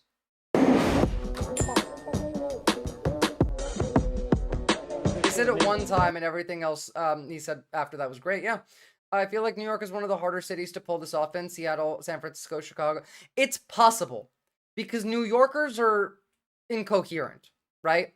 And it comes down to, again, honestly, I'm gonna put it this way. It's the same thing as the federal election. It's median voter syndrome. If the last thing that you think of before you go to the polls reminds you of Zoran, they're going to vote for Zoran. If the last thing that they see before going to vote is something that makes them feel good about Cuomo, they're voting Cuomo. Opponents use the word socialism and it works to freak people out. We need to clean that word up because I don't want to allow them to take it. Again, we've talked about this. Right-wingers have smaller brains. So let's work with what we know about them, with what they're incapable of, their weaknesses, and message accordingly. New Yorkers be wild, but also New York feels like the most money-flooded blue state. It is, absolutely. Look how many rich white dudes New York City has voted for. Exactly. I don't trust that, like, he'll win. It being ranked choice gives it a chance. People are really mad right now and are looking for any relief. That's what gives me the hope, is because people are looking for literally any relief and they don't give a fuck about social. They don't care, but no one watches the news anymore. No one knows what, like, reality is. The word socialism gets gradually cleaned up by the likes of these politicians. It's true. AOC, Bernie have significantly cleaned up the word socialist. Too many tech cucks and shit here. That's also true. I honestly, like, the tech cucks should not be able to vote. New York Mayor Eric Adams has been indicted by a federal grand jury. Socialism is literally, like, considering the fact that Steve Bannon is calling for the nationalization of SpaceX, which would be literally national socialism, it's interesting. If you talk to immigrants from South America, many areas, socialism still scares them. Yeah, but that's America's fault, because never was that socialism. That was fascism that America deployed on South America. In Chile and Argentina, Pinochet and Perón, those were fascists that America installed. They were capitalists. There was no socialism involved. It's just all fucking psyop shit. It's always psyop shit. South America doesn't vote in our elections either, yeah. And Bannon is a weird right-wing social schizo? No, Bannon is a literal Nazi. He's the man that made Nazism popular in America. He was one of the first in 2016. It was him and Roger Stone that made the Nazis popular. Says New York is 11 million people in New York City, and I guarantee you, more of those people are poor than they're not. More than, like, the 11 million, more than half of those are poor and looking for any relief. It goes back further from Bannon. Oh, absolutely, it does. But he's the one that really made it mainstream. But what good is that if no one can afford to live here? City Hall is engulfed in corruption. Unscientific report. The cost of living is the real crisis. New Yorkers are being crushed by rent and childcare. Long like Homo sapien, they want to sound more like socialists because I've told you what they want to do. What they want to do is to blame the right for, like, you know, like they lied to you. They were weak and couldn't do it well enough. And then they're going to say the left works for all the billionaires and we need a nationalist party who's going to work for the people. And we need to nationalize these industries so that the rich stop stealing. They're going to do that. That's what they're building up to. That's the right's been building up to it. Recommend a book called Spider's Web. What's the author? Wait, what if they made some kind of national socialist party? Yeah, well, that's kind of what they want to do, right? Lowest buses in the nation. I mean, literally, Musk today is asking if they need a new party. Robbing us of our time and our sanity. Working people are being pushed out of the city they built. A mayor could change this, and that's why I'm running. I'll make buses fast and free. So I can just get where I'm going. I'll make childcare available to all New Yorkers at no cost. I want to raise my kid in New York. And I'll freeze the rent for every single rent-stabilized tenant. New York is literally like one of the least affordable places in the world. When I was in New York, when I went to college there, I had a friend who lived in an apartment that's like this office and another one, just two of these, and it's everything, like the bathroom, the kitchen, all of it. It's a studio, tiny fucking space. $2,500 a month for that, and that was 10 years ago. Immigrant communities are very tight-knit, need lots of reassurance when trying to affect change. Well, that requires, you know, reaching out. That requires going out and knocking on some doors. I hope if any of you are in New York that you are engaging in this, that you are going and knocking on some doors, that you are trying to get, you know, the person who's good for New York elected. Also, if you live in New York, I hope you go to this. It's actually tonight. Well, I mean, for me tonight. For you guys, tomorrow night? Depends on which part of the country you're in. I don't know. It's the 6th, 6 p.m., West Village, Lena Khan, Zoran, and Zephyr. Amazing. Go do it. Go and make this happen. If you live in New York, go make this happen. I paid $2K for a studio. Yeah. New York apartments are crazy. My, hold on, let me do some math really quickly. What is mine?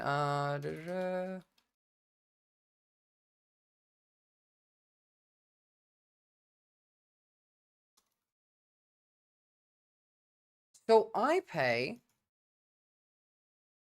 $1,800 Australian for my rent, estimated, not quite.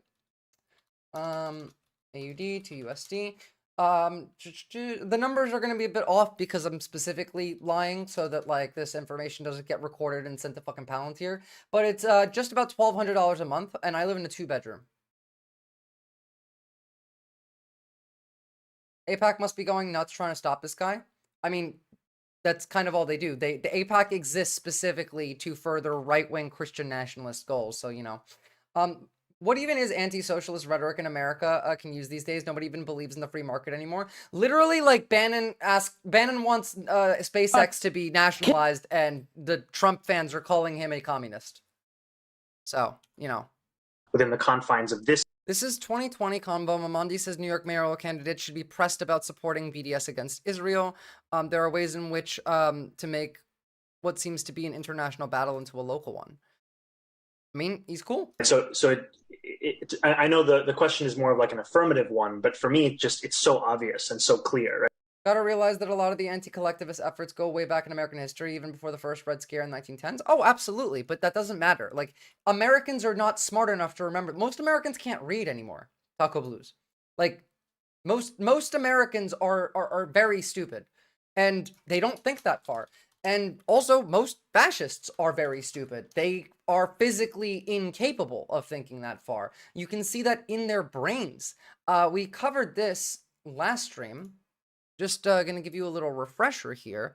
But based on 2 studies, which I will link, it was the neural, physiological, and socioeconomic factors underpinning both left and right-wing authoritarianism.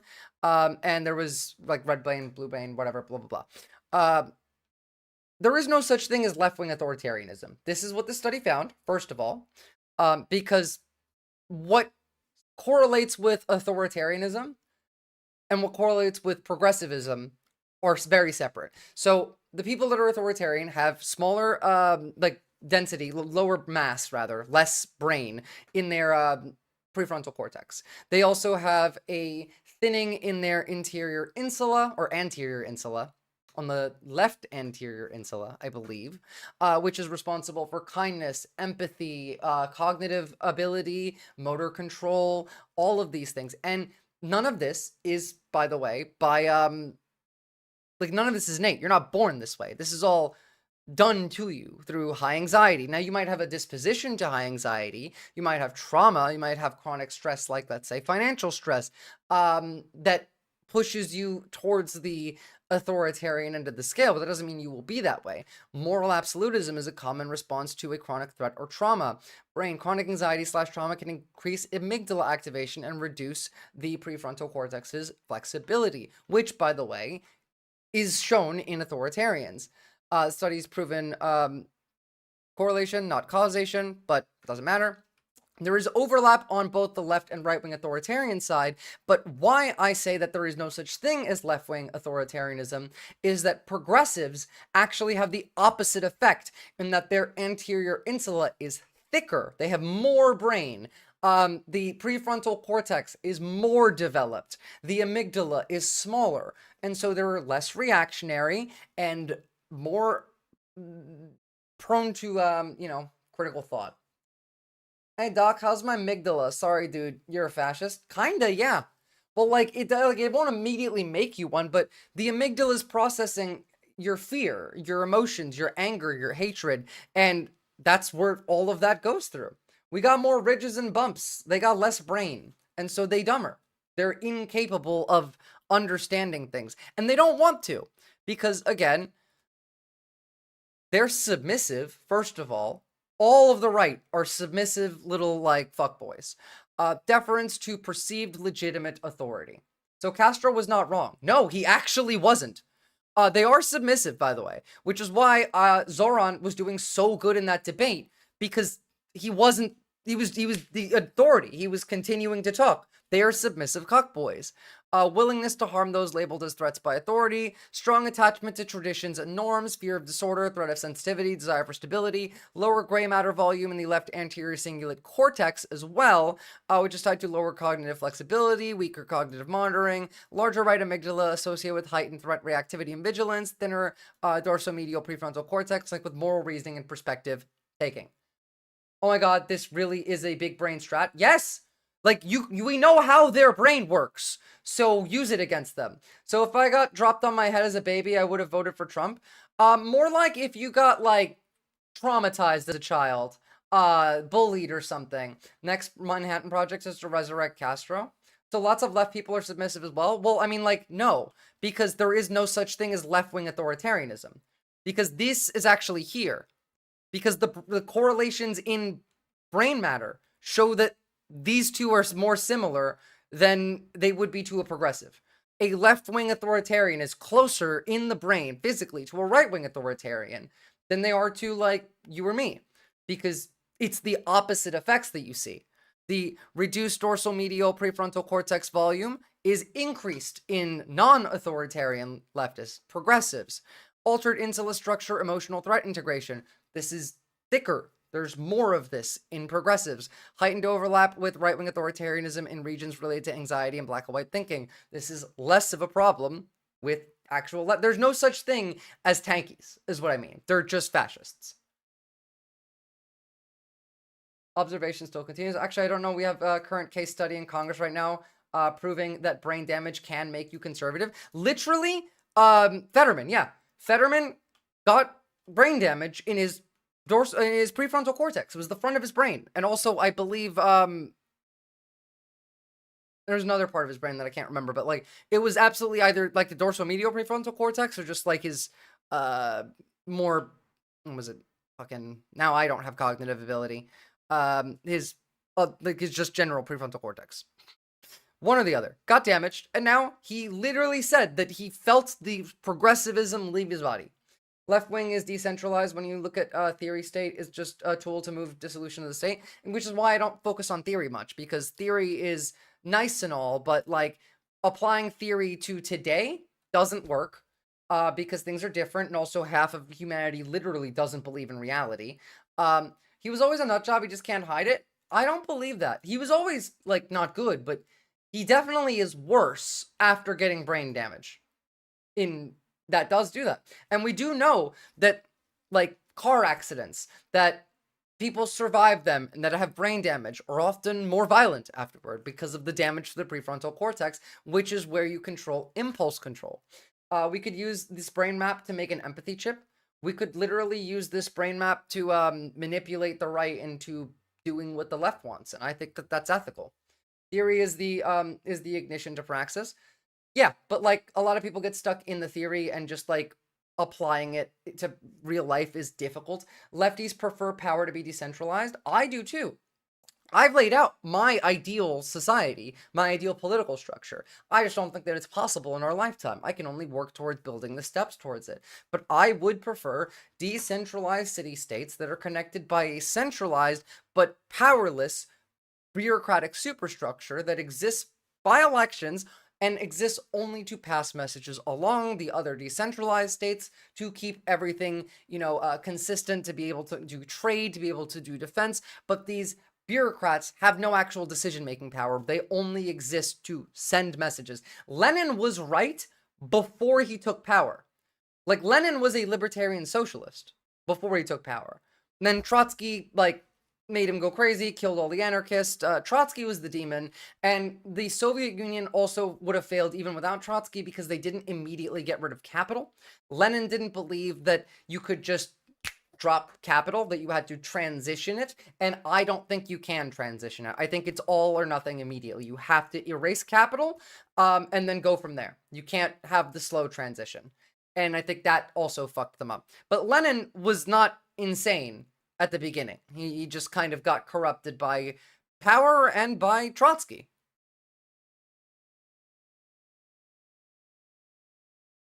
Don't rank Cuomo.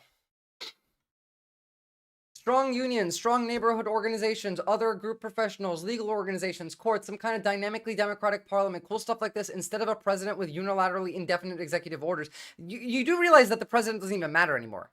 You know, this isn't fascism. Because fascism is the state is the number one, like, goal. They go above the state. They've gone beyond Marx. This is now beyond fascism because the state exists for the corporation. Palantir is now above the state. Like, all of the government's decisions go through AI. Remember, like, it used to make a bunch of mistakes. There were silly mistakes that we called the administration idiots for at the beginning, the first couple months, because they kept fucking up. And a couple of those even got outed as AI. And now there's less of those because the AI's learned better. They are putting every decision through an AI. Everything the government knows goes into Palantir's AI. Palantir is the government. They have literally all of your data. There are drones flying above your head, scanning you, looking for your phone, pinging things near, like, all of this. And it's just Palantir. So there is no America. That's the new state. You live in the United Palantir States. I love this shit. Thank you. I don't get enough of this kind of discussion. Me too. And I'm so glad to, like, engage in it. It makes me really happy when people are trying to, like, analyze this kind of stuff, because people often, I find, are unable to feel the discomfort of the fear because it's fucking terrifying. You know, there's drones flying above you. They could just come and kill. They're doing a predictive analysis on which, like, US citizens might be a threat eventually. They did this in Israel, by the way. Israel used Palantir's Lavender AI to take 39,000 Palestinians and put them on a list in the first 2 weeks of the genocide. And all it took to get on that list, by the way, was just, you have made a phone call to someone who has a connection to Hamas. That was it. That's all it needed. 39,000 people. They killed all of them based on the AI. Now, if we're doing Marvel shit and we're building fucking Project Insight, where the helicarriers are going to shoot somebody, and that somebody might be us. So long as some corpo is running the actual operations of the state is effectively just that corpo. Exactly. Government by AI, find an SDET to hack the system. They can find bugs in anything. You have no idea how horrifying, like, the concept of government run by AI is. Like we've already talked about the fact that, like, researchers broke into ChatGPT, like the regular one, and in 2 hours got it to give them bioweapons that didn't, like, formulas for how to make them, literally just saying, oh, by the way, you can use this factory, and here's some workers that are you can lie to them. ICE is literally using AI. It's not even like a question that's been agreed upon thing. I can show you that. Visora, you should really reach out to Central Committee. You would really jive with that kind of discussion. Sure. Twitch channel or YouTube? Because I will throw them on a list, or not a list really, I'll just throw them up on a tab and go check them out. I will throw them on. So the reason why I need you to understand that, like, it is just that bad. Where is ICE?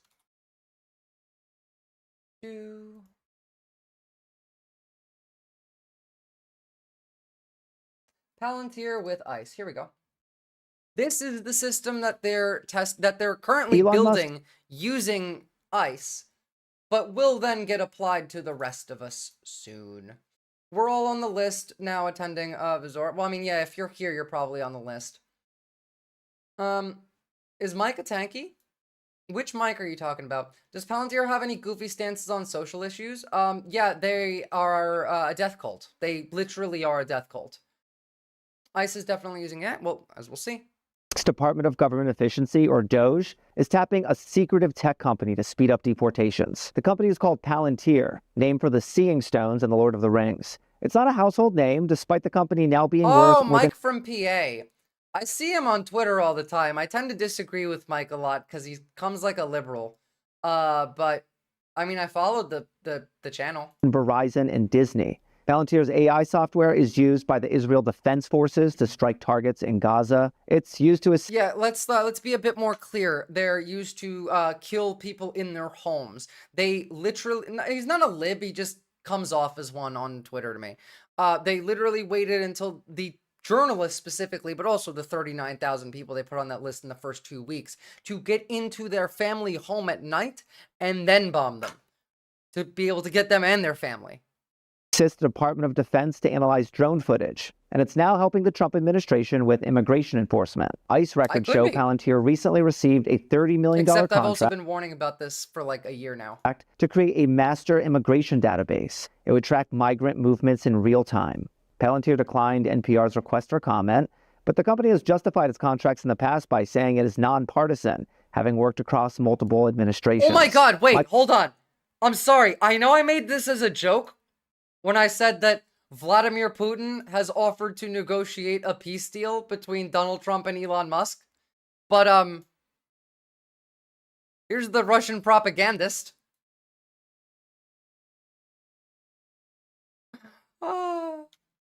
Holy shit. It is very funny. Michael McGrath used to be the CEO of one of Palantir's competitors. He said it is true that both Democratic and Republican administrations have provided work to Palantir, since it has cemented a reputation in Washington for cutting-edge surveillance and data mining tech. They could pull together information from tax returns, employment information, their immigration status, how many children they have, whether their children are legal or illegal. That could be a big asset. I should stop laughing and scrolling on Twitter while we're looking at something really serious, because this is really serious and really fucking bad. But at the same time, I'm reading a tweet that says, breaking, U.S. Secret Service is on site at ex-San Francisco headquarters, climbing stairs as elevators shut down. Musk is currently using his gorilla-like physique to hurl barrels down the stairs. And, like, I'm laughing instead of paying attention to the fascists, like, kidnapping you from your house. He's all about the funnel of radicalization, all about the hooking people in, pushing them to get more educated. I'll mention you in the morning because he's really looking to grow the movement. I mean, sure, I'm happy to talk to anybody, you know? Like, I'm happy to talk to people that I fully disagree with. That's Donkey Kong. It was a joke. Yeah, that's why I was laughing. Even, like, if I disagree with him, but I don't think that I will on much of, like, substance. I might disagree on strategy. That tends to be, like, my big difference with other leftists. Is we agree on the substance, but we don't agree on the strategy, because I'm very much about let's go on offense. And a lot of leftists are hesitant for good reason of doing that. It's just how you do it. And it's the way that I want to go on offense feels wrong. And it is morally not a good thing. It is ethical, but it's not moral. And that's manipulate them, lie to them even, not to like lie to them to get them to do something for me, but I want to lie to them to get them to fight, or lie to them to make them, you know, think about something else that might actually get them to go the long way around and get to truth. You can manipulate them. Their brains are small. You have bigger brain, you know, and I'm okay with that. I'm not someone who has any issue with using the right tactics against them. I just don't want their rhetoric or their ideology. I want how they did it. I think you're on the same page. Based. Awesome. I mean, I've made a couple videos of like old like alt-right playbook videos and like, you know, steal their playbook type things. And that's where I've been at. And I think that it does work. You know, it could also be a big risk. Juan Sebastian Pinto, a former Palantir this, employee, told me the risks should be the focus. He says he wants to shed light on how the company's products actually work. I simply cannot live in a world where my grandchildren have to be processed through a database where their everyday activities, including social media posts, as citizens, are tracked, collected, and used for an authoritarian government's policing database. Pinto helped market Palantir products, including the systems behind... Here we go. We started, guys. Are you ready? Remember America 250? The Cyberpunk 1984 plan? I can just say that looking at YouTube comments these days, the right is getting mega mad about being called the woke right. Yeah. Snowflakes. I call them liberals. They get real mad when you call them liberals. Are you guys ready? Because 44 minutes ago, here we go. This is the year of them trying to radicalize all of the liberals and the left to fascism by using left-sounding rhetoric. So get ready for lots of anti-billionaire rhetoric, but from the right. I am thrilled to invite everyone to an unforgettable celebration, one like you've never seen before. No, there's a difference, Shezhex. There is a difference between libtards and the right. It's just like nuanced. Saturday, June 14th, which is Flag Day, we are honoring the 250th anniversary of the greatest fighting force in history, the United States Army. We will celebrate a spectacular military parade in Washington, D.C., like no other. For 2.5 centuries, the men and women of America's Army have dominated our enemies and protected our freedom at home. This parade salutes our soldiers' remarkable strength and unbeatable spirit. We're doing the National Socialism. You won't want to miss it. Just don't miss this one. It's going to be good. Thundering tanks and breathtaking flyovers will roar through our capital city as nearly 7,000 soldiers march in historic uniforms from every major war since the Revolution. Join us for this once-in-a-lifetime maybe he lost his voice screaming about, like, Elon. Celebration. I think it's going to be better and bigger than any parade we've ever had in this country. Reserve your spot now at America250.org. Oh, there's plenty of, like, people excited to be in the Army. 250. It's just the people that you don't like. They're the people that, you know, we recruited from white nationalist and Nazi groups and sent them to Afghanistan because we couldn't get enough people to want to fight the war on terror. Navy and Air Force, where it's at. Fair. I hope to see you there. I'm going to be there. I'll be watching the entire event. It's going to be something very, very special. I don't think we've ever done one quite like. His cocaine whole mouth plate is falling out. Better that than the neck pussy, because that image scarred me. I need you to understand that, like, he will be wearing his Führer outfit. No, I need you to understand that, like, this is going to be the next year. I don't know if you guys were here when we looked at this, but here, let me open the White House's website. Because if you go on whitehouse.org and you scroll down to, where was it? No, not scroll down. Up over here. And you go to History. America 250. We still got the countdown clock going. This right here is the new Project 20. This is the Project 2026. This is get America radicalized and nationalist rhetoric again. 2027 is get them militarized and leaning towards socialism. 2028 is the Nationalist Party. No way Trump would not dare wear a service uniform or give himself medals or ribbons. He would if he gets to be like the dictator, like Aladdin. Heard much about Project Esther? I have a video on it that I've been meaning to watch with you guys, but haven't gotten to. He would dress like this, though. That's what he would look like. There's just been so much going on that, like, I haven't gotten a chance to cover a lot of this stuff. That does look cool. I mean, it's very fashy of him. For example, like, do you know there's another travel ban that Trump put out, like, another fucking travel ban? Oh, hold on. We were supposed to look at, like, his goddamn birthday parade shit. Ugh. Question for MAGA. Are you okay with Trump's military parade next month? It will not only have hundreds of American soldiers, but 6,700 American soldiers. Why don't we have a fucking project? I'm telling you, use what we learned about their brain and develop ways to counter it. Use their weakness. We know exactly what they're weak against. They're weak against fear, right? So why don't you fearmonger things they should actually be afraid of? You know, they're afraid of, you know, getting stabbed in the street. Don't focus on a bigger issue. Make it personal. They're afraid of their children getting hurt. They're afraid of them getting robbed or someone breaking into their house. Don't talk about the country. Talk about them. Scare them. Make them feel afraid. And make them feel afraid of the right. Can we write our own Project Clean Slate? I'm down. Hell yeah. Honestly, like, we need this. And obviously, like, this is not from a top-down political structure. This is a bottom-up thing. Because we're not fixing this from the top down. We're not. Right now, MAGA might be having, like, a mini little, like, civil war. And right now is a really good time for us to be using some of this messaging to scare them, confuse them. You know, honestly, just lie. Like, it doesn't matter. Okay, what the fuck is this? I'm gonna lose my mind.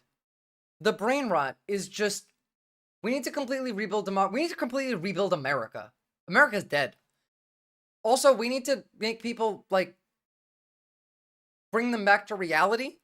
TMZ claims the FBI covered up a 5th plane involved in the 9/11 attacks. It's a 5-minute video from TMZ. What the fuck are these people talking about? Our senators don't think everyone gets due process and that's scary. Literally, the right is learning about due process right now because they're mad that, you know, there's threats to deport Elon Musk. And they're like, on what grounds? You can't do that. You need a court of law to deport Elon Musk. They're literally learning what due process is right now. Step by step. Yeah, literally, it's incredible. It genuinely is. Let's see if I can find that tweet again. Here we go. Yeah, it's from fucking Dye Workwear. Steve Bannon calls for Elon Musk to be deported. Clean tech reimagined. On what basis? Violent criminals don't deserve due process. How do you know they're violent criminals? Meanwhile, they're fine with anyone they don't like being disappeared without due process. I mean, it's true. Nothing is real until it hurts me. This is the Republican flag. So act accordingly. Scare these motherfuckers, guys. Fearmonger to them. Use their own fears. Literally, like, I can go on TikTok right now and scroll for 10 minutes and I will find videos about people who live in America who literally believe that not only that aliens are real, that they live under the ocean, but that they are in contact with the United States government, and the United States government has publicly addressed that the aliens are real and live under the ocean. People believe this shit. Just tell them the illegal aliens from the ocean are invading, and we have to fight to protect humanity, and it's us against the fish people. I don't care. Like, as long as they're not a fish person, they're your ally. Do whatever you need to do. That needs to be a sticker. Can you post this on that in the Discord? I don't know. I don't even know what I said, Shard. Can you post that in the Discord? I will pin it. Oh yeah, the ocean people that know Trump's, like, exactly. That's real. I'm not, like, it's not far off. I can just go on TikTok and find this. I want to see what this is about the 5th 9/11 plane. Well-built gentleman in a tan suit. A young boy about 6 to 7 years old. A woman in a hijab, and a gentleman that appeared to be a type of bodyguard. I already know this is fake. I already know this is fake because ain't no suicide bombers from, you know, these were, by the way, Saudi trained in Afghanistan that attacked America. Ain't no Saudi suicide bombers bringing women on the plane for the job. Sorry, not happening. Sure, and there is a Nazi secret base on the moon. Yeah, literally. My name is Sandy Thorngren. I was a flight attendant on Flight 23 on September 11th, 2001. I'm curious. I was working in the business galley. I had gotten out, walked down so that I thought, no, this is fake. I can tell already. I don't care. It's not even remotely plausible. Let alone, like, it's not even remotely, it's a distraction from today. This, I think, is a real possibility. I have no confirmation on this. Take this as a grain of salt. This could literally be AI. I could be AI. You guys need to remember that. That AI can create things that look exactly real, and you wouldn't know. So remember that. But on one hand, they could use Elon's illegal immigration, which means he's claiming his citizenship acquired fraudulently. They could probably legally denaturalize him. They could, which would be funny, and that would just be a blueprint for denaturalizing everyone else. Yes, that's the other issue there. It only matters for us, not for the elites. I work in politics, and I just got back from a trip in Washington, D.C., and I want to tell you the absolutely unhinged rumor I heard from current and former federal workers and people on Capitol Hill about what Donald Trump is about to do next. Because if it's true, it will alter the course of American history forever. I want to preface this by saying I'm not a journalist. I want to preface this by saying I need you to remember that these people are also lazy before we get any further. Because think about what ICE is doing, right? ICE is doing a lot of bad shit, but what are they mostly doing? They're standing around in courtrooms. They're just like hanging around. They have Amazon Prime for humans, right? They get a list and they just kind of drive there, put the person in the car, hang out on their phone for a bit. They are jobless fucks. They have no job. They are lazy, and that will then be applied to most things that come from power on the right. They only give authority to people like them. So weak, cowardly, like idiots. They're fucking around on their phones mostly. Yeah, ICE are scared as shit. That was that video I showed last stream of the town literally chasing them off by screaming shame. They're letting us know they can snatch anyone up at any time and don't have the trial to deport them. Yeah, well, absolutely. They've been doing that for months. But also, like, that's not the point. The point is, for the vast majority, ICE is doing nothing. They just kind of get paid a lot of money to hang out on their phone. I'm about to share with you is just a rumor, though I did hear it from multiple people who do not know each other from multiple areas of the federal government. So with all those disclaimers, I'm going to share this with you anyway because I think you deserve to know. Long story short, Donald Trump is trying to give Washington, D.C. to billionaire Peter Thiel. I mean that literally, not figuratively. Like, he's trying to give a billionaire control over the land and the people within Washington, D.C. The specific rumor is that instead of granting Washington, D.C. statehood like its residents have been demanding for years, he wants to actually roll back the little bit of independence that they already have of self-government. Apparently, he's considering turning the district into what some call a freedom city. Proponents of freedom cities. This would be the first city-state, and this tracks with what their plan is. I don't know if this is real. I also don't know how viable this is, because right now is not the most stable time for them. And Palantir is not liked by the right, although the big, beautiful breakup might have been a distraction enough that they forget about Palantir, so. Advocate for areas and territories that are governed and owned completely by corporations, so essentially corporate colonies. So there's no federal government oversight, there's no state government oversight. Essentially, these freedom cities are ruled by CEO kings. So from what I'm hearing, the Trump administration is exploring abusing DC's existing status as a district to make it the first freedom city and give it to his billionaire buddy, Peter Thiel. This is a disaster for reasons. You can kind of just expect that, like, if it's evil and it hurts people, that they'll try and do it. Since I shouldn't have to elaborate on, obviously that would set an incredibly dangerous precedent. It's hugely symbolic to give the area where the federal government runs to a billionaire. We're really talking about a new era of colonization rooted in techno-fascism. And while this particular rumor is new, Trump's association with people who lobby for the creation of freedom cities is well known, and they were at his inauguration. I know it sounds far-fetched, but we really should start fighting against this now before it becomes a reality. Like, if that was to happen, that literally is that. Also, humiliation ritual. This may be the coolest thing I've ever seen. Ted Cruz standing next to a fucking Tesla. That's an actual humiliation ritual. Freedom cities like that they established would fall apart in like 2 weeks. Yeah, probably. To set that up, I'm not sure they could do. I mean, like, even the fact that like New York or not New York, Washington D.C. already exists, I still don't think they would manage to do it. Oh, by the way, this is fucked. The Freedom Square in Kherson got bombed by Russia today. Russia did a lot of bombing in Ukraine today. I'm kind of upset that we didn't get to cover that, but we still have other shit to talk about, and it's been an America Day. They'd have to bring in the military, and even the city would fucking revolt. Well, we'll see, because it feels like only the people that like are the most submissive cucks would ever move there. So, the like people who live there would just move out. I'm in front of the White House, and here people are gardening away, cutting the grass, the roses that have been planted here 25 years ago. I feel really bad because I have to leave. I've been here in Ukraine for 3 years with a very short break to attend to some stuff back home. Yeah, we covered it already, Simply Steve.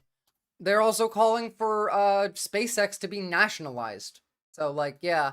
Also, apparently, Elon is already attracting sus Democrats. That's not surprising at all. Why do I have the feeling that these are not the types of Democrats that are smart enough to point Musk like a gun and to just let him go off and to not actually engage with him.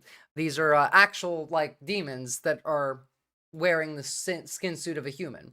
I think it falls apart just on the basis a bunch of tech dorks probably can't figure out how to manage parking tickets. That's also true. Well, I mean, AI does all that shit. Remember? The entire government's run by AI. And Tesla stock's taking a hit doesn't matter. It didn't lose Elon money last time. It's not going to lose him money this time. He cares more about his ego than his money anyway. But like the last Tesla stock like drop from people protesting, he got around that by selling it, like the company Tesla, to a shell corporation that he also owns, taking a loss at $16 billion and then doing that through capital gains and just getting his money back. And then you could just borrow from the bank indefinitely anyway. Like us would say, okay, this is a great thing to see this breakup because you won't have Elon Musk's money in the primaries. It's fun to see them fight. Also, you know, we want to see billionaires suffer defeats like this. Also, go watch The Majority Report. Emma Vigeland and Sam Cedar based. Fun to see. But then there are others in the Democratic Party, really particularly one person who's decided to go into, we could go to the Politico article I sent earlier. Why do I suspect Hakeem Jeffries is being nice to Elon now?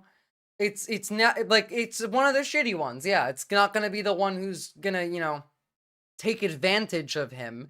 I want the left, I want like the Democrats to use Ro fucking Khanna. That's not surprising, but that's actually not the worst news in the world, because Ro Khanna is weird. He's Silicon Valley's congressman, and he is like absolutely not a social. He's not on our side, but he does have a good rapport with these people in Silicon Valley, and he does have a decent amount of sway and influence. He's insane, but he doesn't like the fascists, so he might actually point Elon in their direction. Now, like, is California going to suffer consequences for that? Yes, but California looks to be a blighted land now. You can't get on disability or Medicare or the state Medicaid if you have less than, if you earn or have less than like what, $2,000 now, which means like you can never save out of poverty, because if you're receiving like disability or Medicare, and you have 2,000, you have like you have a phone and a television, you already have more assets than you're allowed to have before you're kicked off the program. I'm pretty sure. I don't have those numbers right, but like California looks to be pretty cooked anyway, because Gavin Newsom is doing his right-wing pivot. I think, or I sent it in Slack actually. Maybe I gotta send it here. Like yeah. There was an article in Politico.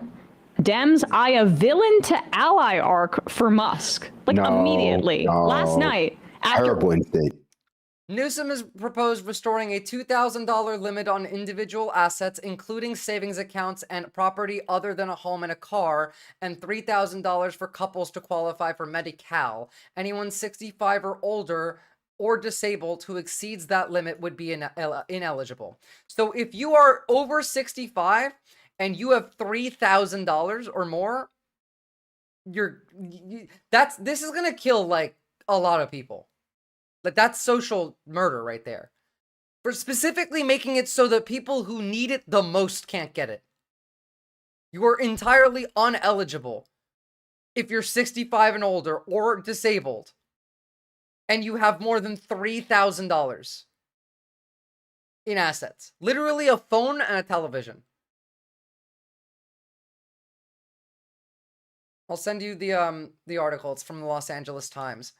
They already do that with disability payments. Yeah, it's the same thing. This is taking it over and bringing it into Medi-Cal. It's insane. It's literally insane. Californians would not be eligible if their assets totaled more than $2,000. Thanks.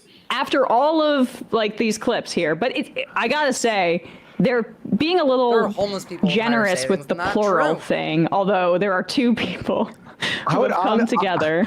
I honestly would Newsom is very demonic, and it effectively completely removes the program. Yeah.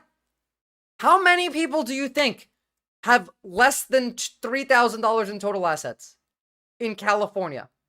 Again, Homeless people might have more assets than that.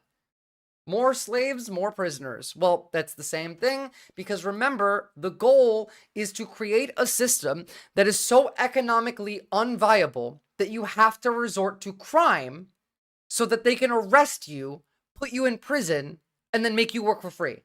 That's the whole point. I don't know how to process this. It's so bad. It's pretty bad. That's California, but like, that's really bad. And the system all over the country that's being built is what I just said. They want you to do crime. Not just in California. They want you to do crime so they can arrest you. They want it so economically unviable. So you can't get a job anywhere. You can't feed your family. You can't pay your rent. So you have to go do illegal things so then they can come arrest you and then make you a slave. Newsom needs to be impeached and removed. This is true. He's a fucking demon. Another article on Freedom Cities. Yeah, they talked about this a while back, but they're bringing it back again, are they? Coalition of campaign groups oppose the regulation that called the creation of Freedom Cities. By the way, they got this idea from us because they got really mad at the idea of 15-minute cities and called them concentration camps. And remember that every accusation is a confession.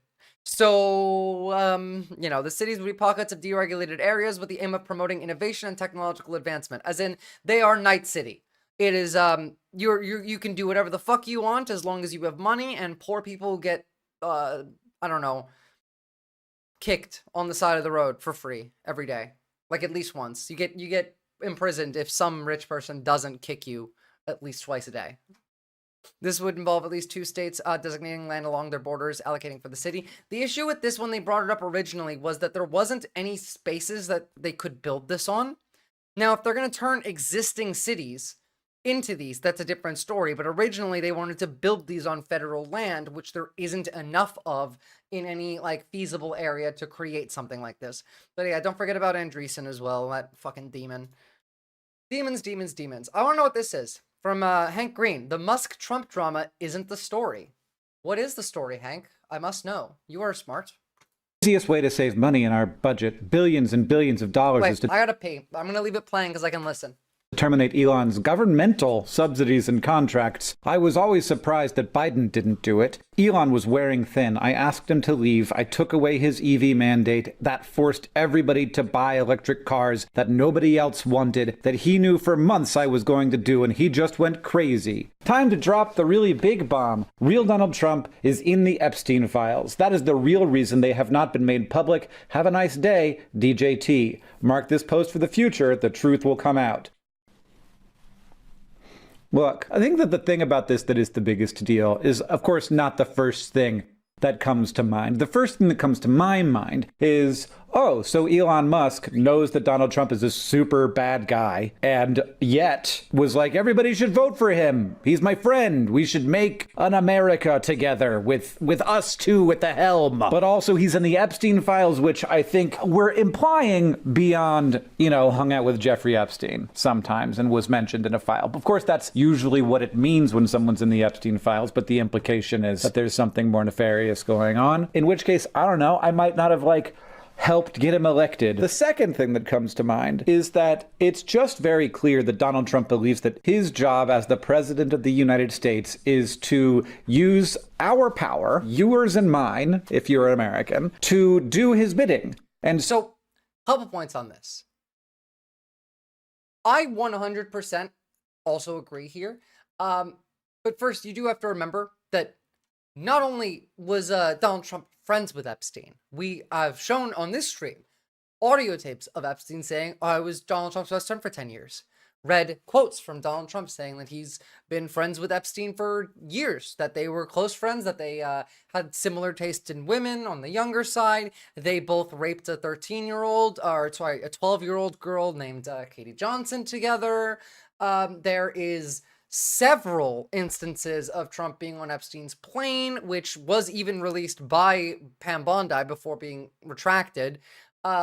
We know that Trump met Melania, his fucking wife, on Epstein's plane. So it's a bit more than that. And it still boggles my mind that, like, not only that, you know, this man is a a demon and a degenerate.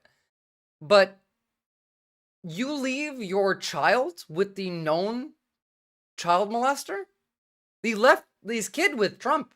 Beyond, hung out with Jeffrey Epstein. But the implication that Donald Trump believes that his job as the president of the United States is to use our power, yours and mine, if you're an American, to do his bidding. And so if he wants something in the world, like for Elon Musk to have a bad day, he is going to use the power that we have granted him to unilaterally make Elon Musk have a bad day. Now, this might just be bloviating and talking, but I will ask you to remember that, like, when Donald Trump got into power, the value of Tesla went up dramatically. And now that they're having a public spat, the value of Tesla has just today dropped dramatically. The people who spend a lot of time trying to figure out the value of companies, who ostensibly know roughly what they're doing, are definitely pricing in. Excuse me, hold on. This is from the House? Docs.house.gov. Listen to the Jeffrey Epstein tapes. I was Donald Trump's closest friend. The Predator and the President. This is from the fucking House. When was this written? Oh, okay. It's the same guy who wrote the Daily Beast article. Well, here you go. Here's the full unredacted truth of the Predator, who's our president. Oh yeah, also he did like to fuck his friends' wives, and he first slept with Melania on the plane. Wait, I'm pretty sure they met on the plane, not just slept with each other on the plane. But then again, I don't put it past him to sleep with her the first time he met her either. And by sleep, I mean rape. Prep-doterant. Trump's opinions about people in stock prices. And that's not how it should work. That is an example of pretty clear-cut corruption. How Donald Trump feels about an individual person should not affect how our government spends its money. This is our money, and is being used for the power of this guy. This really was like a Kendrick v. Drake situation, except it was Drake versus Drake. Predator. I like that one.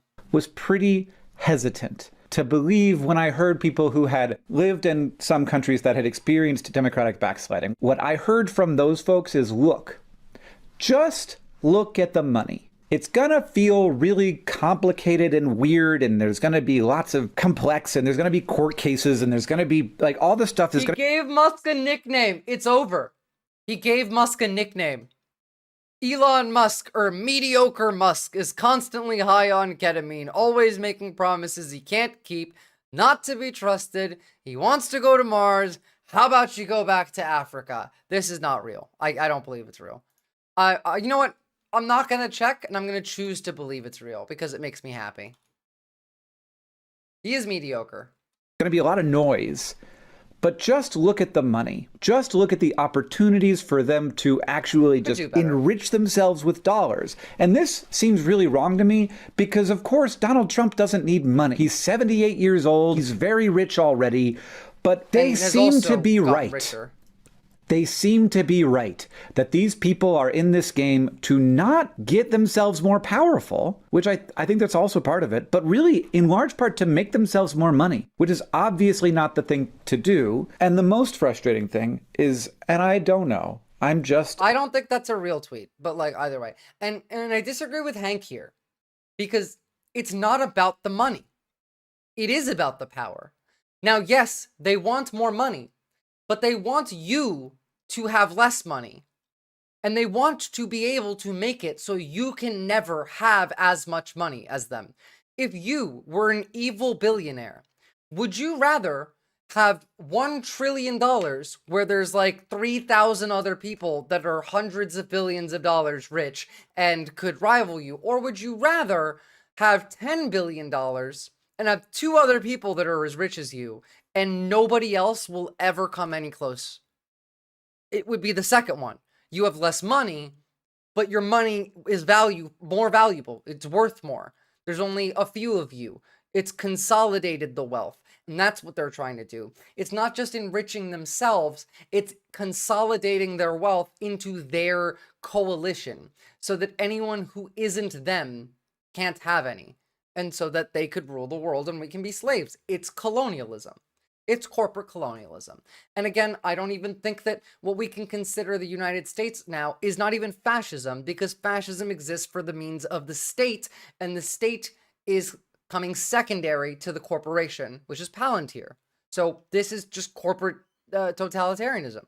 It's a corporate science state. Guy. I don't know, but it seems like they are willing to destroy far more value than they end up capturing. They are. The degradation to the American project by hurting our relationships with these other countries, these random and constantly fluctuating tariffs. I'm a business person. This makes the tariffs are on purpose, by the way. The tariffs have happened on a very specific schedule since the very beginning. If you look back, it's been the same every month. First week, new tariffs. Second week, market panics. Third week, maybe we might make a deal. Fourth week, tariffs don't go through, market chills out a bit. Fifth week, next month, new tariffs. Every month it's been like this since January. It's by the way, it's the way to get you ready for the crypto cycle, because yes, we are going to default on the debt. We're talking about it more and more and more now. Every 10 seconds I'm hearing something about defaulting on the debt. We literally do not make enough money to pay the debt. If the big beautiful bill passes, we have to default. It is not possible for us to pay off that debt at that point. Like it just genuinely isn't. And if America defaults on the debt, the entire global economy crashes. It would cause like catastrophe fucking everywhere. And they want to do this. But before they do, they need to like have as much of it as they can. They need to consolidate as much as they possibly can before they get there, because they don't want anyone else interfering.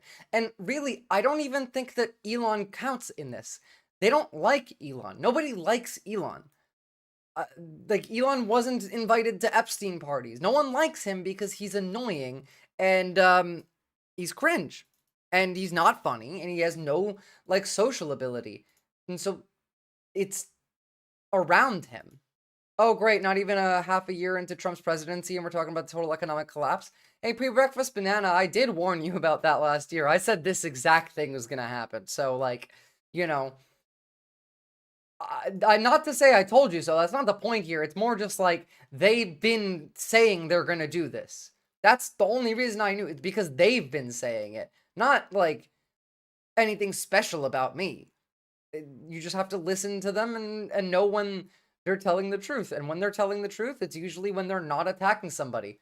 If they make a claim and it's not an attack, it's usually either not, it's either what they're going to do or what it is they are doing. And if they're attacking you with a claim, then that's also just a confession. What's this? Can I make my phone call? Do I have rights? Can I make my phone call? Who you gonna call? Huh? Who you gonna call? Your mama. All right, get your ass in the car. Okay, without that one. It's hard to be sociable when you're autistic. Skill issue. I'm autistic as fuck. You can practice that. That's literally a practice thing. Oh, good. And by practice, I don't even mean practice like in other people. Like, go and talk to yourself in the mirror.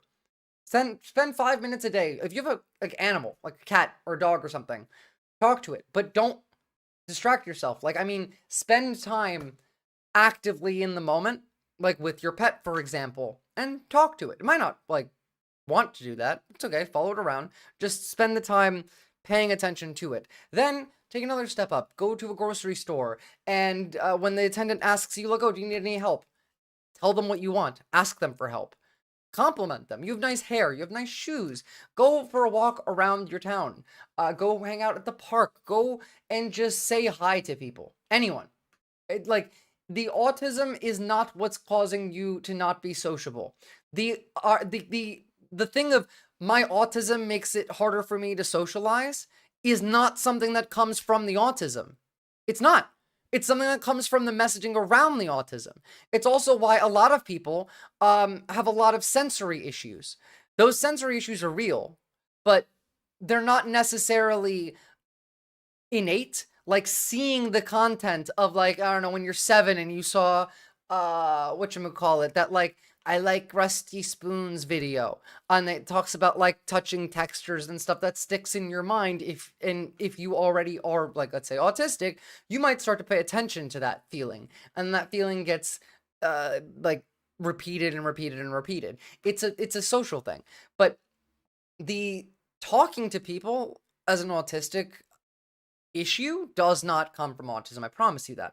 I openly talk to myself all day. People think I'm loony. That's okay. People think I'm loony. People think I'm loony, Ludwig.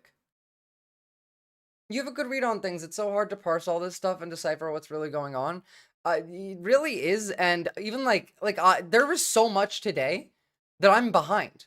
Like, there's just news coming out the wazoo. There's Israel news, there's Russia news. We haven't looked at any of that because America's been fucking losing its mind today.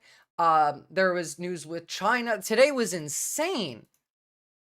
Oh, thank you, Short. Actually, Jinx right there. I don't know. We'll see.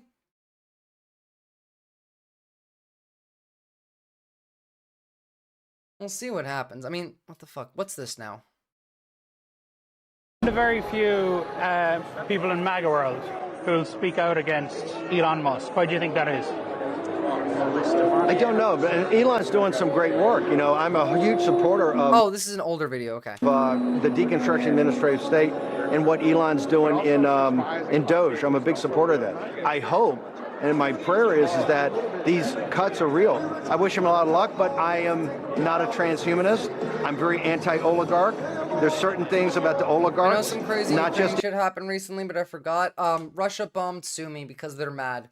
And I mean, like, they bomb Sumy and they bomb Kyiv, but they do this like every day. It wasn't particularly bad from what I hear. I need to check out of the news. I come here to get updated. It's too much for me. That's okay. Pre-breakfast banana. You can come here. You can get updated. But when you go check out, try something for me today, and then let me know next stream or like on the Discord how you felt about it. Once you are done watching, because you know you're overwhelmed, turn off all of the media. Like turn off the video, turn off the sound, turn off the computer. Go somewhere in your room or something. Leave your phone in another room and just sit there for 5 minutes and just allow it to sink in. Because if you immediately go and start to do something else to distract yourself, you're going to forget a lot of it. You're gonna parse a lot of this information into like not important, and you need to like sit there and just let the processing happen. You know, it's like you're moving files from your computer to a external drive. You just need it to load for like another couple minutes. Dealing with news is a lot less stressing with people. Thanks, streamer. I hope you're not an AI. I hope I'm not an AI too. And yeah, it is a lot less stressful. One of the only reasons that I don't go fucking insane is because I get to come on here and I get to like scream at you guys about the crazy shit that I'm seeing. Because none of my friends want to hear it. I'm fucking depressing at parties. Last time I went to a party, I'm showing people robot dogs with flamethrowers. And they're just like terrified, and I'm having fun, but like me too. It's what happens, you know. It's okay. My friend group is awesome because we're all neurodivergent, autistic, annoying fucks that like will go out of our way to do kind things for people, but also to fuck up fascists, and I'm all for that. Watershed moment for... There's a lot of Israel news that I'm trying to catch up on. It looks like Israel might actually be fucked. Like, they're mad. I had to explain Palantir to my therapist yesterday. How did that go? How do you even have that conversation? Man, maybe I need to go back to therapy. God damn. Oh, I'm not gonna read this whole thread, but I need you to see the beginning of it because it's incredibly funny. China is a rural backwater chained by the CCP, yet it's flooding the globe with high-tech exports, EVs, 5G smartphones, chips, and drones. Meanwhile, the US is peddling corn, soybeans, and wheat like it's 1850. And I think that's so true and so funny. You're a poor therapist. I depressed my therapist. You win! I once made my therapist cry, and I think that's when I won therapy.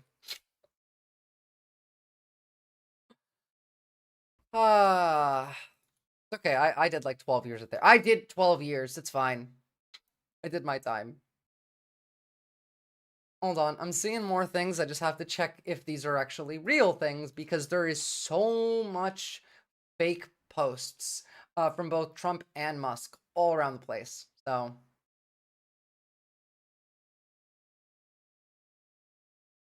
that's, yeah, okay.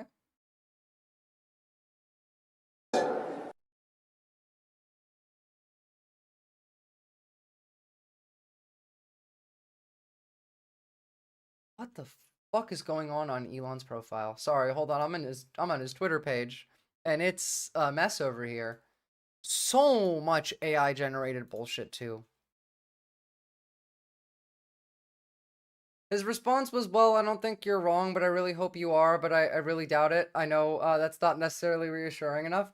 See, I would have pissed off my therapist even more by saying, are you sure that you're not just saying that because it makes you feel uncomfortable to consider the fact that you might be living in a police state, a surveillance police state like 1984, and you just don't really want to acknowledge that fact right now because, you know, you're at work and you're talking to me and you haven't had the time to let it sink in. I would have said that shit, and then my therapist would have been like, please don't ever come back. My last 2 therapists tried to give me the tools I already use, and they said they can't help me, LMAO. Well, I mean, that sucks. There are lots of tools that you can use. I try and give you guys some as well, but it's not about having the tools, it's about practicing and using them. Your brain is a muscle. You have to work out. Every time you sit here and you listen to depressing news, you are working out. You are exercising, which is why you're exhausted after. I'm exhausted after stream. Why? Because I'm using my brain. It uses, like, you'd be shocked at how much energy you expend just like thinking about things heavily. And from there, you have to use these tools together with critical analysis, but no one teaches you how. They give you the tools, but no one teaches you how to use them because they're specific to you. But in a case like this, in a community like this, where we have a lot of the same problems, a lot of the like doom comes from the same sources, we can employ those tools together. We can help each other move further on that. Dude was in Georgia back when the cops were going undercover at the gay bars to arrest people for sodomy and shit. Jesus Christ. I mean, good. He's a leftist, but that doesn't mean that he can't deny something out of fear. He's based as fuck. Like I said, I would think that like that therapist answer of like, well, I don't know if you're right. I don't think that you're wrong. I really hope you are. Like, this is coming from a place of, I have to process this shit now as the therapist. And if I don't, like, I might say some stupid shit. Thank you. I needed a good stretch. This is still one of my favorite memes out of today, but it's not my favorite. There is one more that I like better. And I will show that to you in a second. Thinking indeed is exhausting. My job is like that. Feels. All right, what is this saying? Because this is just from yesterday. People are screaming and saying, hey, it's kicking people off Medicaid. It's not kicking people off Medicaid. It's transitioning from Medicaid to employer-provided health care. So, okay, yeah. So we're just kicking people off Medicaid then, because that's not how that works. Because employers pay like 10 people for healthcare. That's about as many people who have access to something like that. My God. I had to sit for a second after I finished explaining all the shit around Palantir, why it scares the shit out of me. Well, it scares me too. But this is what I mean. Guys, like, when you're done, when stream is over, just sit with it for like a couple minutes and let it sink into your head. And process the information. It's important. Oh, sorry, 48% of private businesses don't provide healthcare. 44% of small businesses don't offer it either. So we're just killing everyone. Okay. I'm not kicking you off the boat. I'm kicking you into the water. Literally this guy. I'm stealing that. Thanks for the tweet, mate.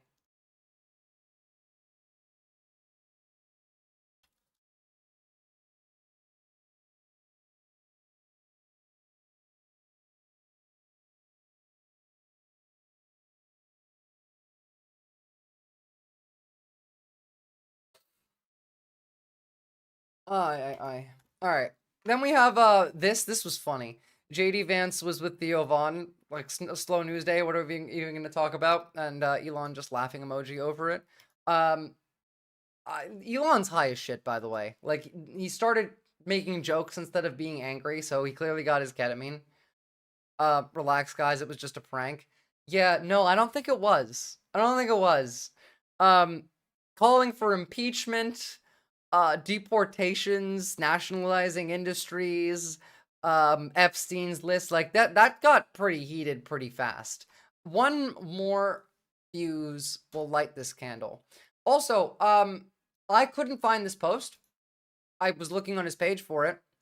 But if he did make this post, I'd be curious to know what the fuck that means.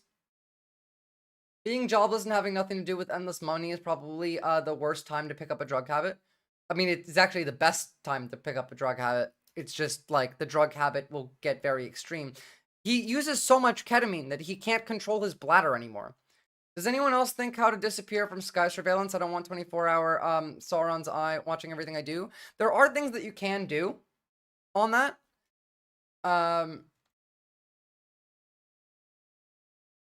There are... It's like a scarf or like a shawl. Ukrainian soldiers often use this in the field. It won't make you invisible to the drones, but it makes you kind of transparent from the drone's view. Hold on. Anti-drone scarf, I believe it was called. Anti-drone camouflage. Well, there's a lot of actually different ways you can camouflage yourself from like surveillance. And we can actually have a look at that if you want.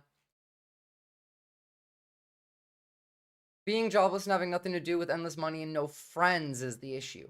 Well, yeah, for one. Endless money is an issue for one, but like endless money, no friends, no job. It ends up with you starting to scream, you know, like Lutnick, Miller, where are my Doge cuts? I wish he did get a convoy of Cybertrucks to drive to DC. That would have been amazing. That would have been probably the funniest thing he'd ever done, because he's incapable of being funny. Go full goth and never leave the house with an umbrella. Well, no, because they'll still know that's you. Hold on. Let me pull up a video.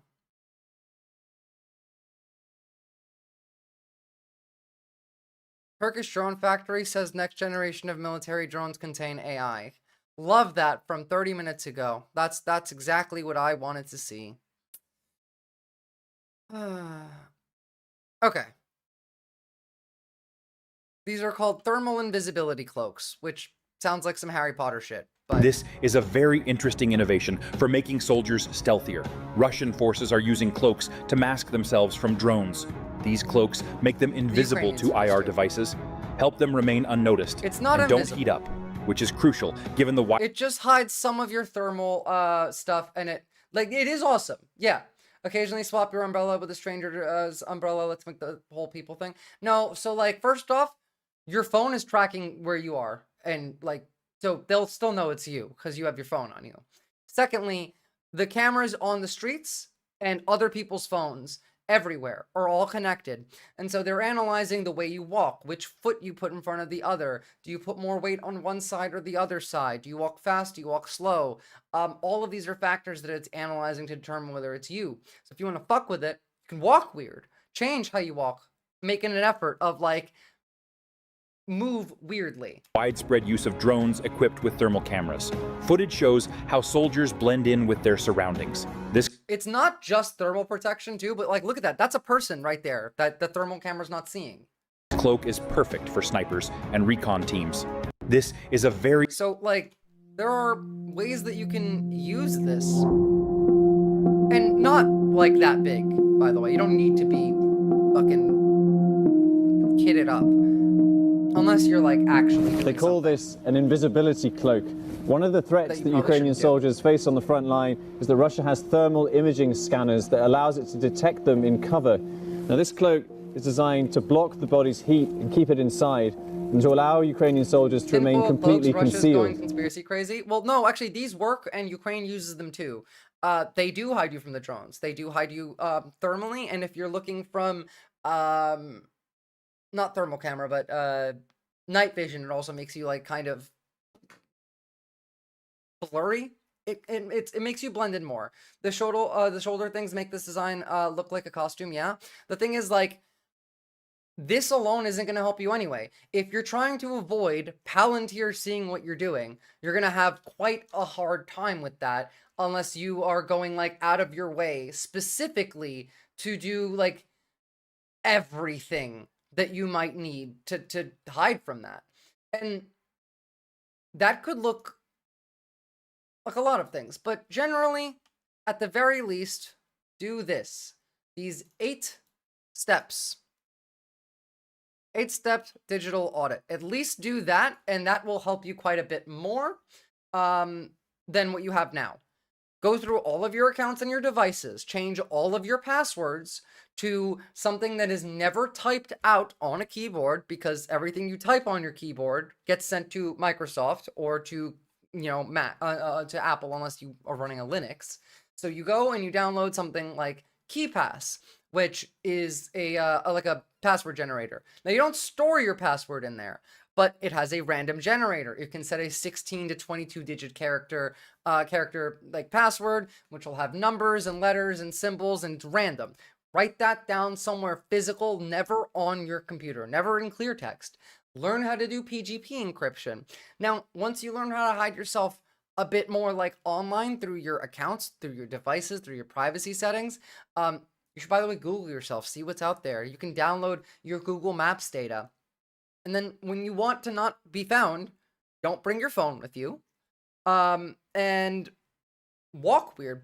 You can buy one of those scarves. Go out at night, or like those jackets, go out at night and walk weird. Also, anti-AI face makeup. There is a thing for that, which is weird, by the way. But this right here, drawing lines, circles, like just like weird shit on your face that doesn't really fit with what faces normally look like, will make it so that the facial recognition scanner has a more difficult time either matching you, detecting you, or scanning you.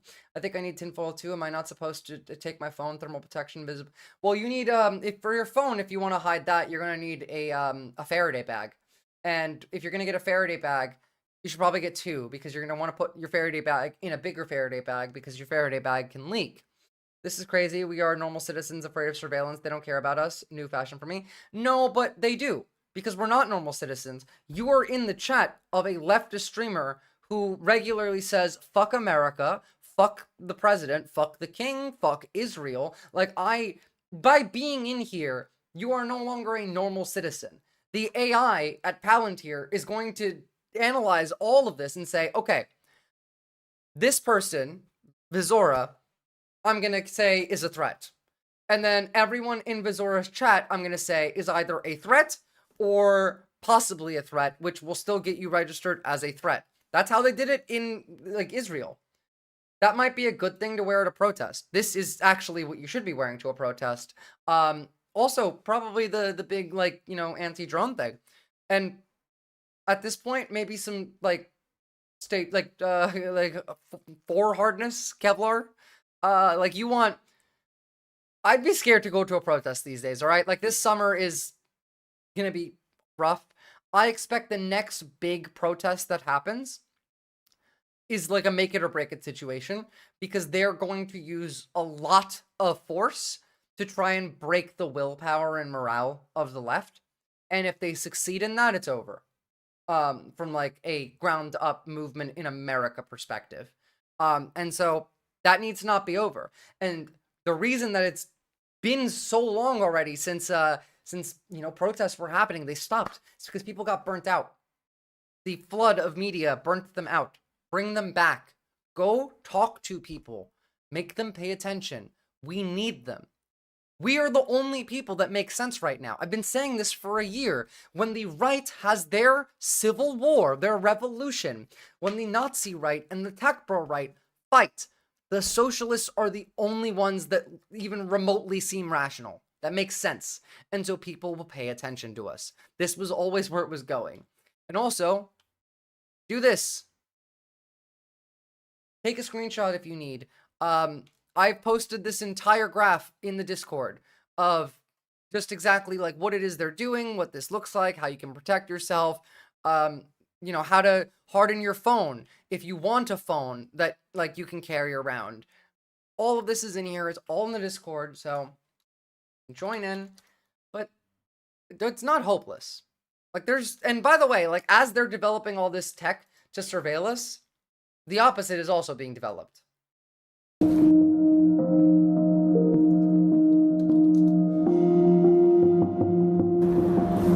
So now you see me, now you don't. Has it changed during the war how much Russia uses thermal cameras? Of course, drastically changed. In the start of the war, the thermal imagers was mostly on tanks and special vehicles and aircraft. So it was not that big of a problem. Of course, there was drones, but it was not something usual, not regular. For now, that is regular. And every month, every time, there are more drones. Yes, for now we have more drones. We have them here too. There's probably one flying above your head right now. We fly them all over. And by the way, this isn't new. We've been doing this. Like, we've been doing this. We used Palantir during Black Lives Matter. Palantir was working with the US government back in 2012, doing predictive policing in New Orleans. So, this isn't new. It's just getting further along. Now, what else was there? I wanted to hear this. Elon is like a few days away from admitting it. I'm just going to call it right now. Him and Trump are having their public breakup, which I called months ago. Which, by the way, Trump really does sound like a guy who just got broken up with by, like, I don't know, she just went fucking crazy, man. Like, all I did was fuck her over. Kind of hint that, I'm so here for it. I want more to come out, but also, like, I don't really believe these people. There's still a very good chance that this is entirely a psyop, that there is no convoy of Cybertrucks, that, you know, Muscosian is dead, and all of this was a distraction to get us not talking about Palantir. That's entirely possible, right? It's not even remotely out of the realm of possibility. And like one more thing I want to show you on Palantir while we're here. In March, I wasn't really planning on doing this today, but hell, we're talking about Palantir and I'm in with it. Predictive policing, if they think I might protest AI, what would they do to me? Well, thought crime, pre-breakfast banana. That's what predictive policing is. Maybe this can tell you. President Trump signed an order pushing federal agencies to share vast amounts of personal data, sparking fears of a massive centralized surveillance database. And while he stayed mostly quiet on the subject publicly, his team has been quietly laying the groundwork, partnering heavily with Palantir, a data company with deep ties to government intelligence and law enforcement. At first, I was drawn into looking into Palantir because of their name, because it's from Lord of the Rings. But the more I dug, the more unsettled I became. Palantir has been behind some of the scariest government moves in history. Since Trump took office, Palantir has secured over $113 million in federal contracts, as well as a staggering $795 million deal. Direct, like, it was $78 million with ICE specifically. With the Pentagon. They're also in talks to bring their technology into the Social Security Administration and the IRS. They're already doing that. They're using IRS data to cross-reference with immigration data to find more people to arrest. They're also using IRS data to just like create a database of the rest of you, and then they're going to add that with the Social Security data, which they already have. They're pretending they don't already. All of this data got stolen by Elon Musk when he raided the Treasury and put them on private servers that the judge said you have to delete, and then we never heard anything about. All of that went to Palantir. That was Doge's only purpose, was never to actually cut government spending. It was to steal your information and give it to Palantir. That was the whole point. That's why they're fighting, by the way. Because Elon actually thought he had a job, but he had a fake job, which is why they let him use 7 like 20-year-old incels to do the job of break everything and then steal everything and then give it to Teal. So what exactly is Palantir? How did a company named after Tolkien's mystical seeing stones become central to a plan that could reshape American privacy and civil liberties? And most importantly, why? And why should you care? Let's go down the Palantir rabbit hole. If you're new here, make sure you subscribe. I'm Evie, and we do 5 videos a week on whatever is happening in the world. Don't miss out on this red hot information, okay? If you subscribe, you will have good luck this week. Convinced the fighting is optics while they commit crime, something to throw us off. I think that there's a very real possibility of that, but also these are very emotional and stupid men with a lot of power and money and not much experience in confrontation against them, so I can see that it also being real. 50-50 coin flip, I don't really care. It doesn't affect how we go about it anyway. We know enough. We don't need to know whether their fighting is real or not. We know how their brains work. We know what they want to do. We know how we can try and prevent it. We know how to keep each other safe. We just need to do it. Last week, the New York Times dropped a bombshell. The Trump administration's partnership with Palantir could lead to a nationwide database of personal information, handing the president unprecedented surveillance power. This isn't just about national security. It's about control. We're in the dystopia. We're in it. How did we get here? To understand, we need to look at the origins of Palantir, a company founded in the early 2000s by right-wing billionaire and ham sandwich come to life, Peter Thiel. He was joined by venture capitalists and entrepreneurs, Joe Lonsdale, Stephen Cohen, and Alex Karp, who currently serves as the company's CEO. Peter chose the name Palantir after the crystal balls used in Lord of the Rings. You know when Gandalf shows up to have a chat with his bro Saruman and he's like, oh yeah, hey Gandalf, I've been talking to Sauron with these orbs. And Gandalf's like, what the hell? In that scene, Gandalf says, they are not all accounted for. The lost seeing stones. We do not know who else may be watching. So, it's an interesting name for a company being accused of enabling mass surveillance. Peter Thiel himself is an important part of the puzzle here. He's a Silicon Valley billionaire, conservative kingmaker, and co-founder of PayPal. He once ousted Elon Musk as PayPal CEO and took the role for himself in 2000. In 2004, he made a legendary move by investing $500,000. There's also a lot more you can do if you're tech savvy. I can help you out with that, but like I haven't done most of it, and I'm not tech savvy. If I could, I'd be switching to Linux already. $1,000 in Facebook, a stake that grew to over $1 billion. In my corner of the world, he's famous for controversially being awarded New Zealand citizenship in 2011 after only spending 12 days here. It's a political move by a previous government which is still brought into question now. Honestly, let me know if you want the deets on this. Bunch of billionaires who came down here, spent some money, we let them stay. I'm happy to make a video on it if you are interested. Anyway, Peter said Palantir was a mission-oriented company, which could apply software similar to PayPal's fraud recognition system. They literally said their mission is to become the central operating system of the United States. To reduce terrorism while preserving civil liberties. Remember that. Lock that away somewhere. In 2004, Peter handed the reins over to Alex Karp, his former Stanford classmate with a PhD in neoclassical social theory. I would also, okay. First of all, do you understand what? Yeah, she's a New Zealander. Do you understand how weird it is for the CEO of a tech company to have a degree in systems to reduce terrorism while preserving civil liberties? Remember that. Lock that away somewhere. In 2004, Peter handed the reins over to Alex Karp, his former Stanford class. A PhD in neoclassical social theory. Why would they pick him to be the CEO of a tech company? Can you put those pieces together? It's fairly obvious. This man is a demon, by the way.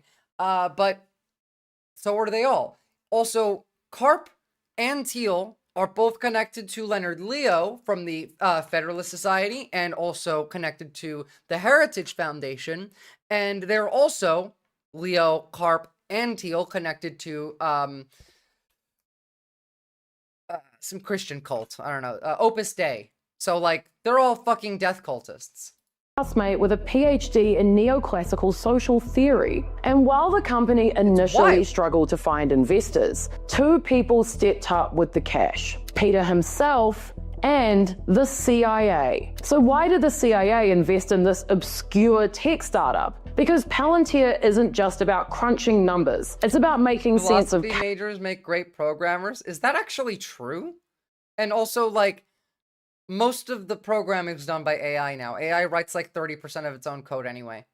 Chaos, turning raw data into tools of power. The company essentially turns swamps of data into clear visuals like maps, histograms, and link charts. In just days, its forward-deployed engineers can integrate and analyze a customer's data, tackling issues from terrorism to disaster response and human trafficking. Palantir has become a top choice for They're literally like doing this stuff. I mean like doing the bad things. They're almost certainly trafficking humans. I still don't know where any of the women that ICE arrests are.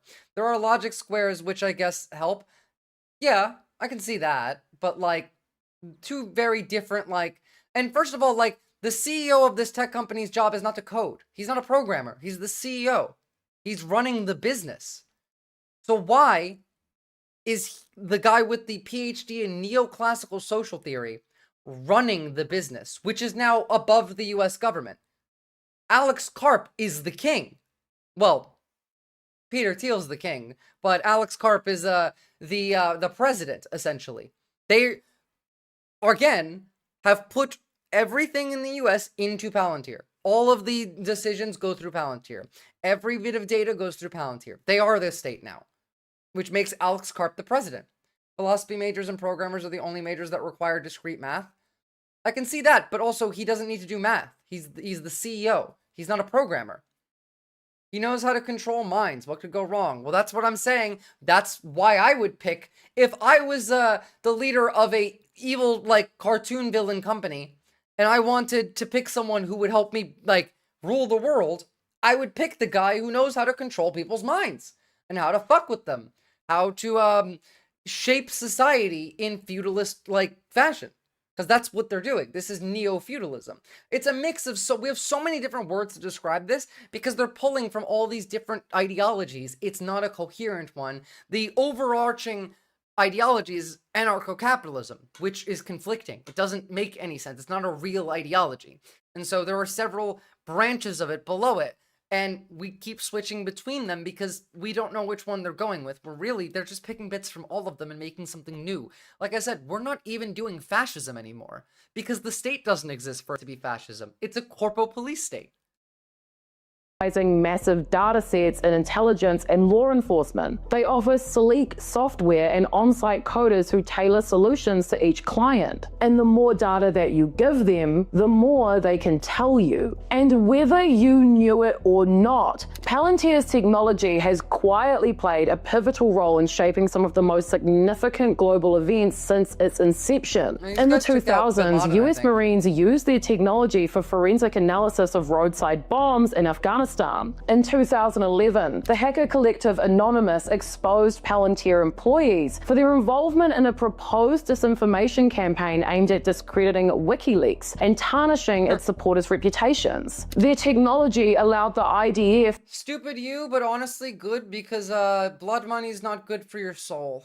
To use AI in its war effort. At least one Palantir employee played a role in assisting Cambridge Analytica in collecting Facebook data. Cambridge Analytica. Think about how bad that was, and then like apply that to literally everything. Later utilized by the Trump campaign during the 2016 election. Palantir technology was even used to track and kill Osama bin Laden, although the company remains a bit tight-lipped on that one. I would also like to remind you that one of the Navy SEALs responsible for killing bin Laden during the election season told Dean Withers that he was going to make him his concubine for sex and food. Like he was going to he was gonna rape Dean Withers and then eat him. That was one of the soldiers that shot bin Laden. I don't know why. Don't ask me why. It was fucking wild. In the book The Finish, author Mark Bowden writes that Palantir's software actually deserves the popular designation killer app.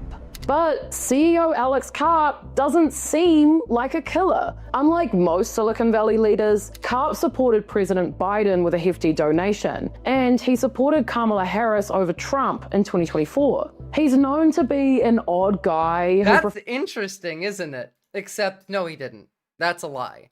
That's a psyop. They were working on both sides, but they were leaning towards the Trump side because Trump is easier to control. But they absolutely would have done the same exact shit with Harris because they were doing this with Biden anyway.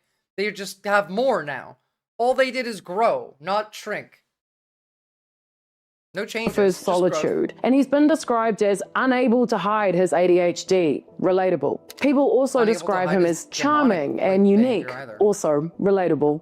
He rocks the old school classic Silicon Valley look, jeans and a t-shirt. In a New York Times piece that combined multiple interviews with him, he said that without Palantir, you would have had massive terror attacks in Europe already, like October 7 style. And those attacks, he literally October 7th they got warned for that 3 days before. Shut the fuck up. Keep going.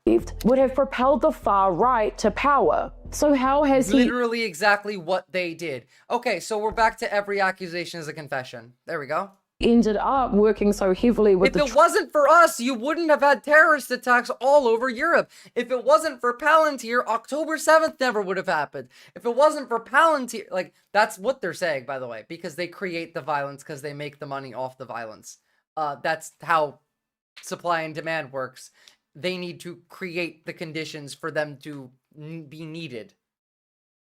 Trump administration then. He claims he's progressive, that he doesn't want the far right in power, and yet here he is, at the center of a storm created by his own company's ties to some of the most dangerous and powerful governments on earth. Part of the answer lies in his Kat Abugzala on CNN. We'll watch that in a second. That's ideology. He is deeply committed to a vision of Western dominance, one where technology secures America's place as a global leader. Palantir does not do business with China, Russia, or any countries that are opposed to the West. Alex says, we have a consistently pro-Western view, that the West has a superior way of living and organizing itself, especially if we live up to our aspirations. It's interesting how radical that is, considering it's not, in my view, that radical. I wonder why they executed bin Laden instead of exposing the public to a public trial. Not really. There's, like, possible reasons. I don't really think it matters.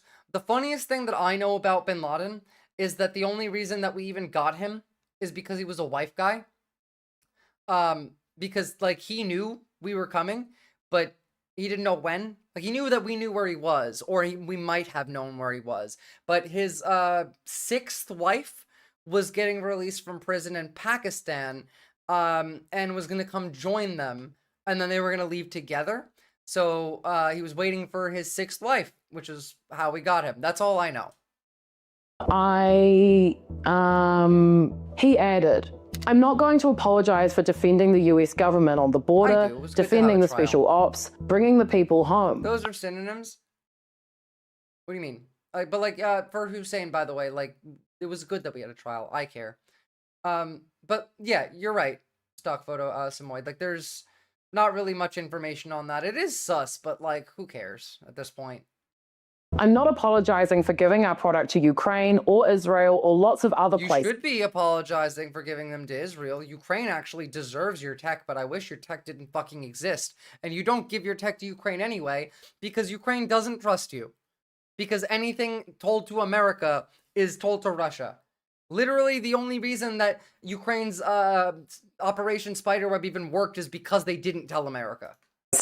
Peter Thiel, though, who remains chairman and a major shareholder of Palantir, is an open Trump supporter. In 2016, some Democrats regarded Palantir as spooky and untrustworthy because of this. And by in the way, 2019, he owns Polymarket, so everyone that was betting during the election, you gave your money to this fuck. Protests sprung up about the company's work at the US border, namely tracking undocumented migrants for deportation. That same year, more than 200 Palantir employees wrote to Karp, voicing concerns about the company's software being used by ICE. An internal campaign urged him to donate profits from a $49 million ICE contract to charity, but yeah, like, it they're failed. not if it wasn't them, someone else would have done it. I agree. This is shock doctrine shit. We've been building this system since at least the 70s.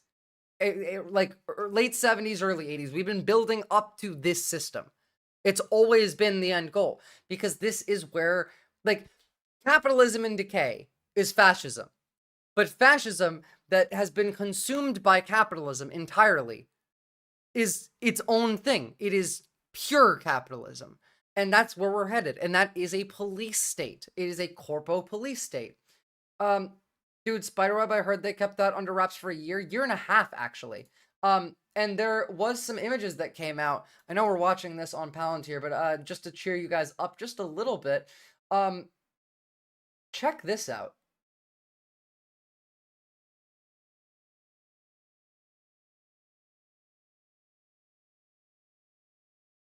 Oh, actually, sorry. This is today. This is one of Russia's tactical missile systems being destroyed in Bryansk.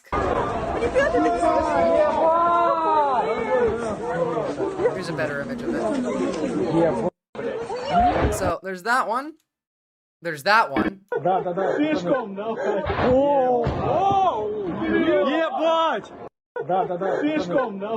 was pretty fucking big. They seem bummed. Yeah, they do. One thing I really liked about so it turns out the entire air is the motto for the mission was shoot the archer, not the arrow, and I really like that. They took out $7 billion worth of Russia's assets. A lot of the planes they took out are part of their nuclear bomber fleet that they can't replace because they're not made anymore. They don't have the means to replace them, and nor the money. Before Afghanistan invasion, Taliban proposed to bring bin Laden to international court. USA wasn't even remotely interested in the idea. Well, again, we have close ties with the Saudis, and bin Laden was a CIA asset, so, you know. Nice job, Ukraine. Hell yeah. 18 months of planning. Here is some footage, because it's excellent. Some footage that I actually hadn't even seen. And it's more than we thought, because they took out even some early warning detection planes. Airfield was on fire. Like That's that. my take. Like these planes are radar planes.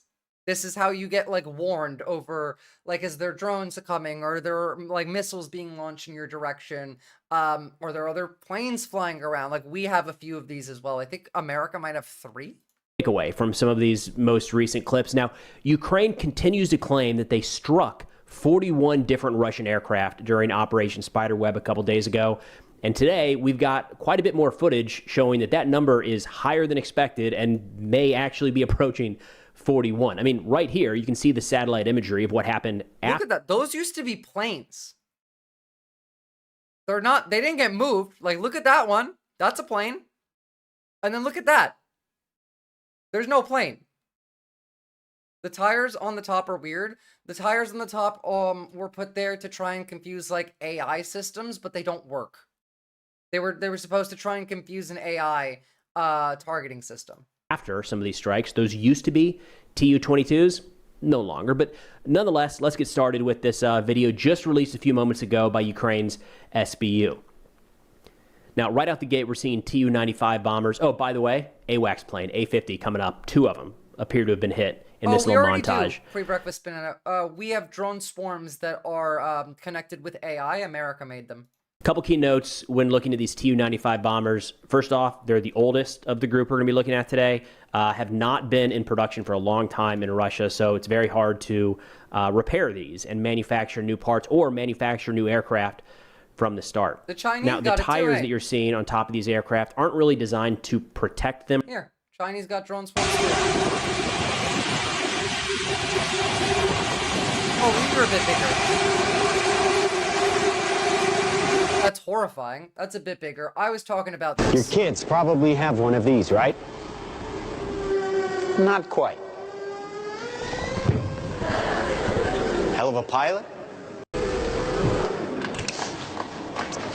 Just like any mobile device these days, it has cameras and sensors, and just like your phones and social media apps, it does facial recognition. Inside here is 3 grams of shaped This is literally the hunter-seeker drones from Dune. explosive. This is how it works.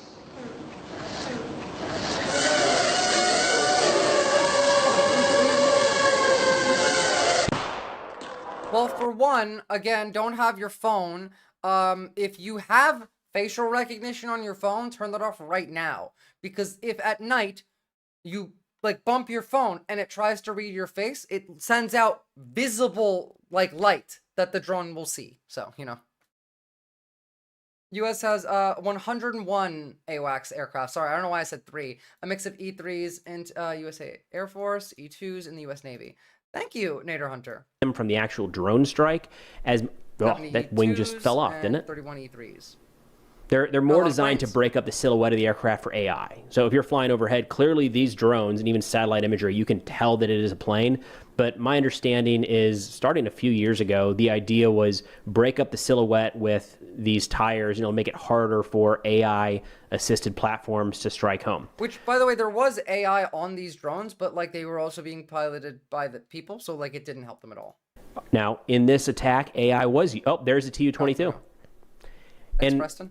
I feel like we see a lot of these in this video. Yeah, this is not AI earlier flying. Today, Russian accounts said 12 total aircraft. The AI I saw being used when like they were on the wing and it was just kind of inching it one direction to the other, trying to find like the optimal space to ping into. I'm happy to answer military related things, especially aviation. I'm a retired U.S. Marine Corps aviator.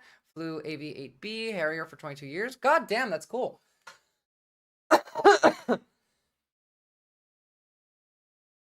I do appreciate having someone with like military experience here to chime in. Usually Zomi's here with the Ukraine stuff, but it's helpful.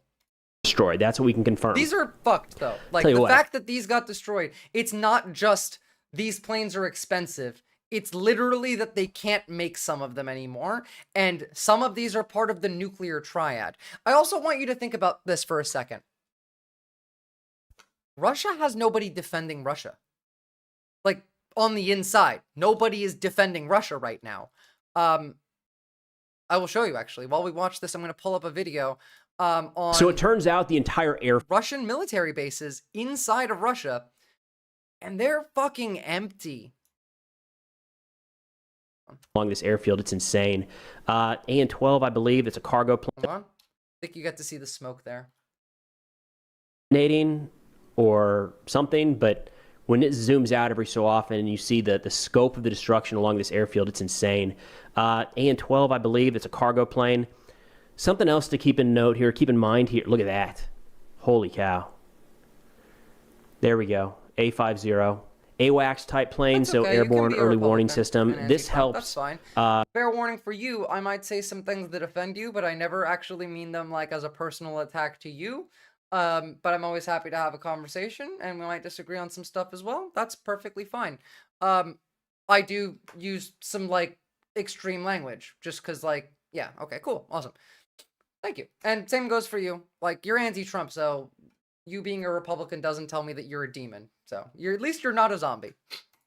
Russia to provide guidance for offensive missile attacks and to detect incoming strikes, be it from missiles or... This is what the AI does, by the way, while we're watching it. It's long-range like drones. So the elimination of these, I believe at one point, at their peak, Russia had 6 of these. Very expensive, very technologically advanced radar planes is the best way to put it. There's only so many of... Russia, again, I think they had 6 at their peak. When they just don't explode. One was damaged in Belarus at the start of the war. My understanding was like only 3 or 4 were actually operational, which is normal. There's... Most aircraft, no Air Force in the entire world has 100% of their platforms fully operational. My understanding was 3 or 4 of those A-50s are operational, so this would bring Russia down, if those strikes were effective, down to 1, maybe 0 total. Now, the location of the strikes here is interesting. In each one of these platforms, you see they're not just ramming into... China's the only thing holding up this economy. Different places along the plane. They're all targeting the similar areas over and over again. So on the Tu-22, right there on the very top, just above the cockpit. On the Tu-95, you saw them going right after where the wing attaches to the fuselage. And in the A-50, they're going after the radar sitting on top. That's what they want to do. They're just shitty at doing their job. At being like, imperial fascist overlords. If they were good at it, then yeah. Yeah, Trump is a traitor, IMO. He is the domestic enemy. My oath of I have no choice but to oppose him. You know what? I respect the fuck out of that. An actual service member who takes the oath of foreigner domestic seriously. That makes me happy. Thank you for that today, actually. I needed that. But actually, good thing you're here. What do you think about this? Because I'm pretty sure that, like, Poland could invade Russia right now. With Russia committing virtually its entire military to the war in Ukraine, it begs the question, do they actually have anything left at home to defend the motherland? With Russia repeatedly mentioning NATO's eastward expansion as a major concern, have they kept those areas bordering NATO defended? Even internal threats can and actually have appeared, like Wagner's rebellion in 2023 that marched halfway to Moscow almost completely unopposed, highlighting the need to maintain a military presence internally as well. So what is actually left for Russia to defend itself? But first, our sponsor, Incognito. No, sorry. First, these sites make it easy for anyone by exposure. It automatically contents ensure that your info I usually like to watch people's ads, but it's late in stream and I just want to get through this one. Nukes are a good stop for being attacked. That's the universal don't attack me, bro. Okay, let me make this clear right now. Russia using a nuke right now would be the end of Russia. Free breakfast banana. China control of is your the privacy. only thing keeping up Russia's economy. They're the only thing. And China has, on 3 separate occasions, publicly warned against the use of nukes. If Russia used a nuke, even a small tactical one, it would literally rally the entire world against them. China might actually invade Russia at that point, because China does not want to be seen as creating nuclear war. They don't want fucking nuclear war. They don't want it with us. They don't want it with Russia. They don't want anyone to do it.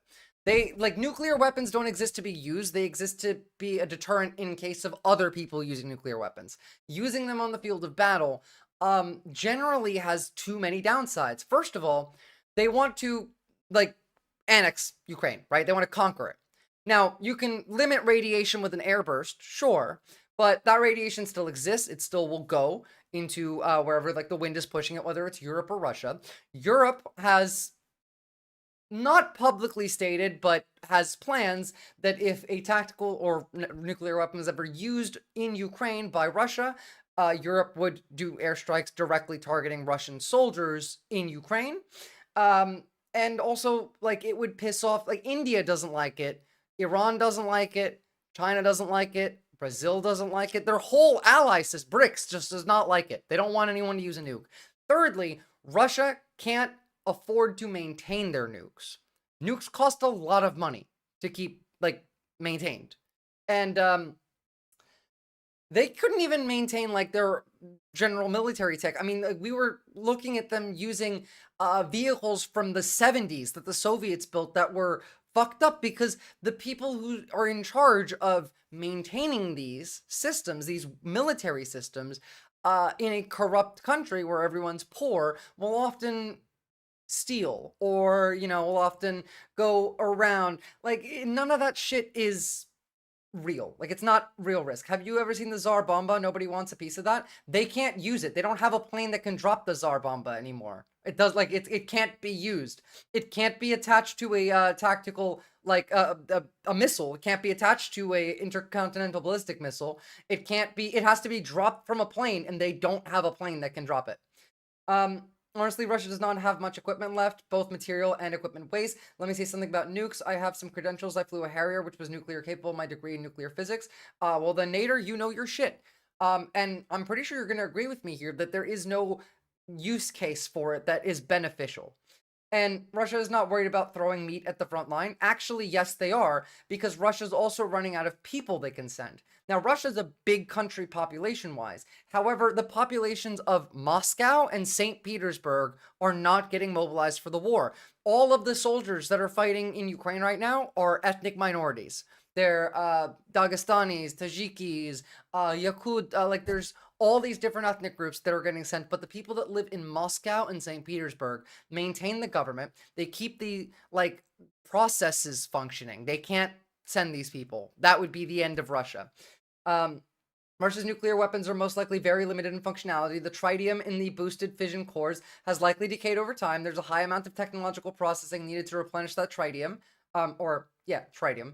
Without the tritium, the core will fizzle, which will cause a secondary thermonuclear side to not function as well. Weren't they using donkeys to transport things around? Yes, they literally were. We were watching them last week. They were using donkeys because they didn't want to, like, lose carriers.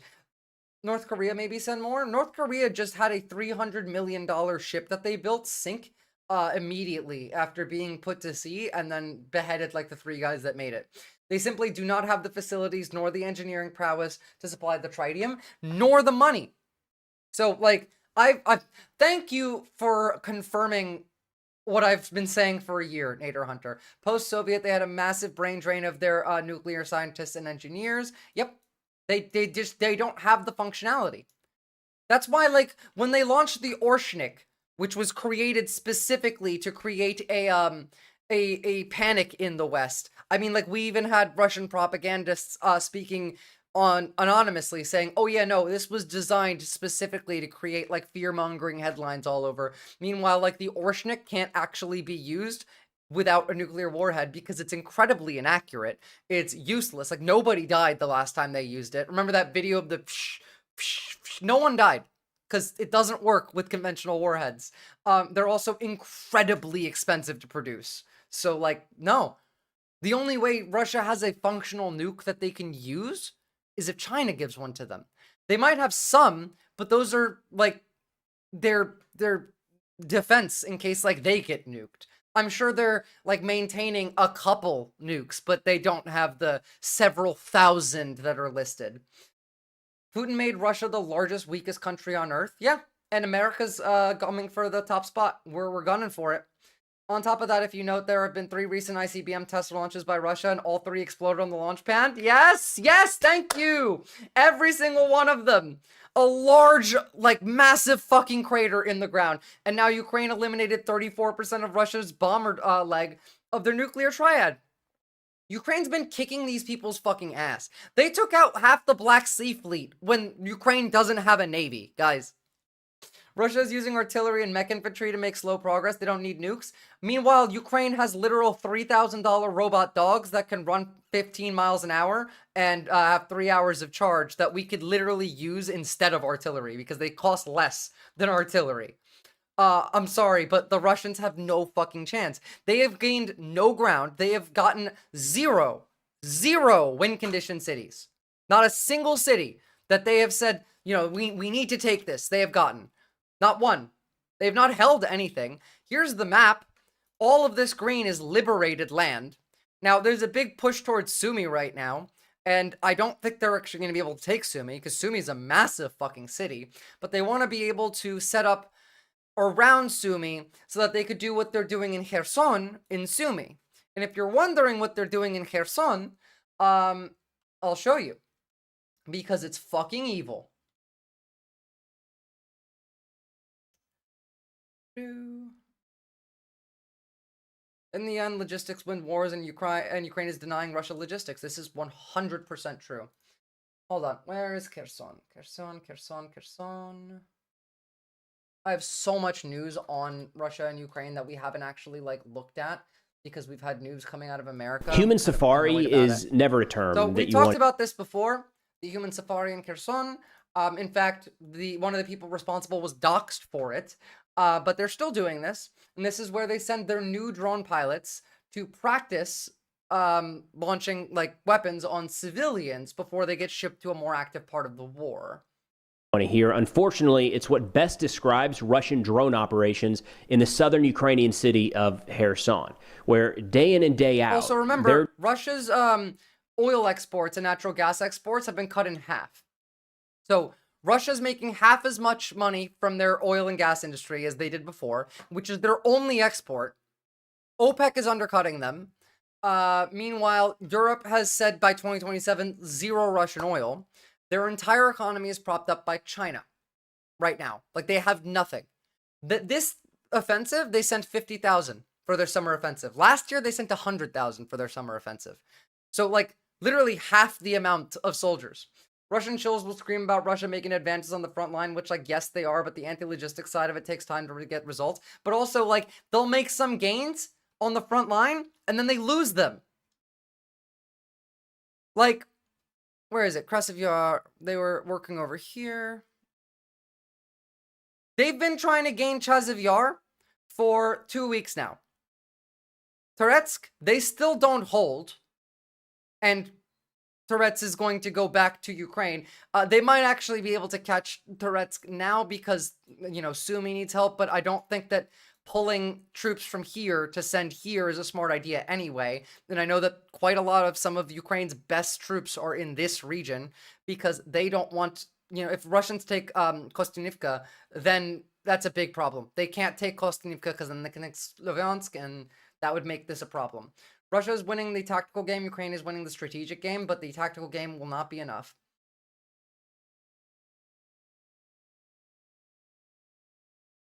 Visora on this map, it seems Ukraine has captured this area. Why is it not visible on that map? Sometimes that map takes a couple days to update. But yeah, Ukraine is currently in 3 parts of Russia. They're still in Kursk. They're in Bryansk. And what was the 3rd place they were in? You are right, though. Like, there's fighting here, and Ukraine is in the Russian lines. Like, they're out there. Was Bryansk, Kursk, and where? God damn it. I can't remember. In the end, strategy will trump tactical? Yeah, absolutely. What did Wagner want that took them forever to get? Ammo! Ammo! That's what Prigozhin was yelling about. Shoigu, Gerasimov, where is the fucking ammo? My favorite quote. Unless the USA resumes weapon shipments, I do not see it that way. Except Europe is sending quite a lot more than USA did before. Like, European shipments of weapons to Ukraine are larger than Americans, but also Ukraine has now developed a drone industry domestically and are currently developing a domestic missile industry in conjunction with Germany. So, yeah. Europe is literally currently giving Ukraine more aid than America has, period. Bakhmut was bad. Bakhmut was really bad. Bakhmut was, like, horrible. Drone pilots are honing their skills by specifically targeting slow-moving... Yeah, like, all they have to do is keep Russia from gaining any more ground. Russia will collapse in the next year if it doesn't win this war. It does not have the finances to keep itself going. Like, it just doesn't. And defenseless targets, like civilians and first responders. It's not without, like, pretty nasty across the board. And to dig into that further, today we're chatting with Brendan Kelly, who I would argue is probably the foremost expert on what's happening in Kherson related to this ongoing human safari. He has more data points, more information on this area of the front than anyone else I can think of. Now, to stay up to date with this information, of course, be sure to follow Brendan on X in the description below, as well as his Substack, where he's constantly providing updates around Kherson. And if you like the map that we used in today's video, we'll link that below as well. It is one that Brendan helps to update day in and day out. But with that, let's get to the conversation. All right, Brendan, thank you so much for taking the time, man. I know we've gone back and forth a little bit over the months talking about Kherson, and I thought it'd be worthwhile to take a little bit of time here to figure out what exactly is going on there, because I think it's a lot more complex than most people know. Yeah, absolutely. And today's a really good day of all days to really talk about this, because we just had a ruling. I'm saying this area, change the link so you can see it better. Ah, okay. Yeah, no, it'll show up. The deep state map takes like 2 or 3 days to make updates sometimes, but it should show.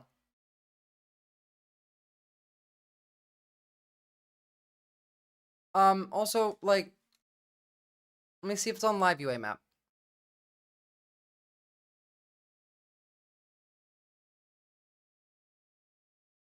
No, it's not on live UA map either, I don't think. It'll take a couple hours. There's stuff going on everywhere. Jesus Christ, okay. Oh yeah, Ukraine's been hitting railway tracks. The bridge down in, what was it, the Kesh Bridge? Hirsch? That connects Russia to Crimea, that they need. Was it that one? Was it the Krimsky? Was it this one? God damn, I'm bad on maps. Ah, no, it was probably over here. Whatever. From the, or a press release from the UN, where they have officially designated what's going on in Kherson right now They're as still in Kursk. War crimes against humanity, specifically the murder of civilians via drones. I've been tracking this for about 10 months now, and then tracking some other areas, data fields sort of related to operations within Kherson Oblast and the southern front. Ukraine's done some really cool shit. You should look up this. This is when a Russian pilot defected and filled his helicopter with Russian officers. Didn't tell them he was defecting, and then flew to Ukraine, where he landed, and Ukraine was there. Gonna be great when Ukraine really starts in on the Russian petroleum refineries. They've been blowing them up like crazy. Russia, they blew up a couple more today, and there was quite a ton of refineries that have been hit. That guy was assassinated in Spain. No, I don't remember, but like, yeah. So as a whole, also tracking CUAS operations on the Ukrainian side, and taking a look at geolocated footage throughout this time period to kind of get an idea of where the attacks occurring, what units are perpetrating the attacks, and which attacks are occurring against civilians, which are occurring against military targets. So what we're going to do today, Brendan and I were talking about it, I think it makes the most sense to have a map up on the screen to walk through some of these locations. So we're going to use a map that he contributes to and helps build out from Andrew Perpetua. This will be linked in the description below, as of course will Brendan's Substack and X profile. But let's start zooming in to give. But some data points wise, this might actually be better than just watching the video. It might be a little graphic, but Zom did tell me that it was not going to go against TOS. But warning: the story contains videos, images of violence, disturbing audio. Viewer discretion is advised. God, that's horrifying. On a late summer day, Seri was walking in Antonivka, a suburb of Kherson in Ukraine, walking around our war-damaged homes. Suddenly, he heard a buzzing noise. Riddled with bullets and KGB scum. This is gonna be all of us soon. Блядь! Can I pause? Okay. Seri takes cover behind a wall beneath a tree. For residents of Kherson, the sound means danger. He uses his phone to film the branches.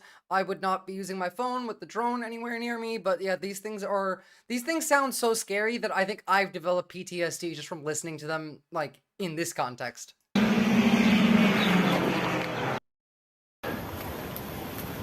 Moments later, an explosion rips through the air. Jesus Christ!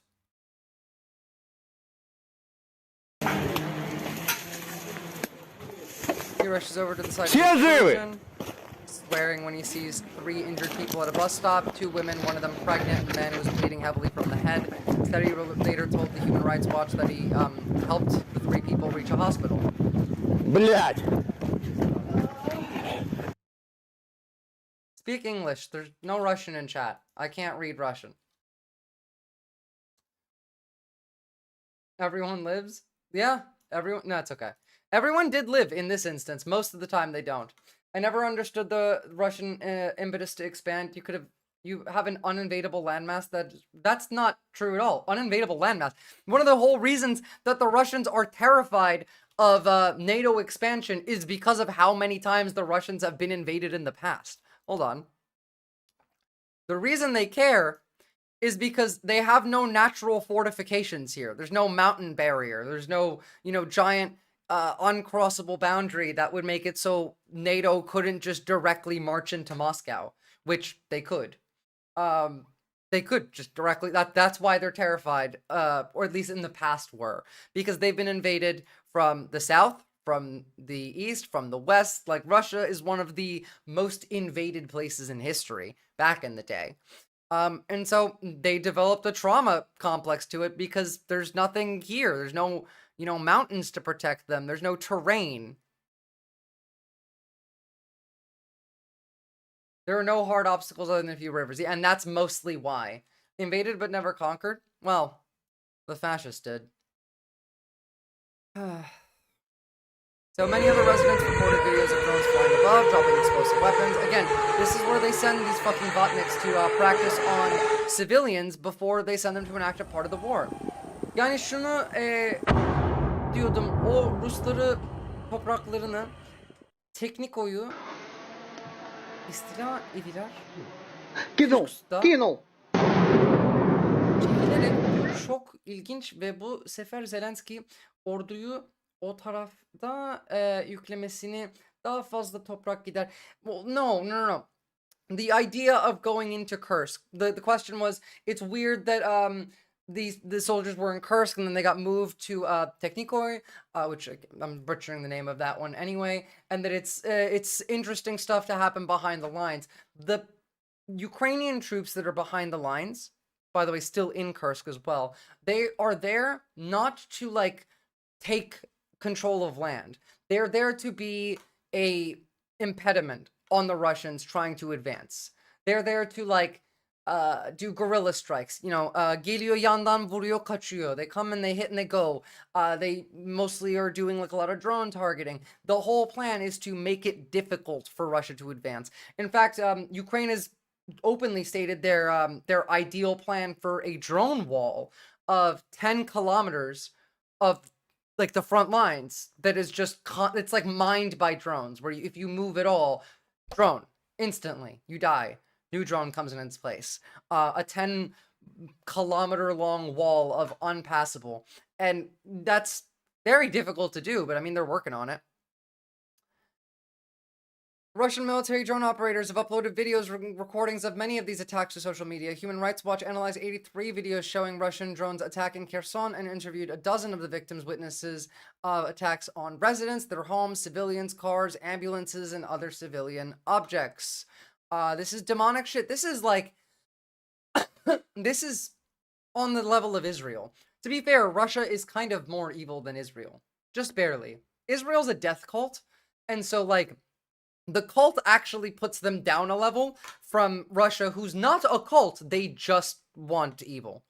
It's not like, you know, there's no religious reason. It's just, let's just hurt people for fun. And also, like, they are doing a genocide. Ukraine would be a genocide if Russia had their way. Russia has stated openly that they want to kill every Ukrainian in conquered cities, which, by the way, they said before Israel said that about Gaza. I think that's actually where they got it from.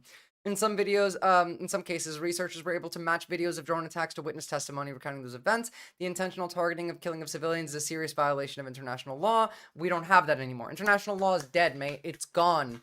It was thrown out the window a year ago. Listen, run, and hide.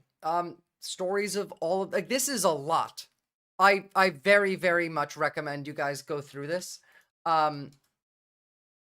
Take 5 minutes at a time and go through it. Attack on Petro and Tatiana's van. Wow.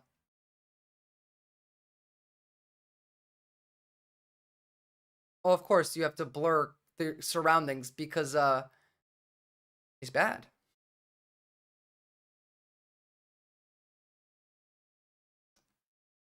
They've been doing this for a while. The human safari shit is absolutely horrific.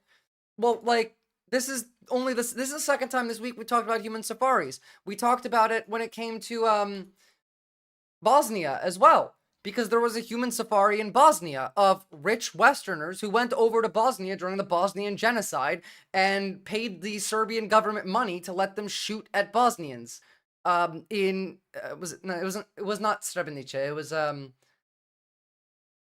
Sarajevo.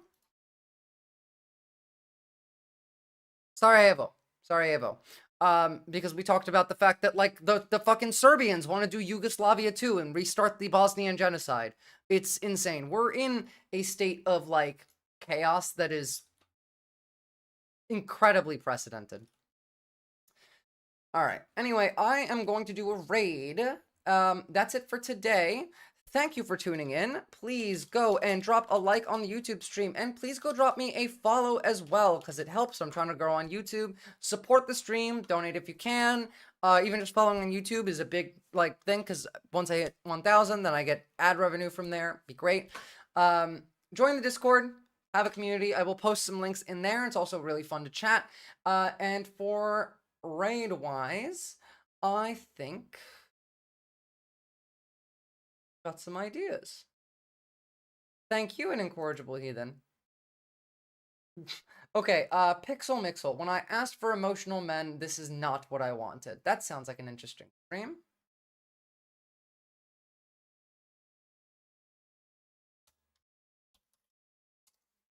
All right. I will see you all next time. Thank you again, and have a lovely weekend. See ya.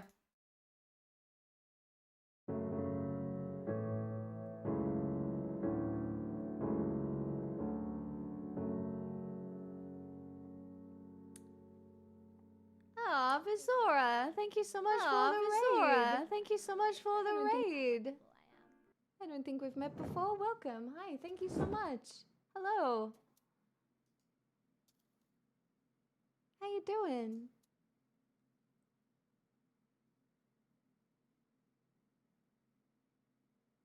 Hello, Anin? I love the stream title. Yeah, so I was doing politics before we did this. Wow! Oh my goodness! Ruin! Come in, you'll scare them off. It's a community, guys. Community. Keep it casual. Wait. Oh my god. 2 subs away from 666, my friends. That's crazy. How's your stream been? It's good. Exhausted. We did politics and war analysis. Oh yeah. Okay, so you're right there with me. Yeah. Pix devours her favorite Omegaverse novel. Don't listen to this. Omega defies fate to lead a rebel pack. 666. Let's go. Angel number hit. It's her guilty pleasure. Between chapters, she spoons rich, creamy stroganoff into her mouth, the tender beef melting like butter, the savory sauce a warm hug. Book in one hand, fork in the other. She's in her ultimate comfort zone. This is a full-blown house deposit, so I swear to God. Yeah, today was spicy. Today was spicy. Yeah.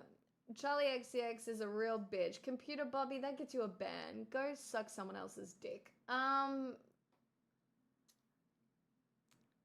DJ, thank you so very much for the 85 months, even though that was your resub message. And G-Temp, my goodness, thank you so much for the 67 months.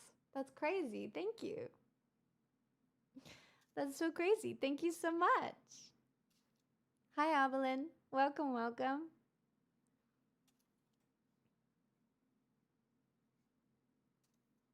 Ruin, I can't believe you like that so much. It was worth 10 gifted subs as well.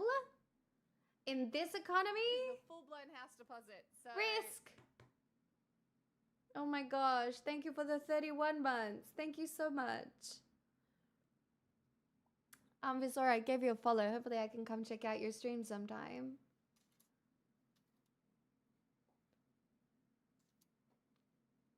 Pixel Spinster? Ay. Spinster is a made-up thing that was aimed to scare women off being old and alone. Ain't nothing wrong with being old and alone. Let me tell you. It's better than being in a shitty relationship.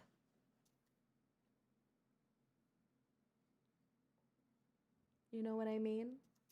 Jelly beans.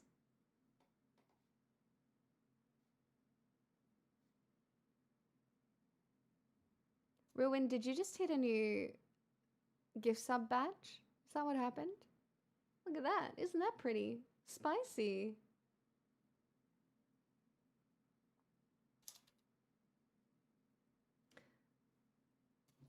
A spinster was a Jane Austen creation? No, it fucking wasn't. Alright? But I mean, it depends on what it is, Visora, but you'll get timed out if you're not subbed and you link something. But basically, I'm just singing now, so.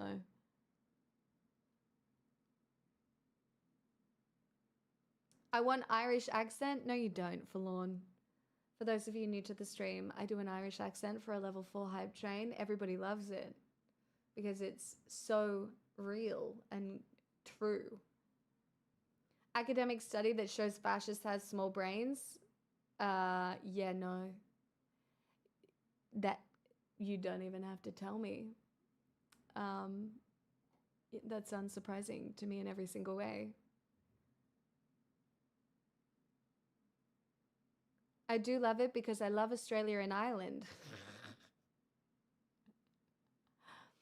Did I? I went to my computer to gift and now I'm back on my phone and can't tell. You did not get up, go to your computer to gift me subs and then go back on your phone. That is a level of commitment to giving me money that I just really respect. Jesus Christ. Thank you so much. Like getting up to gift subs out of a chair? Out of a chair? Out of comfort? That is crazy. I would never ask that of anyone. That is, wow. Wow. I do that? Wait a minute. Guys, I don't expect that from any of you. That is above and beyond. What? That's out of bed? Wow. I feel very special today. That's crazy. That is crazy behavior. I don't know if I would do that. I'll take it. That's, wow. Wow. Wow. Now, Well Gone Wrong did give me 10 at the beginning of the stream. So I'm just going to chuck in this one because I know it's one of his favorites. So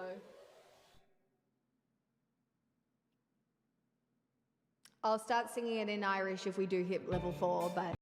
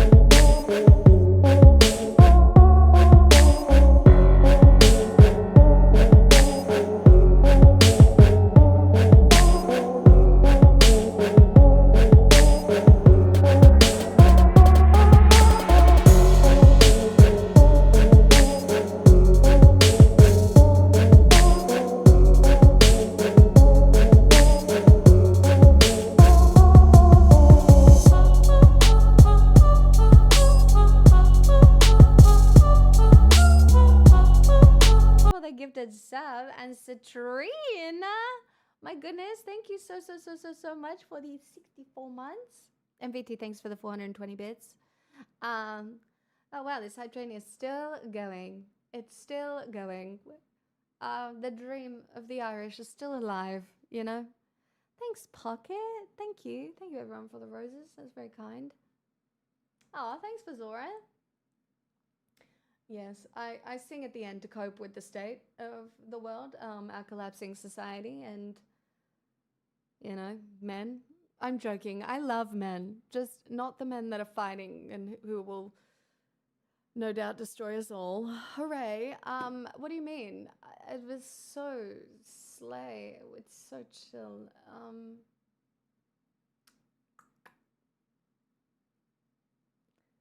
So good.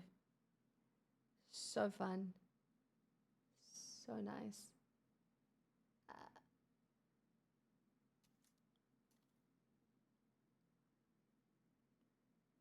No, go. Thank you so much for the raid. No, run away. I sometimes don't even go along with raids because I'm so exhausted at the end of a stream. So please go rest.